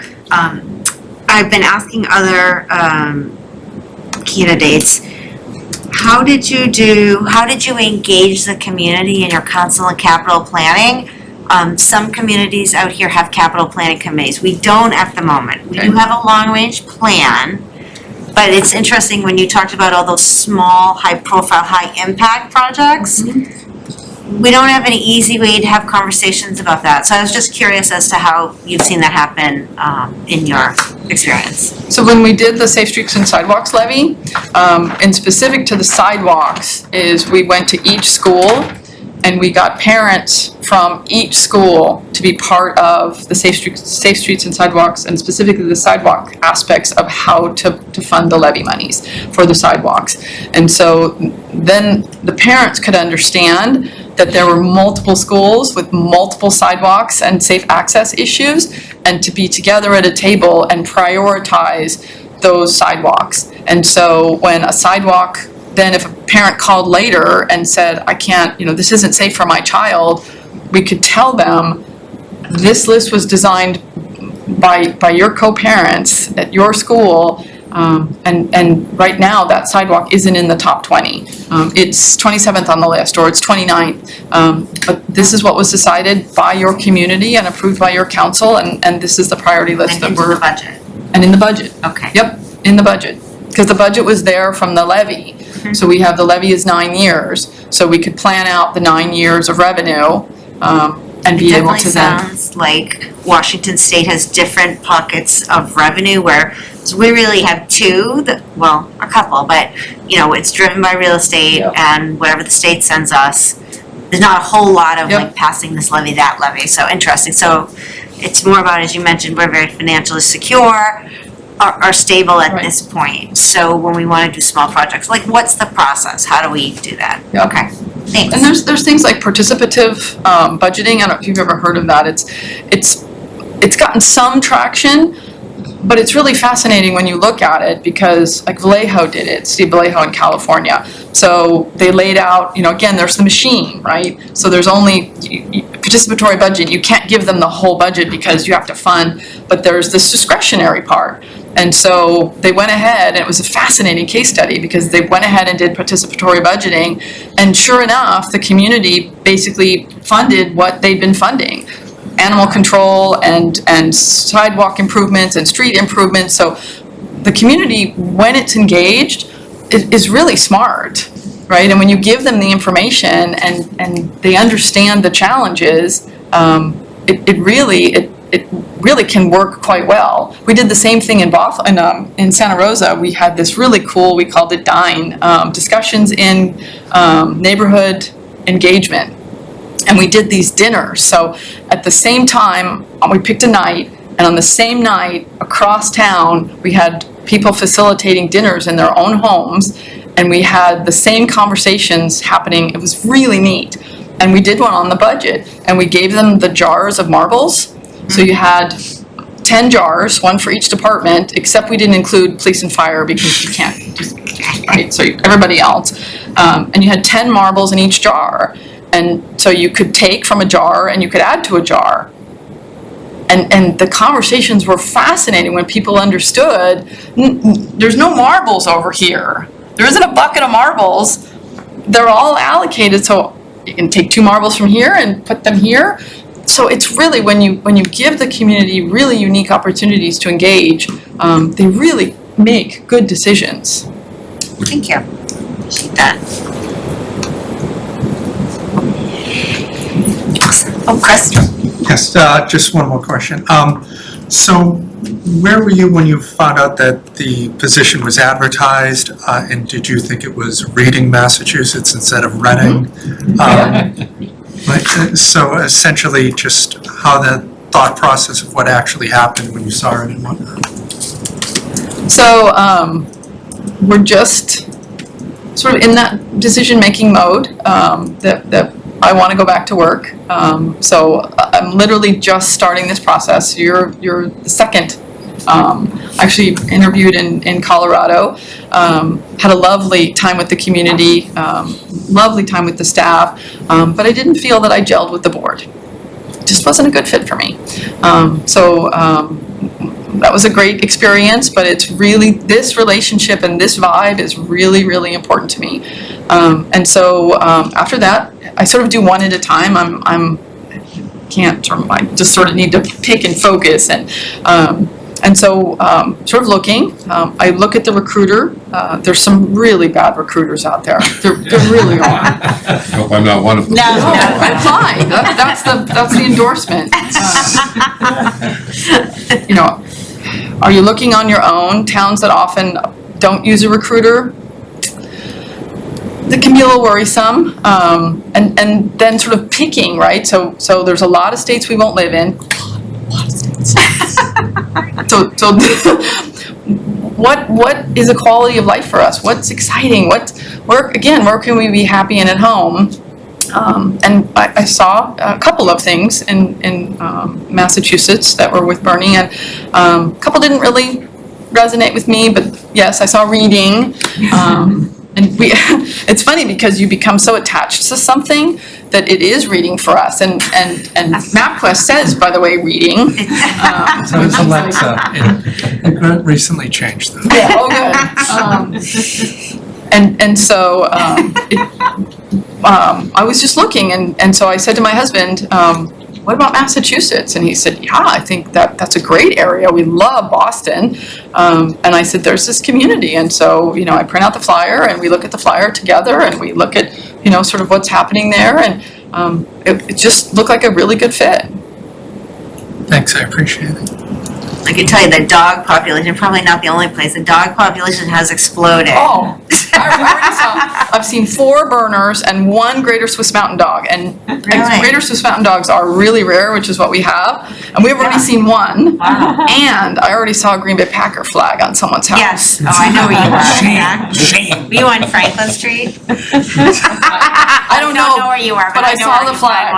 I'm a huge Okay. Packer fan, so I was like, Interesting. yes. Okay. No. on quickly. it. Great interview, by the way, great, very thorough. It just, I have, you know, the only how I don't know what the right way to see it is, what word it is that, I think, I know the answer, but I want to ask anyway. Are you ready for 60, 70 hours a week again? No. No, I can't do 60, 70 hours a week again. I won't do that. I can't. It's not healthy. It's not healthy for me and it's not healthy for the staff. And we have to find a way to better manage ourselves in the city manager, town manager profession. We have to. We won't make it. And succession planning in the next generation, they see us dying on the vine and they're not coming behind us. And if we don't do a better job of how we're doing these jobs, no one's gonna want these jobs. And so, quite frankly, when my staff sees me, and I've done it, it's exactly what I've done my whole career. When my staff sees me doing 60, 70 hours a week, they feel compelled to do it. And I will tell them, and this is a lesson I learned really early, oh no, I want you to go home. No, I'll do that. No, I want you to go home. But until they see me go home, they won't go home. And I was told that by my staff. We know you mean it. We hear you say it, but when you're here until 8 o'clock and 9 o'clock at night, we don't feel like we can go home either. That is not a quality of life. We have to somehow do this better. So I'm absolutely willing to work hard. I love to work hard, but we have to find a way to do it in more reasonable hours. We have to. Thank you. Do you have a question for the board at all? No, I really appreciated your questions and I particularly really appreciate that question. It may not be the answer you want, but I really appreciate the question. I think it's certainly a very healthy answer, and I've been encouraging our current town manager to take more time off. So. Well, that's great to hear. Bob's leaving anyway. I'll have some time off.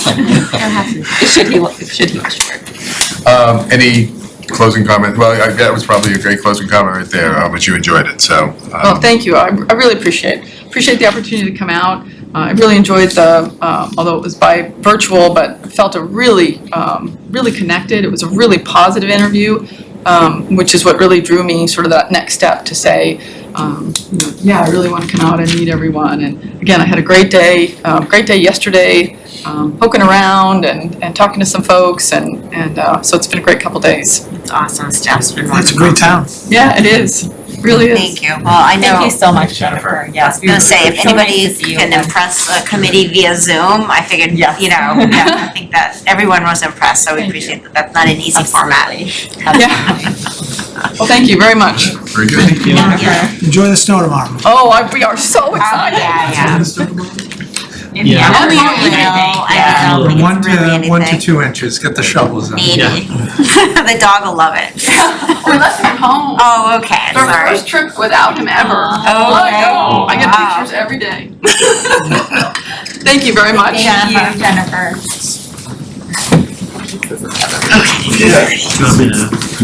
So we can mute it and we'll take a quick recess.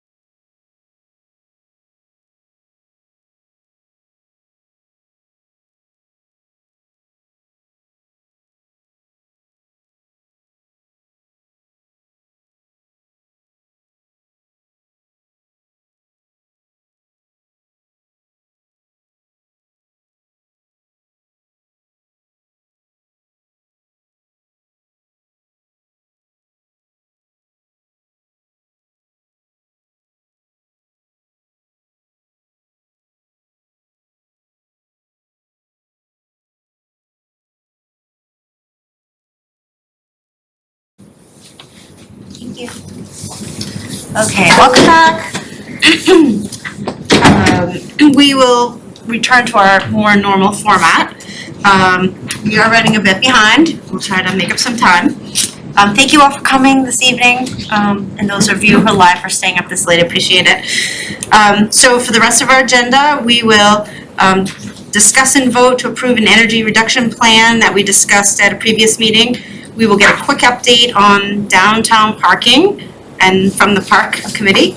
We will discuss and vote on a mediation process with Mr. Duval related to open meeting law complaints and discuss response to OML complaints 11 and 12 filed by Mr. Duval on November 18th, 2001. And then we have a consent agenda, which includes a discussion and a vote to extend the park committee, parking advisory and recreation beyond the scheduled 12/31/2021 original deadline or current deadline. We will vote to approve the debt sale authorized by and approved by town meeting earlier this fall. And we will vote to approve annual license renewals for common victualler and the same with liquor, entertainment, auto amusement, livery, class 1, 2, 3 motor vehicle, and vote to approve an annual liquor license renewals. And then we can discuss future agendas and approve, I believe, one set of meeting minutes. So with that, I believe we will be hearing from our rep from MAPC as well as our planner, Julie, remotely, to talk about the energy reduction plan.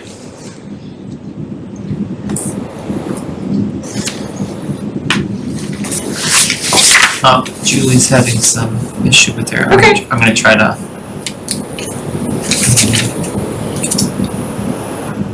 Just saying she cannot unmute. So for everybody watching at home, a very comprehensive proposed energy reduction plan has been included in the packet, and I believe there was a slight update, and that'll be refreshed as well. It's definitely, I thought it was interesting reading. I don't know what you all thought. We're gonna have a We look. had a presentation on this at our last meeting, I believe. Hi, everybody. Hi, Julie. Thank you for having me back. I'm hoping to be able to screen share. Let me just make sure that works. Okay, great. So, as you all know, I'm Julie Mercier, Community Development Director for the Town of Reading. With me tonight, I also have Megan Aki of MAPC. So, like you mentioned, I was before you, I think the week of Thanksgiving, with an overview of what the energy reduction plan, which is criteria 3 of the Green Communities designation process, a couple weeks ago, and I kind of gave an overview of what's in the plan. Tonight we have a actually more finalized plan that has a lot more detail. It's 36 pages long. I don't even know, you've had a long night. I don't know how much time I have, but I'm going to try to go as quickly as I can with a high-level overview, and then we can answer any detailed questions you have, either as I go or at the end. I'm just going to scroll through it. I'm sorry, that's really awkward on the screen, but the table of contents, there are 4 main sections and 5 appendices as follows. I'm going to go through them. So section 1 is purpose and acknowledgements. The acknowledgements include MAPC, Department of Energy Resources, NORESCO, RMLD, and staff who were integral to the effort, including Bob, Jane Kinsella, Joe Huggins, and Andrew McNichol. Okay. Section 2 is the executive summary. So it starts with an overview of town demographics, our form of government, our utility providers, and phase 1 of the performance contract with NORESCO. It mentions that NORESCO was engaged in 2020 to do a new investment grade audit and prepare a phase 2A performance contract with energy conservation measures that were used in the preparation of this plan. The phase 2A contract was approved at town meeting this fall. Down here, there's a summary of the Green Communities program, which you're all fairly familiar with. I've been before you multiple times, but it just mentions it's There are 5 criteria. Once we're designated, we're eligible for grants. And it includes a statement of the town's commitment to reduce energy use by 20% over the next 5 years. And it provides a roadmap outlined in this plan for how we get there.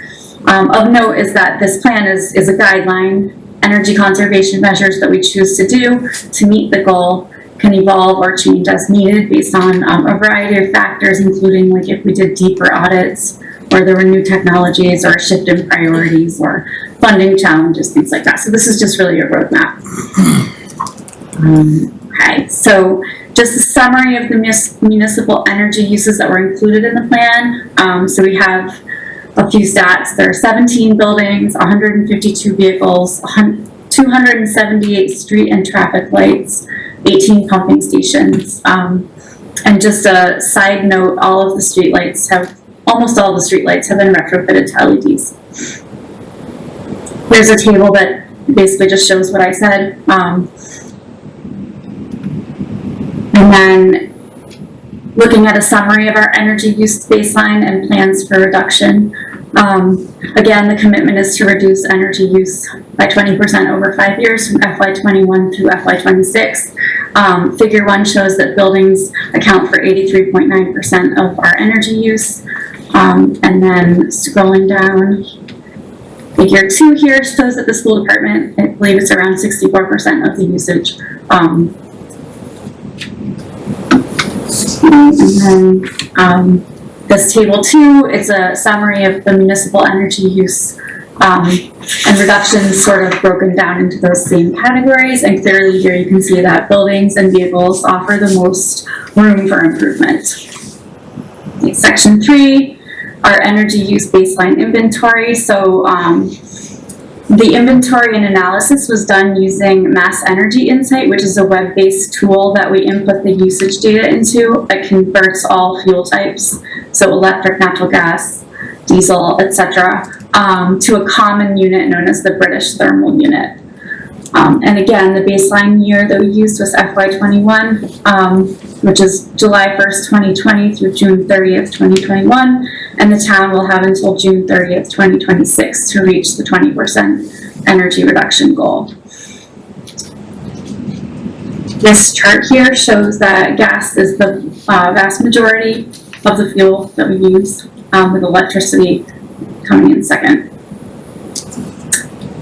Table 3A here shows the top 5 energy consuming facilities in Reading. 4 of them are schools. The top one is the high school, and then in the town buildings, DPW garage is a big consumer.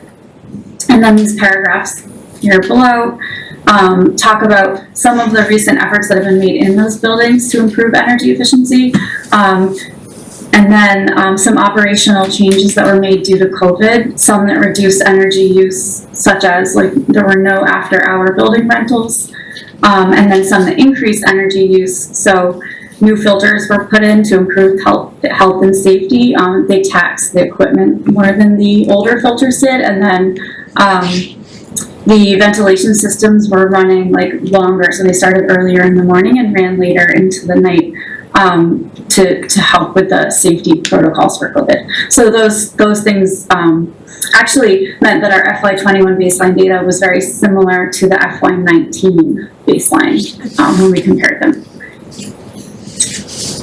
Okay, so figure 5 here, it doesn't entirely fit on the screen, but I'll just, and it's a little bit hard to see, I think, but basically what it does is it shows the relative efficiency of each building by charting energy use per square foot, which is the intensity for each building, against the total energy use for the building. So one example, really quick, like up here at the top, you'll see it's the high school. So the high school uses most energy overall, but it's more efficient than, let's say, the DPW garage down here, which uses more energy per square foot. Okay. And this section just wraps up with a note that the town is committed to focusing on a holistic system-wide approach to reducing energy use in our top energy consuming buildings, as well as looking into behavioral things and additional trainings like the building operator training for staff that can help maximize energy savings. Okay. Section 4, the energy reduction plan.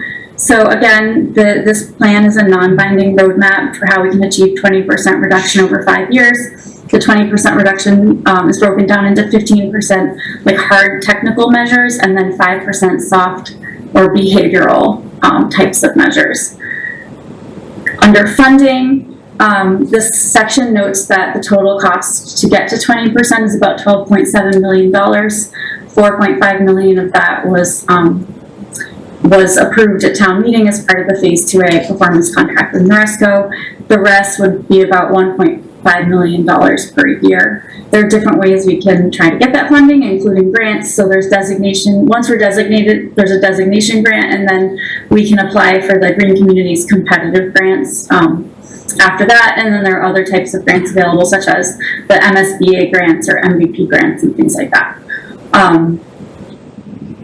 So looking at like an overview of the goals for years 1 to 3. Years 1 to 3 include the things that were funded through the Phase 2A of the performance contract.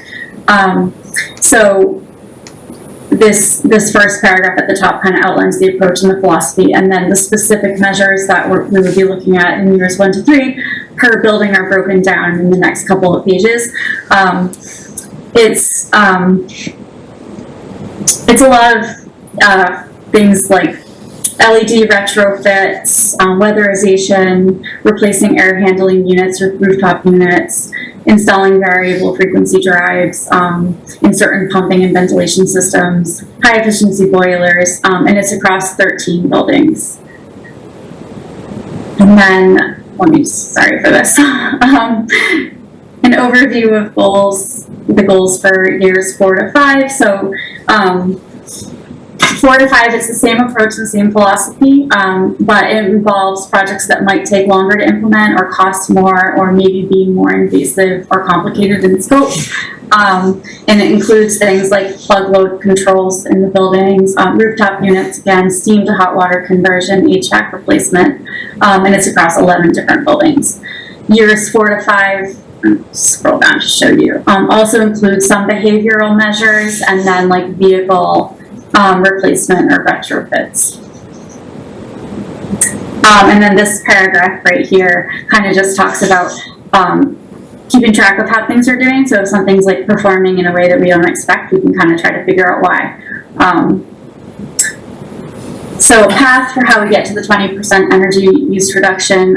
This section here just outlines like recommendations for internal processes, so like document tracking, team staffing, responsibilities, best practices, and then this like lovely annual implementation calendar, which kind of will help keep us organized and on track. And down here, the Green Communities core team has been identified. It's, I'm listed as the lead, and then my staff planner, Andrew, is listed as the Mass Energy Insight, which is that data portal lead for the town. And then we have, in coordination with some RMLD staff, for getting the accounts, the electrical accounts, updated like quarterly. And then, of course, the facilities department will be like, integral in the implementation of any of these measures. So that's the core team, and then let me just see here. So yeah, this section just kind of outlines like how often we should meet, and then requires that we come to the select board annually, select board and school committee to report back annually. I'm almost done. So this section here just shows like the different things that how we get different percentages that add up to the 19.7, 20%. And then here's a table of estimated energy savings in the municipal buildings, and I don't expect that you're gonna like review this on your screen. I'm gonna go just go past this. Got it. You can go back to that if you really wanna go there. And then here, this is just how the plan ends. It outlines strategies for long-term maintenance and management of municipal facilities and for perpetuating energy efficiency beyond the 5-year period of the plan. And then after that, there are the appendices, and I'll just tell you what they are. There's the data tables from Mass Energy Insight, which include the different fuel types in their native units, as well as the MMBTU or British thermal units. There's Noresco's energy audit report, MAPC's vehicle calculations and behavior-based program calculations, because they had to look at that and try to figure out how that translates into a percent reduction for us. That's all outlined in an appendix. And then there's the MMBTU conversion chart provided by the Department of Energy Resources. So that's my presentation, and happy to try to help answer any questions that you have. Hi, Julie. This is Mark. You probably can't see me behind the mask. A couple of quick questions. One, the electric vehicle purchases look like they don't start till year 4. Why is that? And if we bought them earlier, would we get the savings, the benefit in energy reduction earlier? Right, so Meg is here, and I think she could probably answer that more specifically, but I know that in looking at the actual vehicles, I think only maybe 8 of the town vehicles apply under that policy, and they may not really be ready for replacement right away. That would be my memory of why that would be the case. Alright, trying to unmute myself, can you hear me? Yes. Okay, yes, so the ages of the vehicles, the 8 that Julie mentioned that are, fall under the fuel efficient vehicle policy requirements from DVR were the ones that we calculated what the energy savings would be to replace them with battery electric vehicles. Some of them, I think the ages range between sort of 2015 and 2019, so I'm just kind of giving that time band for when would make the most sense to replace the vehicles. Again, it's flexible, so if those vehicles came up earlier on for replacement and it made more sense to do that in the first 3 years, it could definitely be something that the town could move forward with.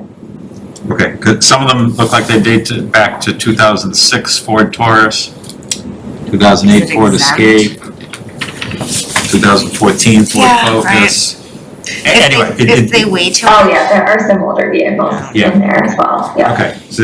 So that answered. Second, so you got a couple of references to Board of Selectmen, like on page 23, that should be Select Board. I just happened to notice that one because Yeah, it was a section header. Yeah, so that's just a comment. And the third one is, so the school committee signs on to this agreement as well? I assume they have yet to do that? We do it and then they follow? That is how that will be hopefully working out. Who's the liaison for the schools? I believe they already voted on it at the last meeting, but, I could be completely wrong, but I thought that we were second. Unless they They're set to vote hopefully going to vote on it next week. Have they seen it? Like, are they doing a discuss it and then vote on it a separate meeting process like we are? So they've had the exact same presentation. Okay. So far that you had the one that I gave before Thanksgiving, I gave last week to them, and then they'll have this same presentation that I gave tonight, next week, unless they review it in the interim and don't want me to come and present it to them, but. Okay. Any feedback? They had some questions. Great. They had some questions, but, no feedback from them yet, no. I think it looks terrific. I'm so excited. I'm geeking out over all this energy data. I really wanted to know this. Thank you. I know this is Julie's second go-around for helping a community prepare for green communities, and I know how much work went into this by looking at this report, so I really want to thank everybody who's involved, and I think this is going to be an amazing tool for us. Chris? Yes, thanks, Karen. Julie, I just had a question. I noticed Killam is mentioned a couple times on here, especially with LED lighting in 25 to 26. Is that still going to be the case if we end up needing a new school and all that? I'd hate to do the lighting and then replace the building a year later, essentially. I think we're gonna defer to Bob on that if he's on the call. I think the lighting would get done very early, but I think the school is still like 5 years or 6 years away. That's why I mentioned that it's on FY 25 to 26, which helps, because then if a new school is approved and all that by then, obviously they're not gonna replace the lights and then tear the building down. Yeah, actually, I thought all the lights were being done earlier, but I might have missed No, that. Is that what that's, it's- well, yeah, like Reading Memorial High School, that's next year. Because that is a big pig. But yeah, Killam LED lighting is 25 to 26, so Okay. that's my thanks. only thing. I can tell you that Killam was specifically excluded from the performance contracting work because it's anticipated that a new school will happen. So anything in this document, it's really just a planning document. And obviously the planning document can be adapted as reality sets in over the next few years. It's pretty unlikely we're going to spend any significant money on Killam if we're just going to knock it down. Great. Perfect. I have a question from Meg. Are any green communities, has anybody in Massachusetts tried an electric police vehicle yet? Yes, I can't recall off the top of my head, but I know that there are some communities that have tried it. I'm happy to follow up afterwards with some more details on that. I shared this with town manager, I think it was last summer. I saw that the city of Boston definitely has hybrid police vehicles, and they're very proudly displaying it on the side of the vehicle so everybody knows. But, okay, I was just wondering. I mean, that is the great thing about this plan. As things change, we can adapt it. Okay. Definitely. Yes, Mark? Chris, just following up on what Chris was asking. So let's assume that we aren't gonna do the LEDs in Killam because there's a new school or whatever. How will that be dealt with in terms of energy reduction? In terms of Yes. measuring? Good question. So once you're designated as a green community, part of the responsibilities of being a green community is reporting on an annual basis to DOER in terms of your overall energy usage and progress towards the 20% goal.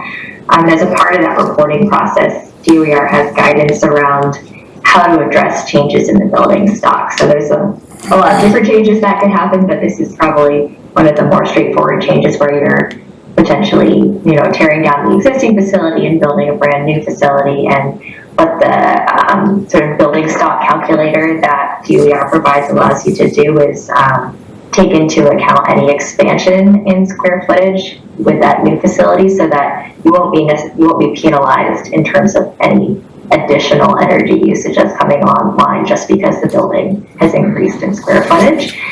So there are ways to account for that change in your building stock without impacting kind of your progress towards the 20% goal. Cool. Maybe it'll even help. Thanks. Any other questions? Ready for a motion? Move to approve the energy reduction plan as presented. Friendly amendment, maybe as presented, but in replacing Board of Selectmen with Select Board. So moved? No, yes? What do we do? Accept it Is that as a friendly, would you accept that as friendly amendment? Absolutely. Okay, so we're ready for the vote? That won't interfere with the process of Julie with getting this approved, will it? No. Okay, thanks. Okay. Second. Thank you. Okay, no further discussion? Okay, board members, I guess we can all just raise our hand. All those in favor of this motion? 5-0, motion carries. Thanks, folks. Thank you so much. Very much. Late night, you. sorry. Thank you very much. I'm gonna stick around for the next one. Okay, great, okay. Update, oh yes, Julie night, update on downtown parking, okay. I see Liz Whitelam and Mr. Borney Horn in the room, and they've been very patiently waiting. Okay, so you get 30 seconds, is that enough? Each, I'm sorry, you're right. How do you want us to, Oh, you can come up to the table if you have to want. sit down, or? You can come up to the table. Can you Yeah. let them sit down? That way we can pass it back and forth. Let us be as one. Thank you. I'm Bernie Horn, Chair of the Parking and Advisory and Recommendation Committee. Park. And I'm Liz Whitelam, precinct 4. Ready, is that ready? I started a trend. we have a presentation that I think the town manager may be able to flip through for us. You all have a hard copy of it? Yes. I'm going to try to go through this rather quickly. So I know you haven't had this long enough to for me to assume that it has been read, so I will try to do what I can to help you understand it better. All right, thank you. So I just thought I'd, introduce on page 2. We need to have it. Thank you very much. So on page 2, we have just the members. You'll notice We do have, I'm sorry to interrupt, in our packet, we had a whole bunch of meeting minutes, so, From our meetings. From our meetings? yes, yeah, which were included. So we do have some background. Very good. You're not coming in cold, thank you. Yeah. So you can notice that we have, considerable amount of downtown business and resident presence in the committee. On the next page, we initially, when we established our meeting, we talked about how we might evaluate the proposals going forward, and we established this as a goal. Okay. We also have the web link for the park website. The next page discusses how we set about achieving our tasks. We discussed first to review the work, and there has been considerable work over many, many years, going back probably way more than 10 years. We decided we would try to collect some data on supply and demand. We then thought we should analyze that, gather public input. We thought it might be helpful to do some analysis of Reading relative to other towns. We have not made tremendous progress on this. Likewise, financial analysis has been somewhat limited because there isn't a whole lot to analyze in terms of revenue. There is some sticker revenue and some other things. We also spent a fair amount of time at some of our meetings talking to staff and evaluated a bunch of things to develop some recommendations, which Liz will talk about in a minute. The park meeting dates, you can see that we had a decent number of meetings on page 5. And I saw some of them went quite late, so thank you. Thank you to They the did committee. indeed. And I know you all are very used to I can relate. that dedication. So the next page on 6, these are basically some of the prior information that we have looked at. The bottom link there is to another site on the town website that has a lot more background detail, which is helpful. So let's talk a little bit about supply and demand on page 7.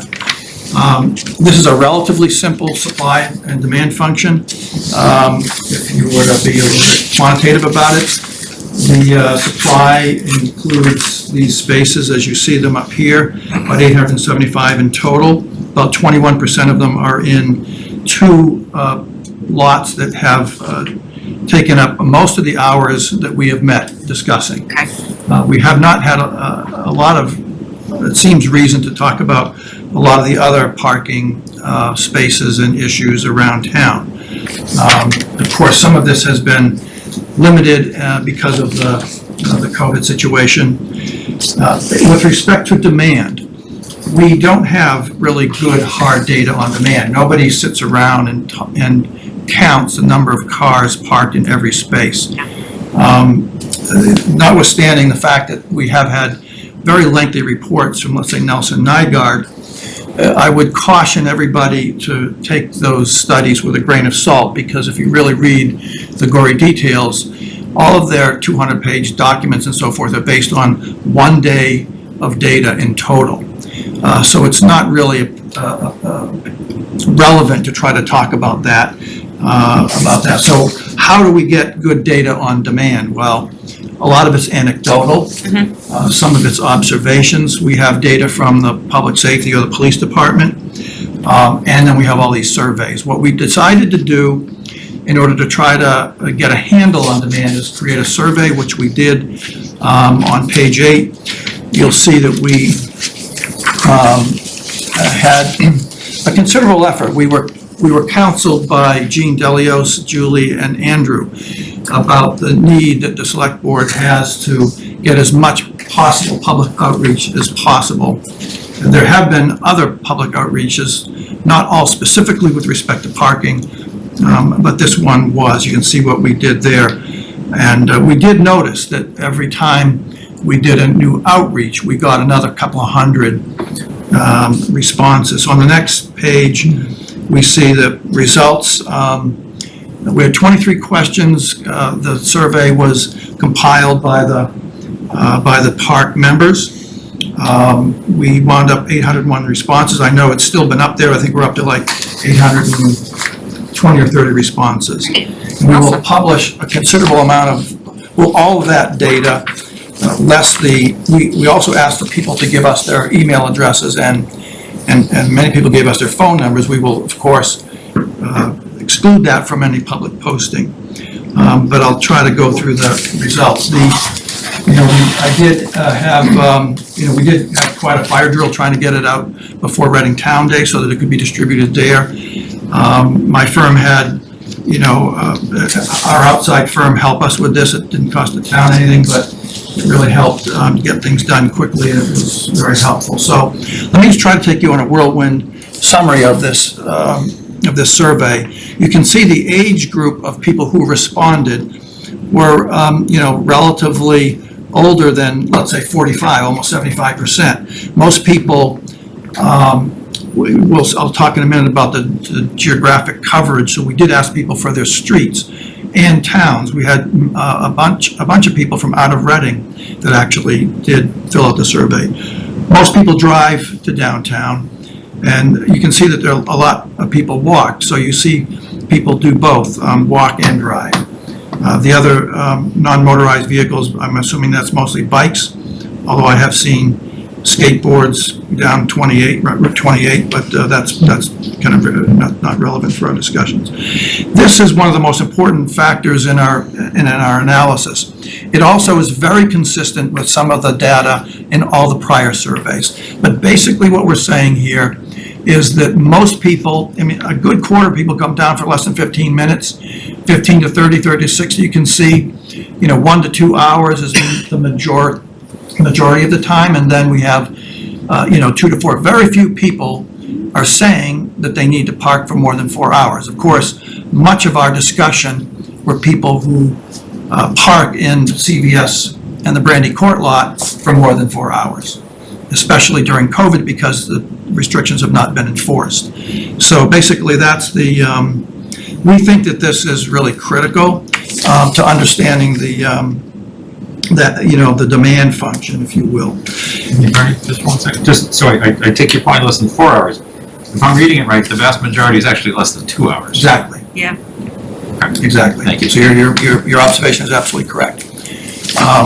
And whether that is in fact what happens, we can't really quantitatively and empirically prove that, but that's what people are telling us. Park survey results continued here. Most people travel alone, but a fair amount go with others and with children, so we do have to be mindful of families trying to do that. People make mostly 1 or 2 stops, but I was surprised at how many people said they did 2 or more.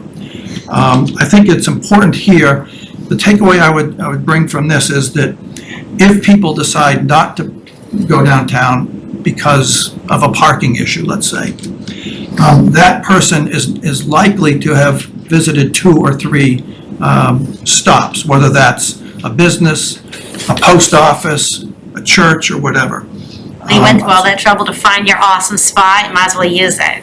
Yeah, and there's quite considerable work that's been done in other places in the country and other countries, that when you do have core anchor tenants of one sort or another, whether that be an orthodontist, a grocery store, an accountant, or whatever, when people go down there for that visit, and if those anchor tenants tend to move away, then you often lose the ancillary business, which I think is useful to understand. Most people don't have a long time to park, although people do complain about it. Most people, 72%, find a space close to the destination, or walk less than 10 minutes. A lot of comments on handicap. This is something that we saw a lot in our survey. What we tried to do in our survey is leave plenty of room for people to give us open-ended answers to questions. It's one thing to have a bunch of, things to click here and click there, but what surprised me was how many people took the time to provide lots of comments. We'll talk about that in a second. So many people, we said, well, It's COVID, what's going to happen in the future? Do you expect to come down? A lot of people said yes, absolutely. If not downtown, we have a lot of people that go either in other parts of Reading, and of course, these other communities. Many people on their open-ended comments on this question said, why didn't you include Woburn, Wilmington, and these other towns around? Because they said that they do frequent those quite a lot as well. The next page, I think, is just important. I think that what we feel a little bit proud of is that we had very broad participation. A lot of the prior surveys were handed out downtown, and the data were collected from mostly downtown, businesses and residents. We feel like this has a reasonably good representation around town. Here in the next couple of pages, we'll talk about and this is where we kind of get into some of the agreements and disagreements about parking in downtown Reading. So this is an open-ended question. It says Reading has adequate parking for my needs, and I won't read through all these, but you can just sort of eyeball the ones that attracted the most comments that people took the time to write down. Development, I've included in the supplemental material. I will not cover that, but the fact that there's considerable commentary on development. A lot of people said parking's okay, and you'll see a lot of the great comments that people suggested there. CVS, you see parking is tight and hard to find, need more parking spaces in a parking garage.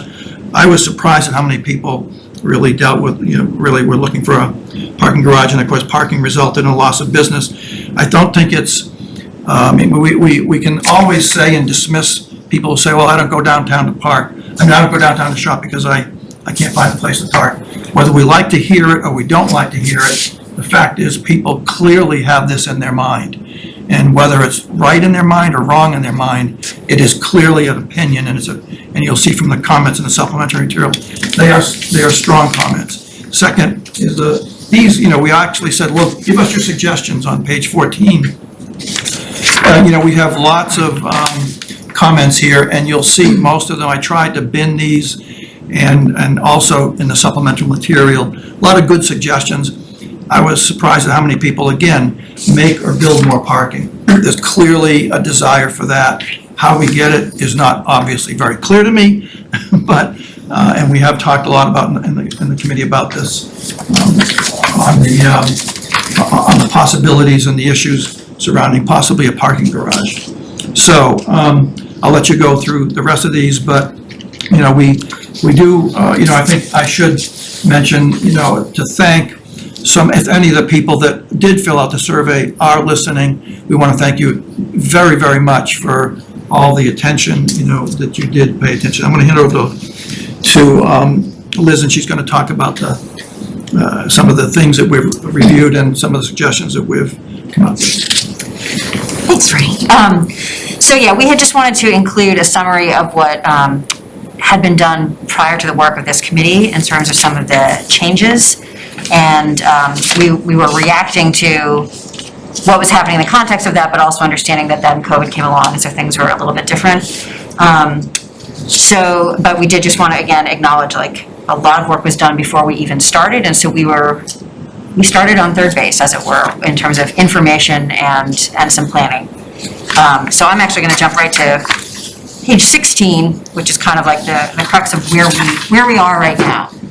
I will say broadly, the committee, you're going to be voting later tonight on we need some more time, because it's just required a lot of conversation, and we've had a lot of opportunity for input. We would like some more. We need to have a public forum still, and but we have found, interestingly, I think Bernie and Chris, who is our select board member of the committee, we agree. It's actually been very interesting that the committee came together, and from day one, we were not very aligned at all. And over this process, we were surprised to find, like, oh, some of us have shifted a little bit, and now we're all starting to come together on broadly where we are and where we're headed.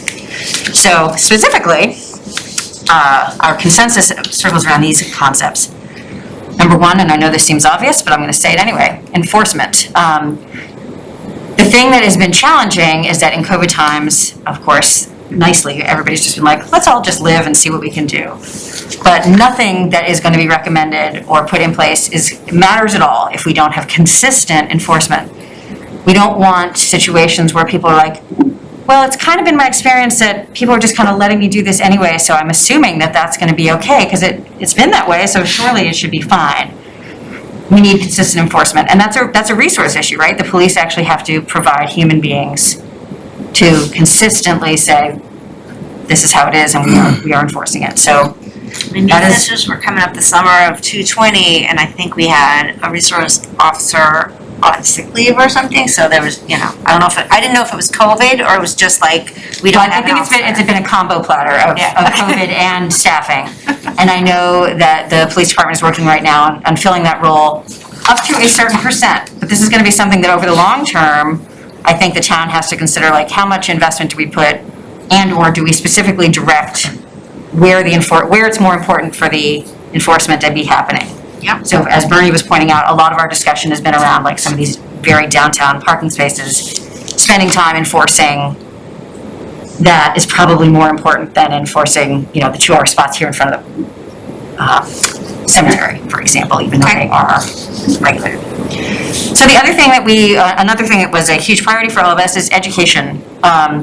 There are a lot of places in town where people can park that they don't realize they can park. Folks did not understand that all the leased spots further up from the train station are now available. That's over 40 parking spaces that used to be unavailable that are now available to people, for example. Also, education on the very basic fact of distances are not as far as you think they are. If you can park in front of Barrows and walk around to the Blacktop to pick up your kid, then you could park over at Christopher's and still walk to the dentist by the CVS, and it's the same kind of deal, right? There's a lot of sort of equivalencies. It's the psychology. People are just like, if I don't get a spot right in front of the business I want to go to, I have too far to go. I mean, I've always thought unless you're infirm, unless you literally can't do it, or the weather gets really inclement and the sidewalks are icy, in which case it seems like a much bigger day than it is. And so the time of year, for me, always seems like that's really a factor.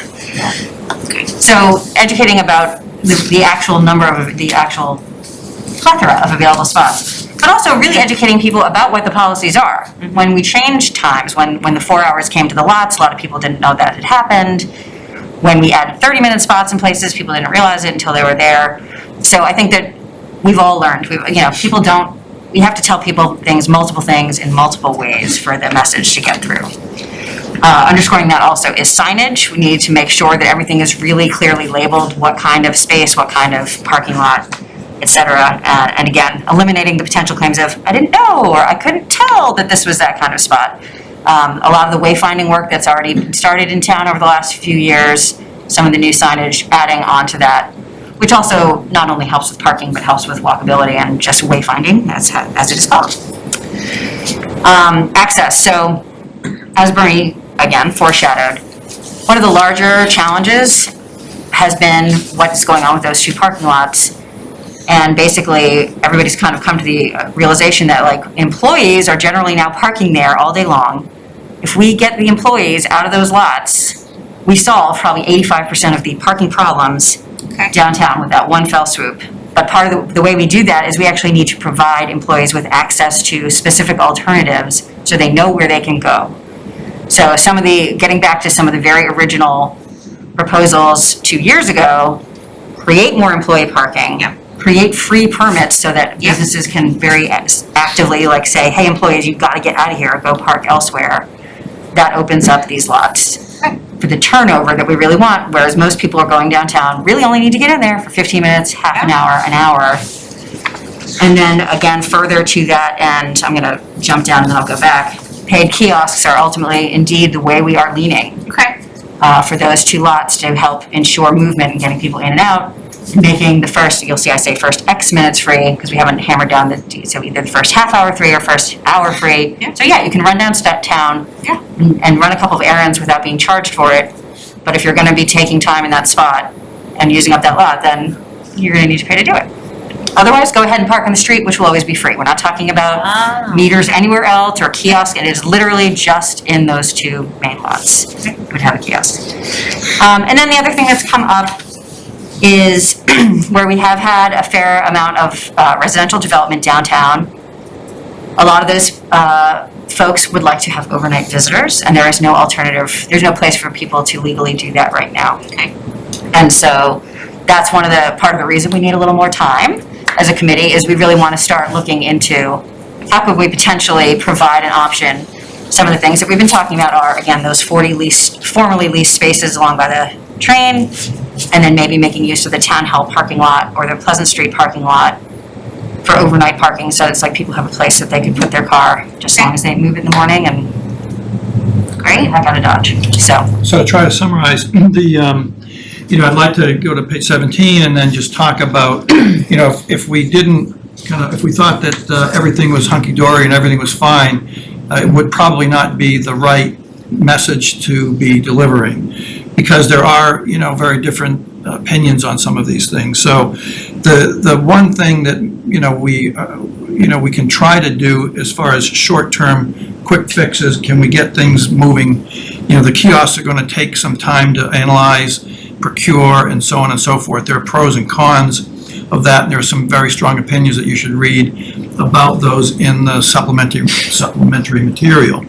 But one of the quick things is that the police department is hiring somebody very shortly, and rather than waiting for town hall in April, okay, here we are in December, can we do something really quick by getting, if you look at the number of spaces that are listed in those two lots, it's not very many, 50, 80. And even if you have somebody sitting there, paying a full-time person or a half-time person to just sit there during the busy hours and enforcing it, couldn't that be a quick, easy fix to get, getting some movement out of those? And I forgot to share with you, And there was actually suddenly a flood of tickets in the TVS parking lot 2 afternoons ago. Suddenly they have, so apparently, even though the actual position hasn't been hired yet, the police department seems to have decided to temporarily put some people on it, so that's not our recommendation, that's just happening. If we wanted to be nice, somebody could pass out a bunch of flyers. If it's the same people all the time and a bunch of flyers went out, you have at the end of this week, this is not okay, then the word would probably get around. Ann, you had a I question? was gonna say, maybe one of the things to prioritize in terms of short-term proposed solutions is around the overnight parking passes, because we're starting to hear from residents now that the police department is going to start enforcing the overnight parking ban for people who are, residing downtown or new residents. Actually, I think both from new residents and folks who've been here a long time, we're starting to hear what am I supposed to do? So I think that that's a really sort of time-sensitive issue that I think if you have some capacity or want to prioritize what solutions to look at first, I would maybe start there for the winter. Yeah, we're definitely very sensitive to these issues. In the supplementary material, one of our members, Sarah Brucolacchio, went to the police department and had a nice sit down with them. Great. One of the items on that list that you'll see in the supplementary material is that the overnight parking apparently is a bylaw issue. I haven't quite frankly understood the legality of that, so that might be an issue for us, that we might have to have a change somewhere in parking Overnight bylaws, street whatever that may be. Interesting. Are we talking about overnight street parking? Yes. Yeah. Yes, I do believe so. You're not allowed. Well, and that's why I think we're talking about lot-based solutions as opposed to. Yeah. So you have to Right, change because the then bylaw. and this is not even just a snow thing, this is just an all-the-time thing. Right, Around a right, place right. you go that isn't the street. So demand, we've got this sort of bifurcated mode of distribution on parking. You've got people who only need it for 2 to 4 hours, and then there are a bunch of people who need it for more than that, whether it's commuter rail or resident or overnight. So what we also heard back from our survey is that it's very complicated. You'll see the map in the supplementary material. I must say that I've studied this thing a long time. I'm a scout leader, a Boy Scout, and I understand maps and orientation. I can get myself around an ocean, but I must say that is extremely confusing. Okay. So the KISS principle, I think, would be really ideal here, but that is not the way, kind of we're leaning. And I think we need to, kind of address this, because what's happening is that, and I think what you as a select board need to understand, is that as we make things more complicated, and we're gonna have a meeting on Thursday where we talk about street-by-street issues, what happens is when one street gets resident only, then the parking moves to another street, then that street says, well, now they're parking on my street, I want, so then they're all back here. I mean, one strategy which has So I not been think, I gotta, we're kind of past the Yep. allotted time for Right. this. This is wonderful. I mean, it confirms what some of the staff brought to us, but now you have the data supporting it. You've got more community engagement. The survey was great, the postcard I got. Any other comments from board members? Yeah. Yeah, so, hey Julie, you there? Julie? That's Bob. Having a little technical difficulty Oh, earlier. she's there. So, I'm here. oh, hi. Julie's always there, she's a parking. I think I would, we need to understand this issue on overnight parking, and I would imagine CPDC has to get involved in this. I'm kind of putting words together here because as a lot of the new construction was done, there was an expectation of allotted spots. And what's happening is we're hearing from some people who have more cars than they were allotted. And it's generating a problem that's kind of beyond what was designed. And so I don't know that it's as simple as just saying, well, let's just find a spot and put a bunch of cars. And Julie, correct me if I'm wrong. I don't want to put a lot of resource into this group if it really is CPDC that has to get engaged first. So I think that it might be a little bit of both. I don't think it's an unreasonable thing for Park to talk about at all. They have like a lot of like downtown experience that's really relevant to all of these conversations and they have a lot of ideas. Where the CPDC would get involved would be, do we need to consider changing the parking requirements in zoning? And I've been working with the police department for a while now to get data on who's parking overnight downtown. And then now that the overnight ban is in effect, it's been, I think, about exactly a week. We're getting some feedback from residents, like, who was parking there, and so we're gathering the data to find out, were they visitors, are they residents with second cars, what's really happening, and we're keeping track of that and just to see, like, will that inform future potential zoning changes that might be needed. So, Park is they're kind of working on different aspects of the problem, but they will need eventually to probably work together into some sort of coordinated approach.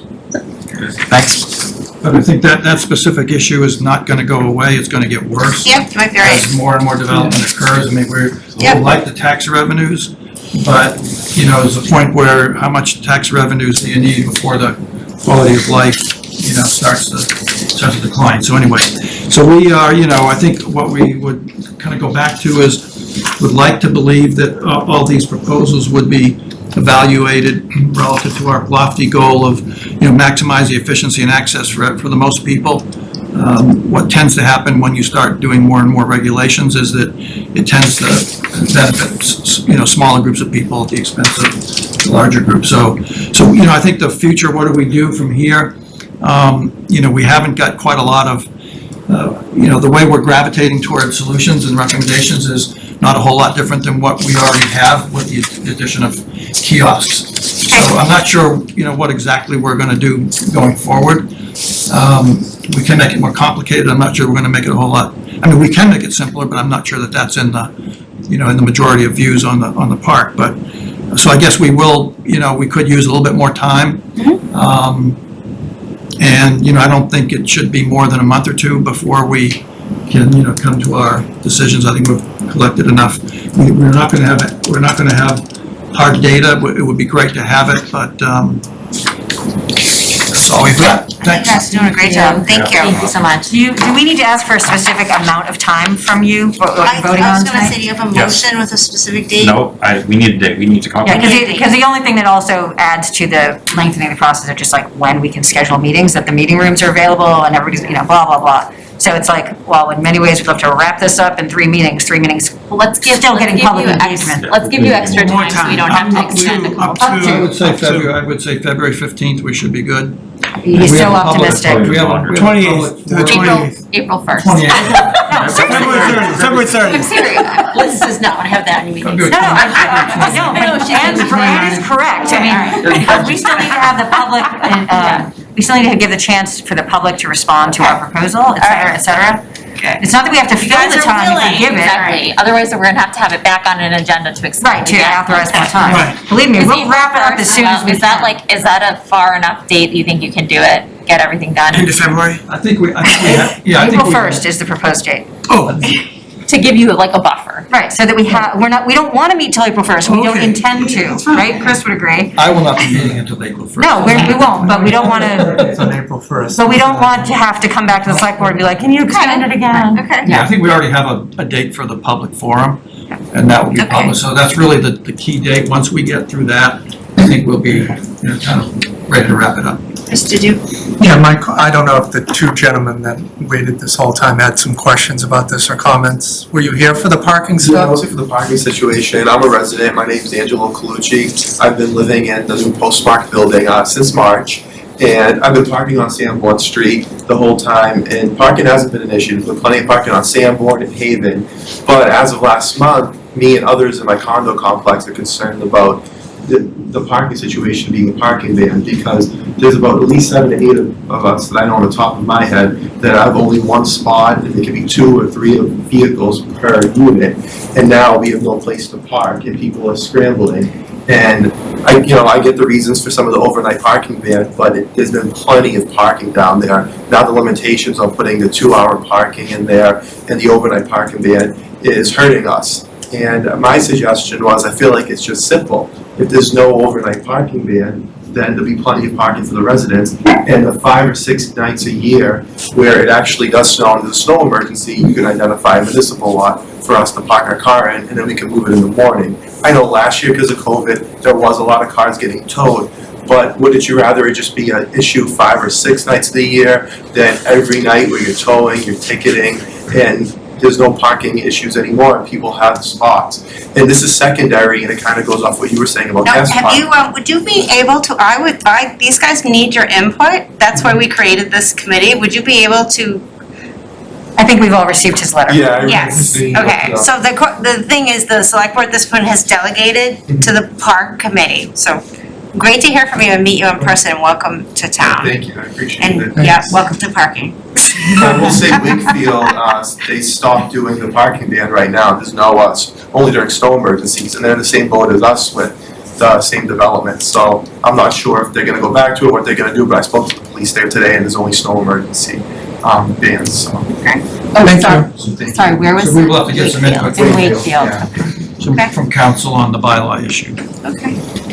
Thank you. Thanks, folks. Sorry, thanks for having Thanks, us. everyone. It's really Thank you. good. Thank you so Thanks. much for your hard work. So excited. The end in sight, Chris? Okay, good. That's so exciting. Okay. Next, is Ivrea on the line? Is she still up? You said Ivrea? Yes, Ivrea was gonna join us. We got. I just unmuted her. She's here. Thank you. So we got an update today. Did she share it with all of us? Okay, thanks.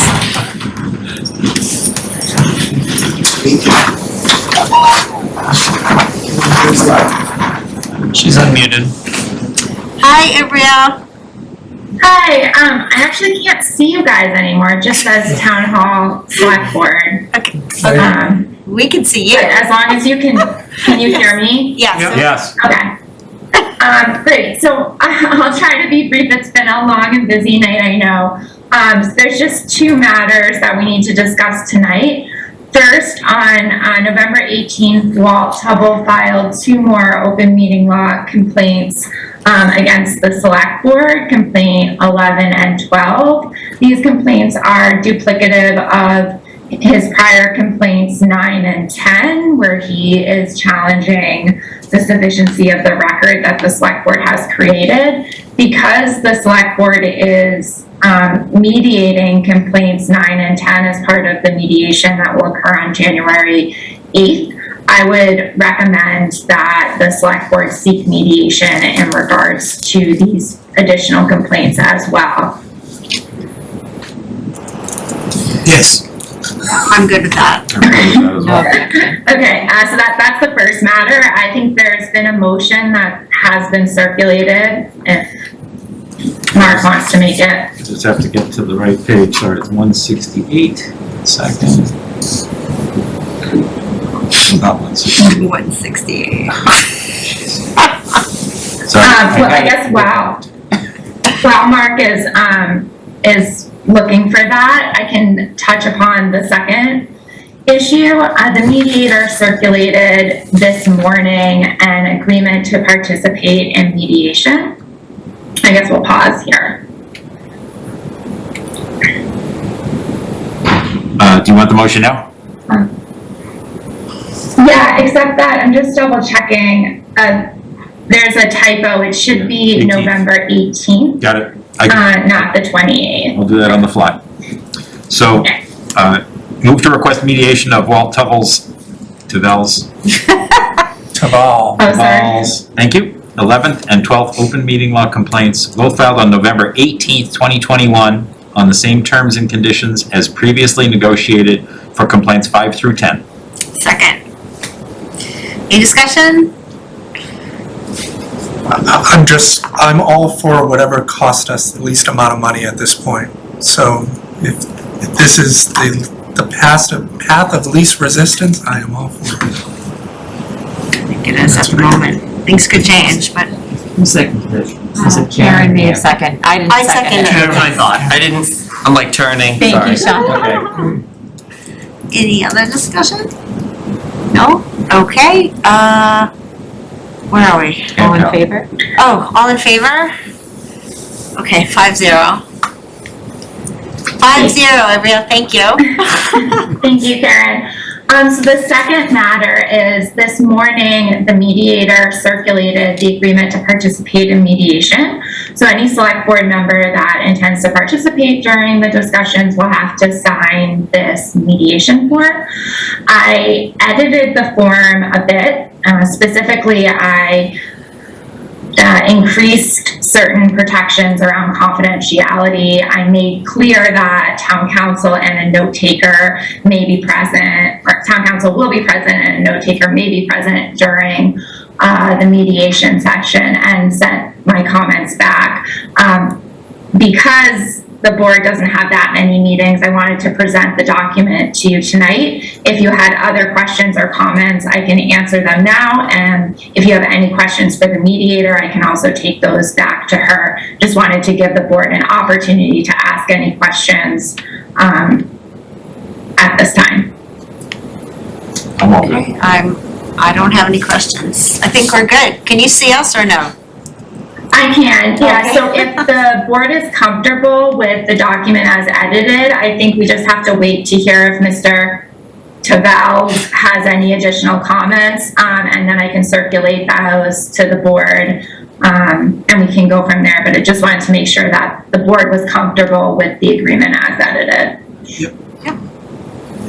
Okay, great. Thank you Thank you very guys so much. I appreciate it. Nice to see you. Thank you. Thanks, Ibria. Yeah, Drive safely. thank you. Okay, we are down to the consent agenda, and we have a date for the first item, which will be April 1st now, instead of, it says February 28th on your document, or Sean's document. It Was doesn't that have a date, but now we have a date of April 1st. April 1st, It was- yeah. 2022. Yep. Okay, So, I'm not sure that we can do, I think we're gonna have some questions about liquor license renewals. I have some questions about liquor license renewals. We can still discuss it, like I said, the agenda, we can't discuss. well, No, It's all about it once. we have I had think. like minor discussions and comments, Lynn, that seems to be okay, yeah? You can, I think you can have a conversation on consent agenda, you just have to pull it out of the consent agenda, Oh, okay, okay. right? Make a motion to pull it out Yeah. and then So discuss it? Move to remove the annual liquor license renewals from the consent agenda. Second? Any discussion? Not appearing? because you have questions. Well, And there are it's- different pieces in there, and, yeah, I have some questions. We ready to vote? on the other items. No, we Oh, have to vote to pull these out. Pull it out. So, Yep, Second, okay. yep. All those in favor of pulling out the annual license renewals of the consent agenda? so Sean, we're pulling, Was that 5? yeah, 5-0 5-0. to pull item Vote. 3 out of the consent Yep, for the liquor licenses, yep.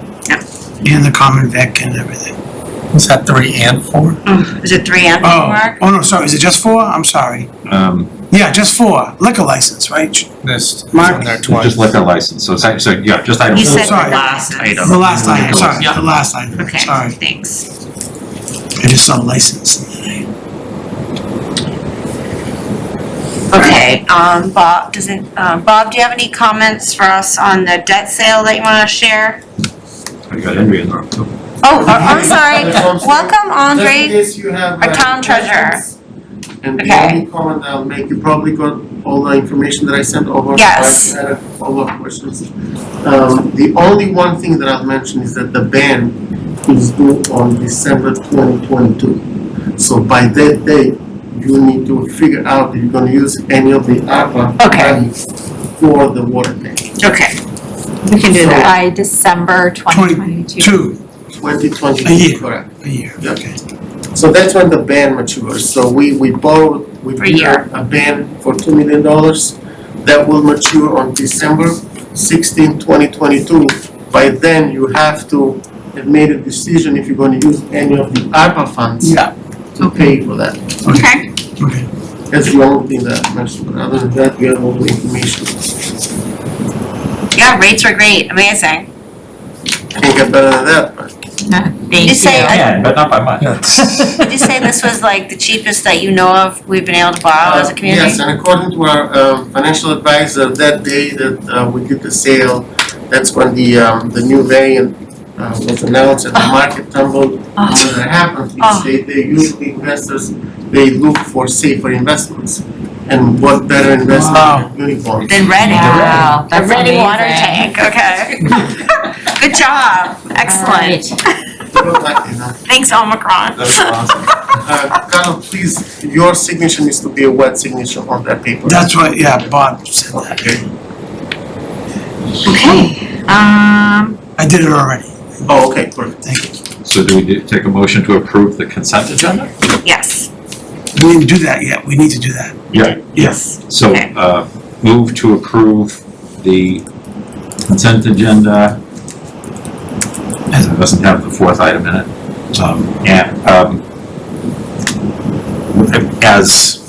As amended. as amended, Yeah, it's amended. second. That incorporates the park being April 1st, exactly. That's the amendment. Yeah, yeah. And the motions are in the packet. The motions are in the packet. Yeah, they're Yeah. on page 168. Okay. So, I made the motion. I second it, yeah. Second, okay. Yep. Okay, any discussion on the consent agenda? None appearing, all those in favor? Okay, great, 5-0. Okay, so now we could, Mark can ask his questions about the annual liquor license renewals. So on Thank you, Andrea, have a Thanks, great Andrea. night. Thank you so much. Right. two questions. One is on the all alcohol restaurants, the last one, the Common District Meeting House. So the question was,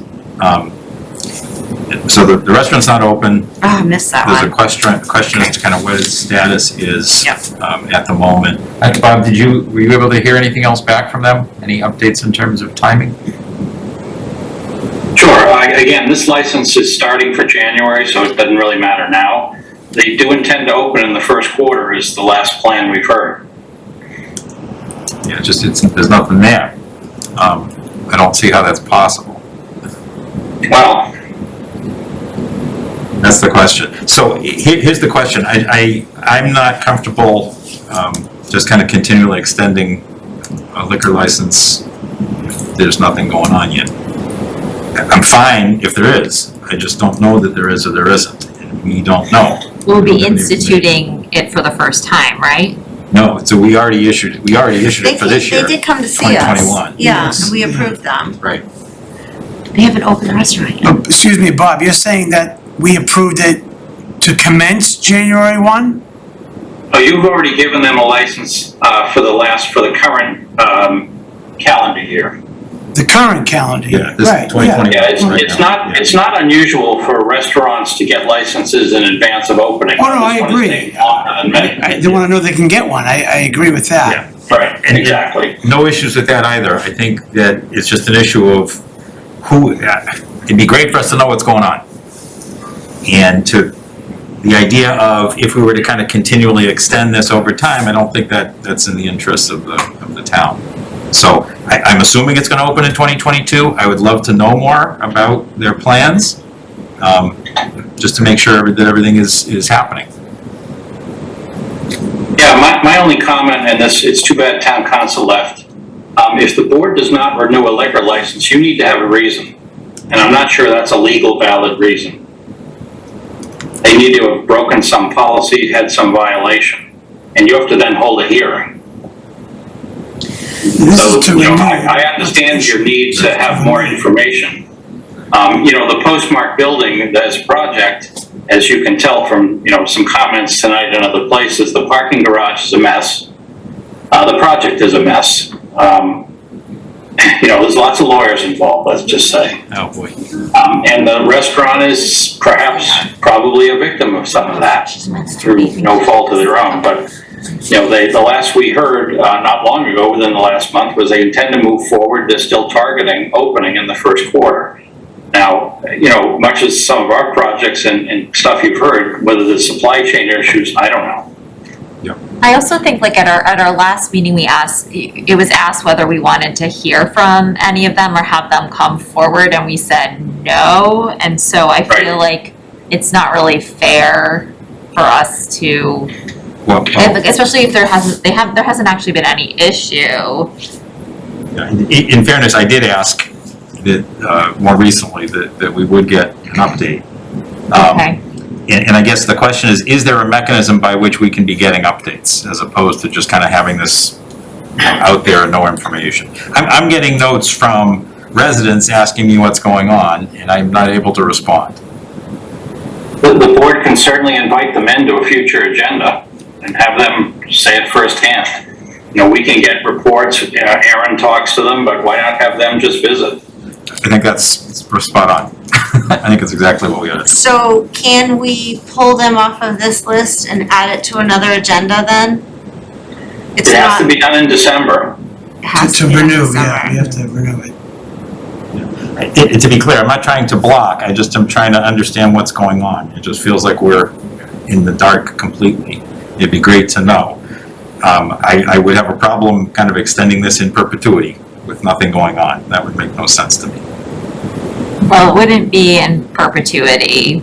It would be, you know, For a year. for a year. And I I wouldn't want to have the same discussion next year. Sure, so I think it's totally fair to get, you know, now that we know there's like desire for more information, I think to request it. And certainly if we heard radio silence, December of 2020, still heard radio silence in December of 2022, that, you know, would give us reason for pause perhaps, although like Bob said, there may be some legal rationale that we need to demonstrate, were we not to justify a non-renewal, but I think it's totally fair to invite them forward and to request more information.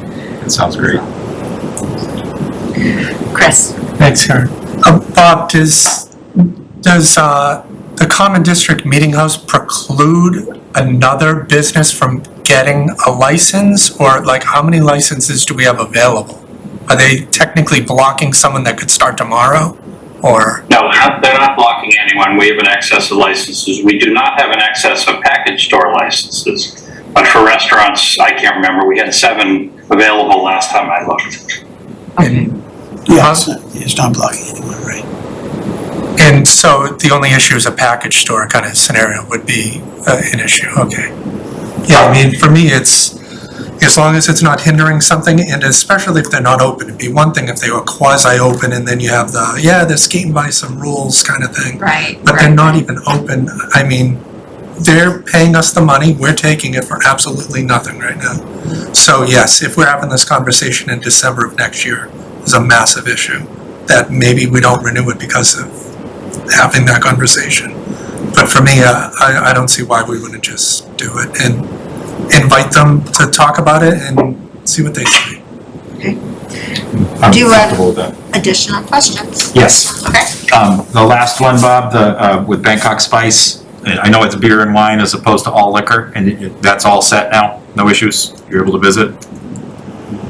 No, not yet. So as you can see, or perhaps I can share a motion, that would be subject to an inspection that has not yet happened. Thank you. I didn't get the bottom line. Sorry. Okay. I got it now. So the bottom one says, and subject to a satisfactory inspection of the establishment by the town manager or his designee. Okay. Okay, so I'm good with all now. Okay. Any other discussion? Nope. Okay, do you want to go ahead with the motion? Yes. Move that the select board renew the all alcoholic restaurant liquor licenses for Anthony's Coal Fired Pizza of Reading, this serves me right. Anthony's Coal Fired Pizza of Reading LLC, DBA Anthony's Coal Fired Pizza, 48 Marketbrook Drive. Mecom Inc., DBA Cafe Capri, 355 Main Street. CAC Foods Inc., DBA Venetian Moon Restaurant, 680 Main Street. Pepper Dining Inc. Dispense with the reading of the Can we do that? motion. I second. All's in favor? Thank you, Mark.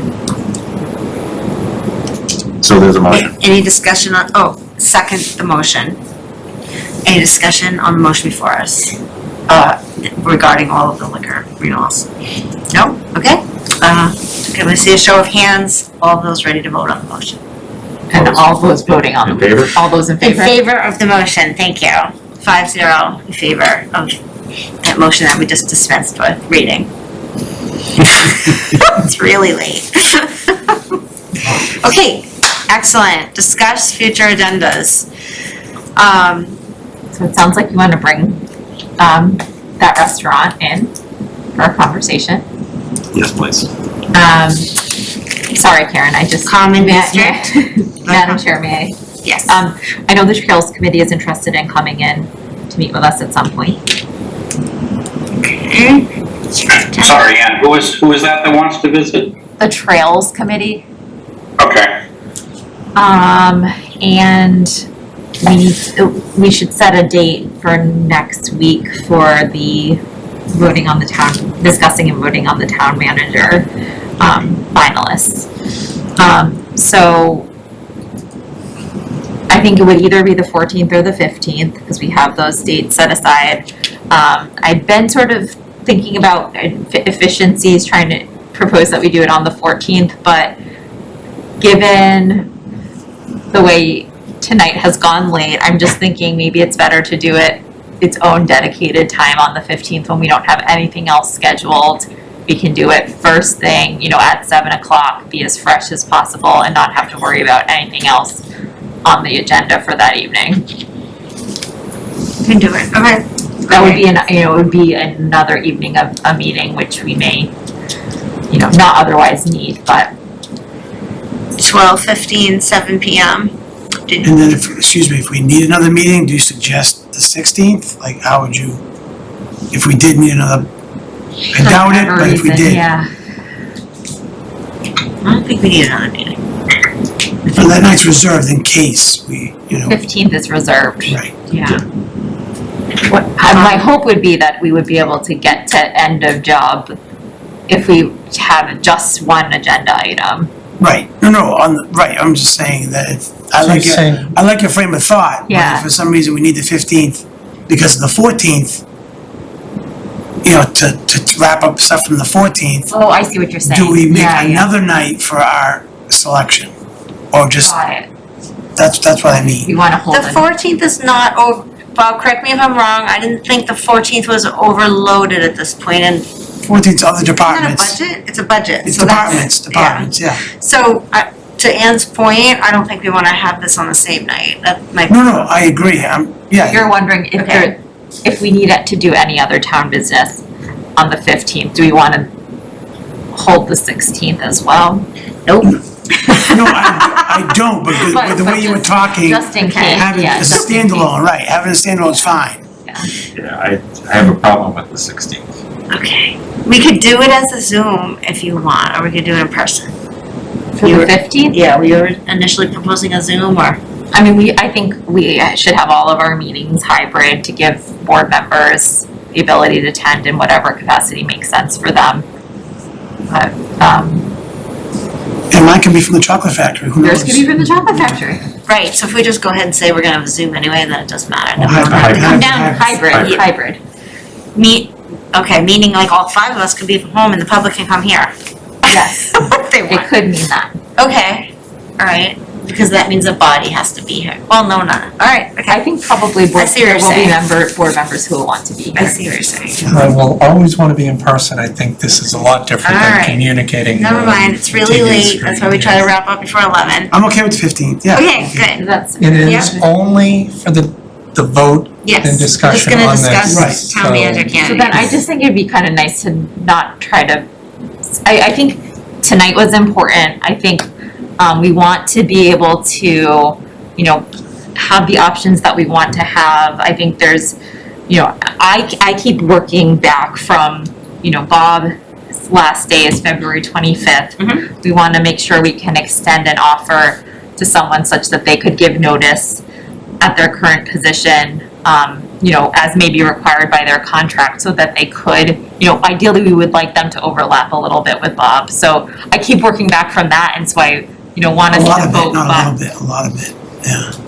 Well, I think Bernie has said, you've probably heard him say, like, he doesn't think more than a week I know, is I know. advisable, but, Only a week? I think I heard him say 2 weeks, but yeah, short, still pretty short. It doesn't have to be like, Seems definitely it short. doesn't have to be 10 days like, I forget how he said it, he made a funny comment, everyone's gonna be sick of everyone. Oh, I know, no, but actually the realistic, he commented that basically you'd have 2 chefs in the kitchen. If you let that go on for too long, it starts getting ugly, so that's why he but these are highly productive people, so, but I could understand that. Gotcha. so anyway, just, I'm thinking back from like giving, we wanna have our pick of whoever we want, and, making sure that whoever we end up choosing has time to give their notice, and then we have time for them to have some overlap with Bob. So that's sort of the way I'm thinking, and I've been thinking in terms of the timeline and, moving this process forward, so. Yeah.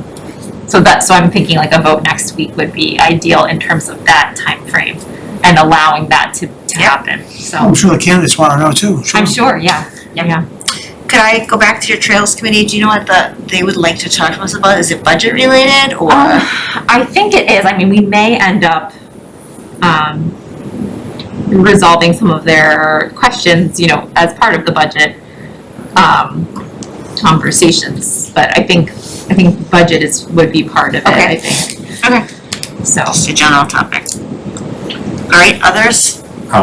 Some kind of a short update or discussion related to speaking with Meadowbrook and Lot 5. Okay.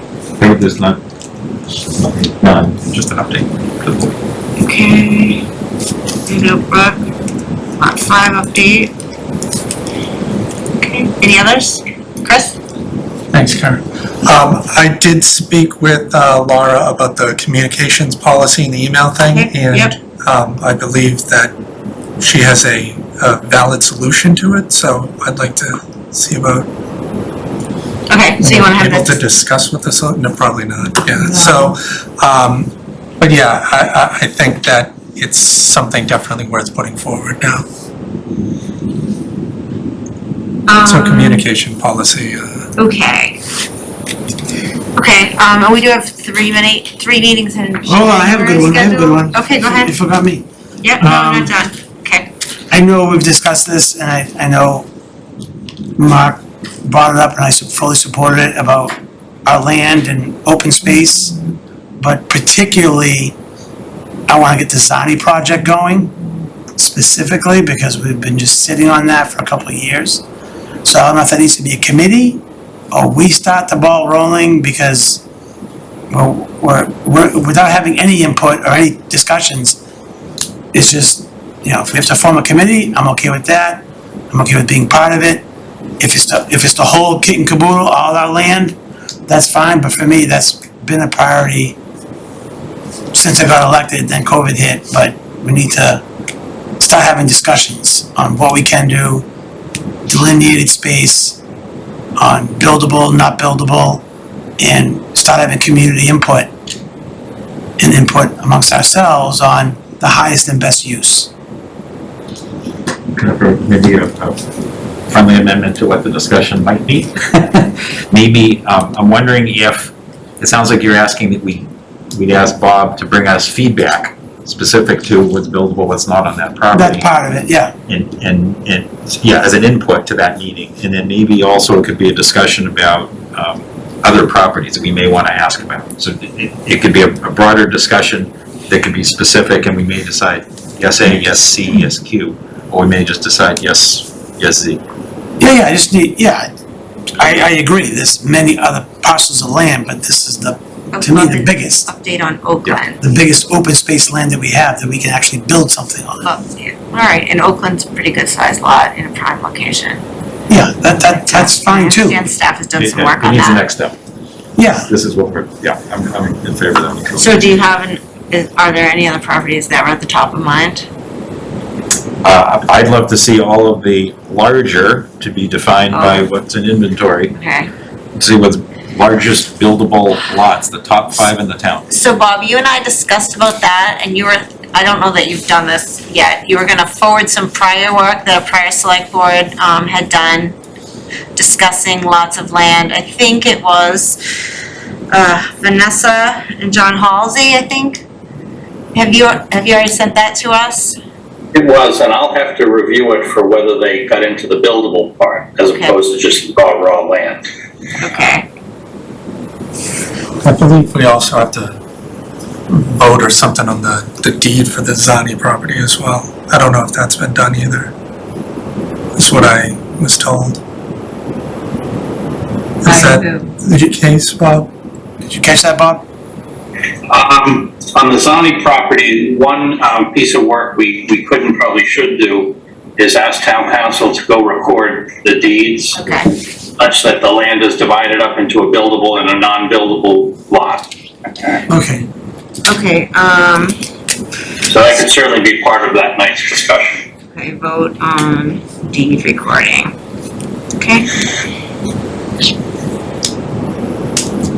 All right, is that it for you guys? Okay, and then, so this is further out on, so there's been a group in town who has been working on, a new site for community garden. We got the, funding from the legislator, $10,000. Well, that's exciting. So. The second site? The hunt? The second site? Or? I don't wanna give away anything, but okay. they would like to come and tell us what they've been working really hard with staff, and, on January 18th, they thought would be a wonderful date for them to come and update the select board, because I don't wanna give it all away, but they have another meeting they wanna go to first, but, yes, so if we could put that on the January 18th, an update on the community garden, that'd be great. And Let me share that agenda with you, because it's pretty full, just so you know. Here's the 18th, the board's previously asked for.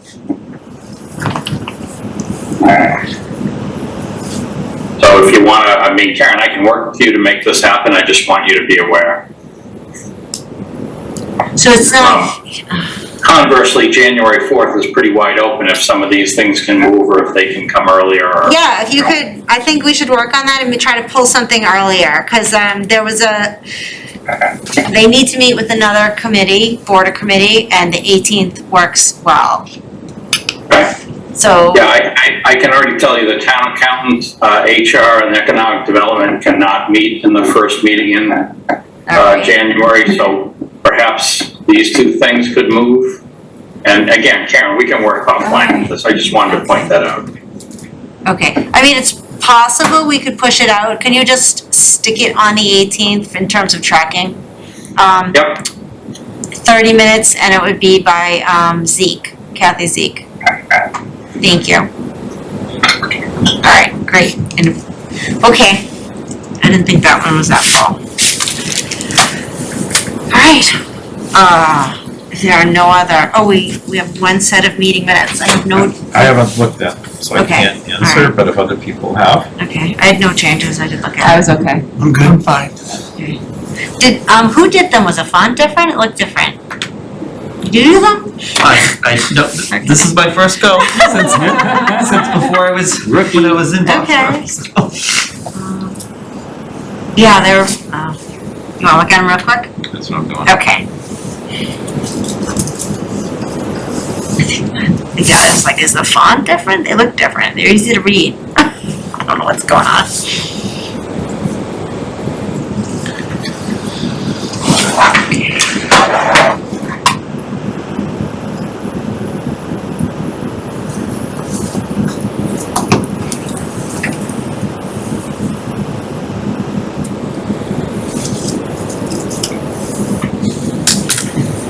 I'm fine with it. So Okay, motion what a to motion. approve, sorry, I just read right past it. Motion to approve the meeting minutes of, almost there. November 23rd, 2021, as written. Second, thank you. Any that Ann? discussion? That was. Yes, that was Ann. Thank you, Sean. Any discussion? None appearing. Members, you vote in favor of this motion? 5-0. I think that's our first as written in my tenure. So my, The secret is that you wait till a I certain move to time. adjourn. Second, All's in favor? Okay, good job. good job, folks. Sorry, Bob.